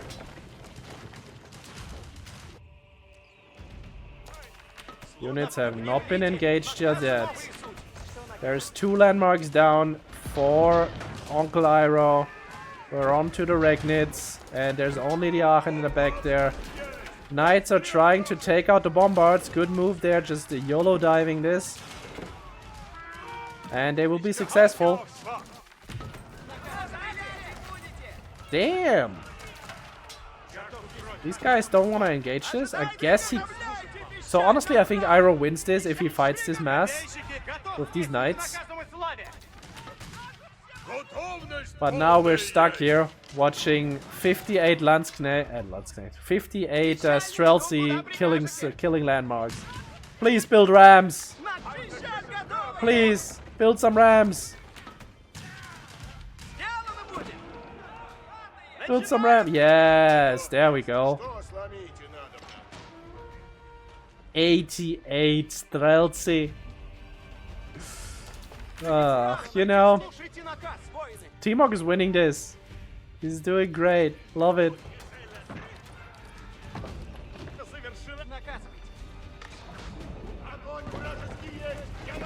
Imagine if this were cannon towers. I'm not sure I'm winning, but T-Mog is winning.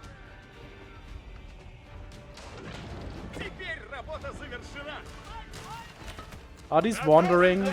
No, these are not wandering. Let's see if they are upgraded. No, no lightweight beams. So these are regular rams. It's all good. They still do the job. Slowly, but surely. What are you guys doing?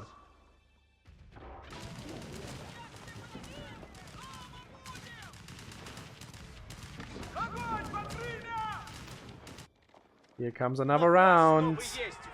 By the way, if it's full desperation mode and you try to go for landmarks like that, these villagers should be here. They also have torch damage. Take a look at that guy. He does 12 torch damage to a building. That's a lot of torch damage. That's more torch damage than these Streltsy.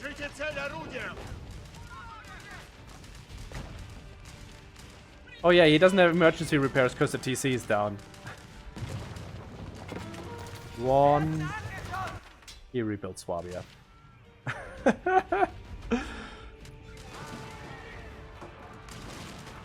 Oh, Iroh is trying so hard for the landmark snipe. He's building all the traps and the horsemen in the world, but it's just not to be.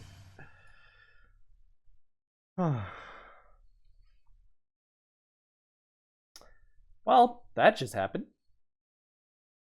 That just happened.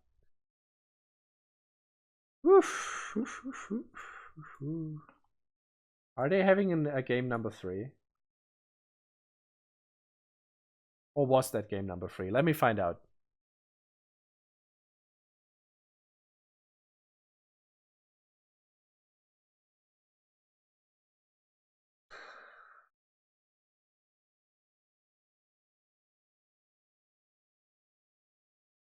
Yes, they are in game number 3.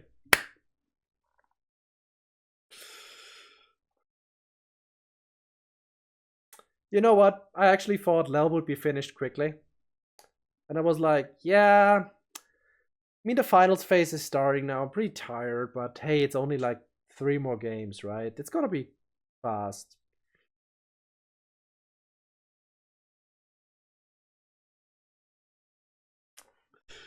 We're going into game number 3. It is going to be on... Oh, wait. I need to get that map. I actually don't have Memento Mori downloaded. I have never seen this map being played, so... let me grab the mods.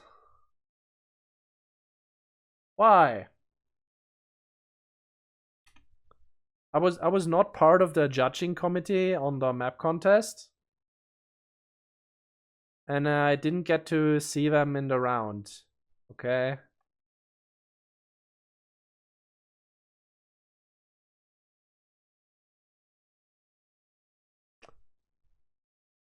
That girl, stop being a little bitch. If I can take another game, you can take another game. It's also Byzantine versus Japanese.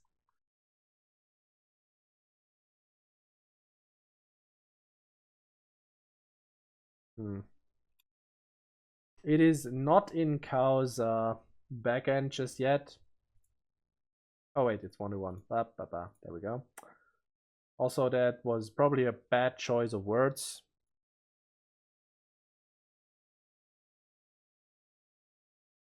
Updates. I'm just gonna use Cauldron for now as a turn. Let's go. Observe match.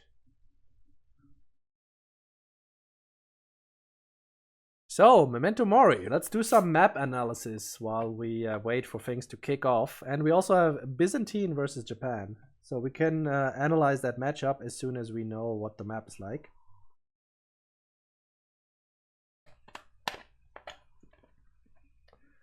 Also, let me get some sugar.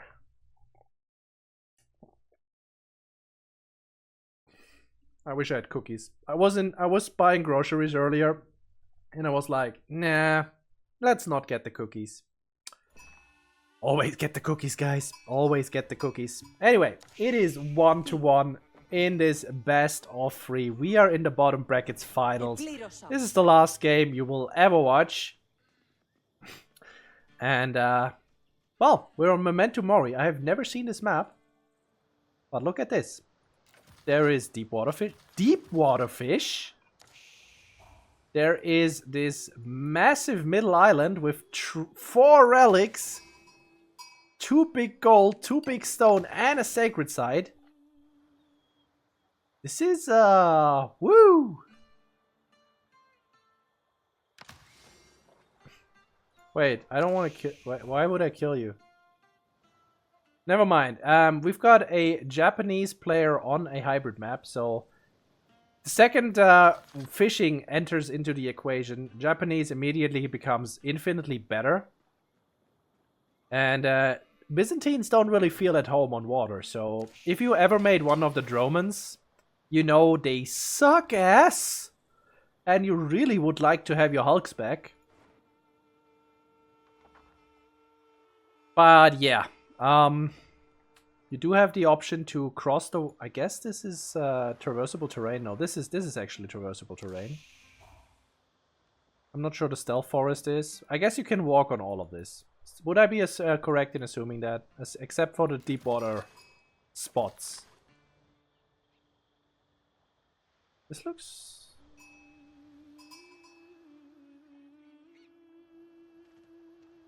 There's no, you're right. On the minimap, it looks like this is not traversable. This just is looking like it because it's a stealth kelp. Okay, I guess this is an island. Cool. This makes it better. It makes it also much better for Japanese. But, yeah.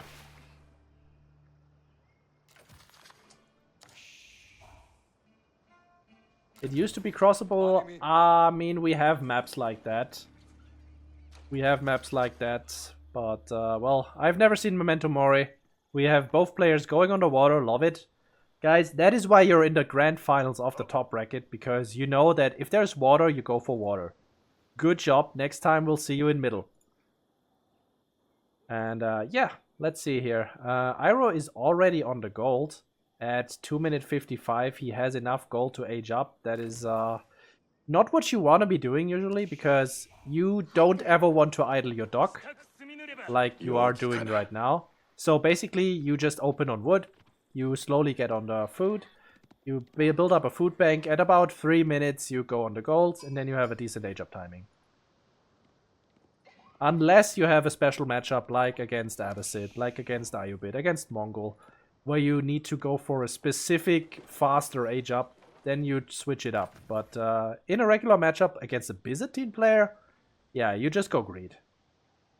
You just go full greed, because you're pretty sure to win water eventually, because, you know, their hulks don't exist.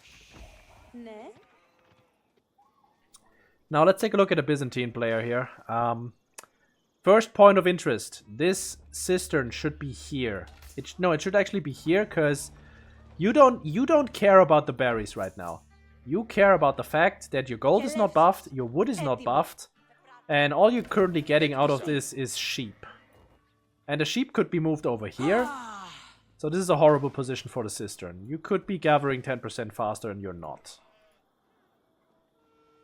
Curse Horse is coming up for Uncle Iroh here. On a hybrid map where your opponent is forced on water and you're fighting for deep water fish and it's very important to win water, definitely try for the Coca. I know it's daunting, I know it's extra micro. Yes, you have a unit with extra active skills, but honestly, how bad is it really? You put the rally point here, you queue up the sabotage on the dock, you have 30 seconds of your opponent cannot produce, and in the meantime you do other things.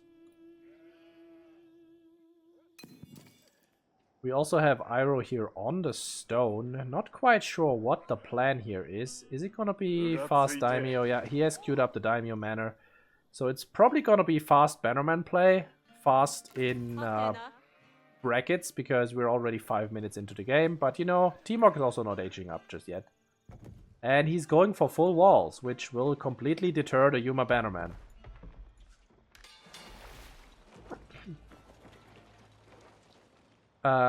There is a map where you spawn on the middle island, split in half by a wood line, which is moving out, which is absolutely amazing. Which is also made by Cario, but yeah, this is not that map. Grand Winery coming up. This is a scary position for the winery, because if you put farms here and you lose water, well, just don't lose water, right? But yeah, I would have put it here, honestly. Walls are about to be finished. Iroh is feudal age. Immediately queues up the galley. And do we get any use out of this daimyo play? Not just yet. Let's find out. Does he have any proxy production maybe? No. Scout finds the full wall off. Sees the dock. Next point of interest for our low elo players. If you're fighting for water, don't split your attention like this. Don't go for the daimyo when you're not really using it anyway. It's buffing your farming economy, which you have one farm. You invested a lot into this. Go for a second dock as you age up, so you can outproduce your opponent. Timok has 2 warships currently in the queue. Okay, he only has 1 dock though. But no. There's a second dock. If he had 2 docks already, he could easily be holding this aggression by the Japanese. Right now he's just idle because he can't fight, because he doesn't have a warship. There's the galley. Gonna get out The fishing boats are currently just mass repairing, but one is getting taken out here. And the second galley is about to arrive. Timok, is he gonna make a Dromon? There it is. So we get the Dromon. It's called a springled ship here. It feels really bad calling this a springled ship. Devs, please don't. It's just sad. It is just very, very sad. 2 more fishing boats getting taken out. Iroh doesn't even want to fight this. He's just gonna go for the damage on the economy. And then he's gonna go home to heal up his boats. Which is a good play, honestly. Timok already has enough wood. Not wood. He has enough oil to go for his first round of mercenaries. Doesn't have a merc house though. Doesn't have the wood right now. And he also only has level 1 water. Please, we need that second cistern. But keep in mind, this is bottom bracket. Both players have won with their main civ already. Could just be they just don't know how to play this, whatever they're playing. And Byzantines is not super easy to play. They have extra mechanics like this, where you have to link your cisterns. They have this huge circle that we could see if I was on Tmox. There we go. Big old circle, where you get increased Gaba rate. And if you build a second one, it also has the circle. Overlapping circle doesn't do anything, but if you link them with an aqueduct, they buff each other. Galley takes out the demo ship. Good play there. And the Dromon stays alive to do no damage for the second time.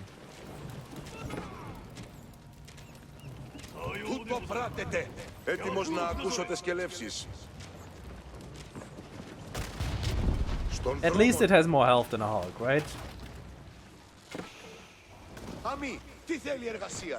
So Uncle Iroh will hold on the water. The Dromon is still alive, going home right now. Manta Sails has been activated. I used this ability way too little. I really should do it more often.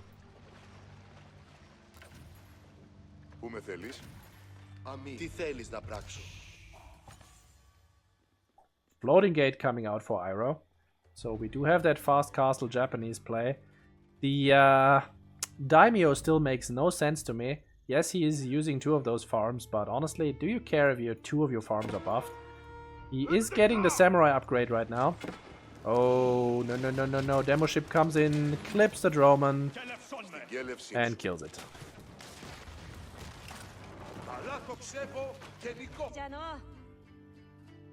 Floating gate almost done. Let's see what Tmok's up to. He has 1,000 oil in the tank ready to be used. He went for the Kashik contract. So this samurai play that is about to come out is not gonna be super effective because the Kashik will be able to hold it off, assuming we ever get some Kashik. There is triple barracks though. Quite scary. And does Timok know what's going on? He has his scout on the top side. Castle Age has been reached, so that means the scout should now just go for a little dip and dive to see what his opponent is up to. There is a Yoroshiro in here. Hardened Samurai are cute. I hope we're getting a Castle Age upgrade as well. Currently Iroh does not have the gold to do so. But he also has a lot of guys on gold. By the way, if you're queuing your floating gate, if you're building it, you queue it on top of the building you want to be buffing with the Yoroshiro, and then you just queue it over to the relic. Just make it a habit. It's good. Timok, on the other hand, he has 8 on the gold right now, but he's producing a lot of warships still. He has made so many, and will he be able to hold this Japanese push with the masked samurai? There's also some Bugeisha in there. There's currently no spearmen. So the Kashik will be doing well. Kashik will be doing a good job of holding this off. Castle Age upgrade, yep, it is going through. Do we also have the range defense? Not just yet. Right. This scout should already be trying to burn through this wall. Just make a little leeway so your main units don't have to do all the work. Oh no, and the Kashik are all the way on the other side. Where are the Kashik actually? Okay, there's 2 of them. Where are the others?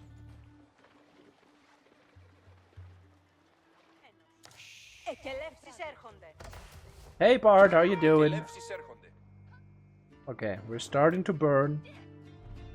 And here comes the rest of the party. Oh yeah, they're in queue. You're absolutely correct. Wow, I forgot that it takes forever to queue these guys. And also, this is not in range. No, that's why it takes so long. Look at that. How much time does it take to produce one set of Keshik? 1 minute and 6 seconds. Oh god, disaster. This might actually cost him the game.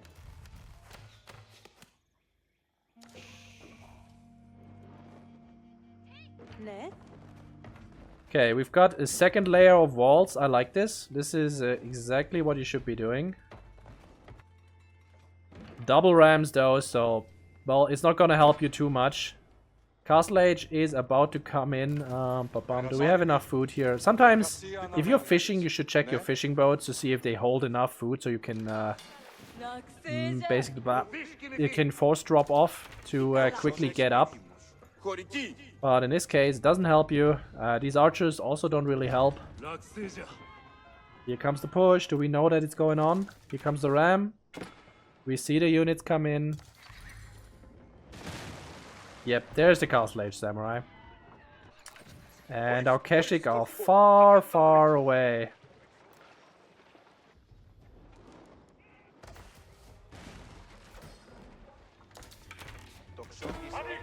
Okay.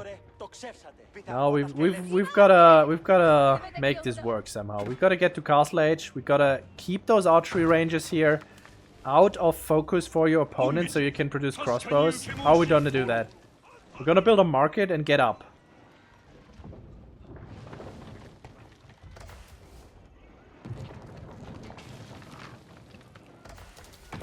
Winery just gets taken down. Nothing really to be done about this. This is now damage control. We need that Castle Age. Honestly, at this point, we might as well need Gulp. I would go Gulp. Oh no, and the villagers are in front gathering. Food is idle. These guys could have been... Okay, there's really no resources in that direction. I guess you could go... No shoreline fish either. Yeah, this is disaster.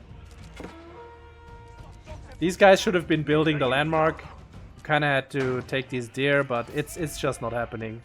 You can't get up. It's too late. It's all too late.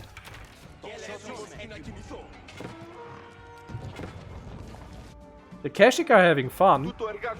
I'm doing really good work here, doing some raids. I mean, it's 9-9 on the eco unit kills. But yeah. Game's done. We have 19 archers that don't do any damage to these Castle Age Samurai. And GG's.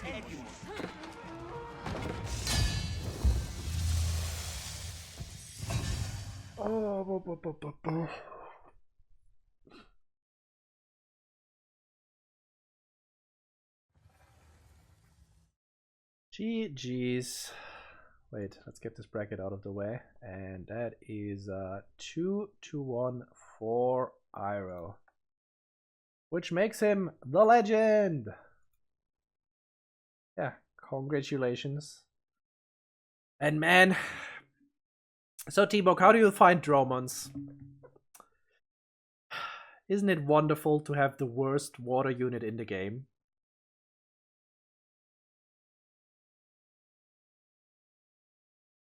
I guess the Imperial Japanese ships are also really garbage, but man, Dromons suck.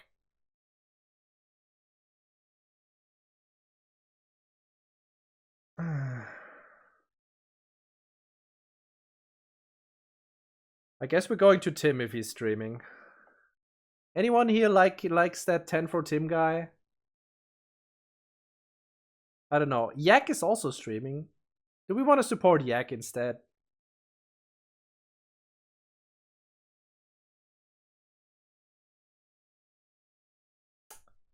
You know, I like them both. What do I do? Can I send half of you one way and the other half the other way? I guess most of you will already be in Tim's stream, so I'm rating Yak. But yeah, you should watch Tim anyway, because he's hilarious.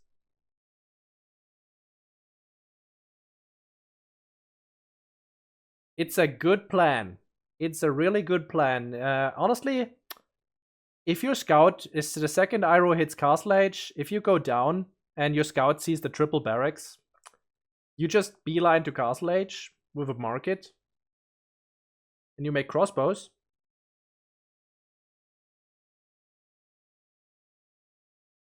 I guess you can against Japanese you still have to scout because it could just be mass Bugashas and then the crossbows just die, but then you have caching. Right, raid Yak AoE. Folks, this has been fun. I should do this more often, probably. And yeah, hope some of you had fun as well. Thanks for watching, and see you next weekend in Low Elo Legends. Well, I will not be streaming, probably, or very late because I have the kid, but hey. Yeah, I will still be watching. So, good night. Bye-bye.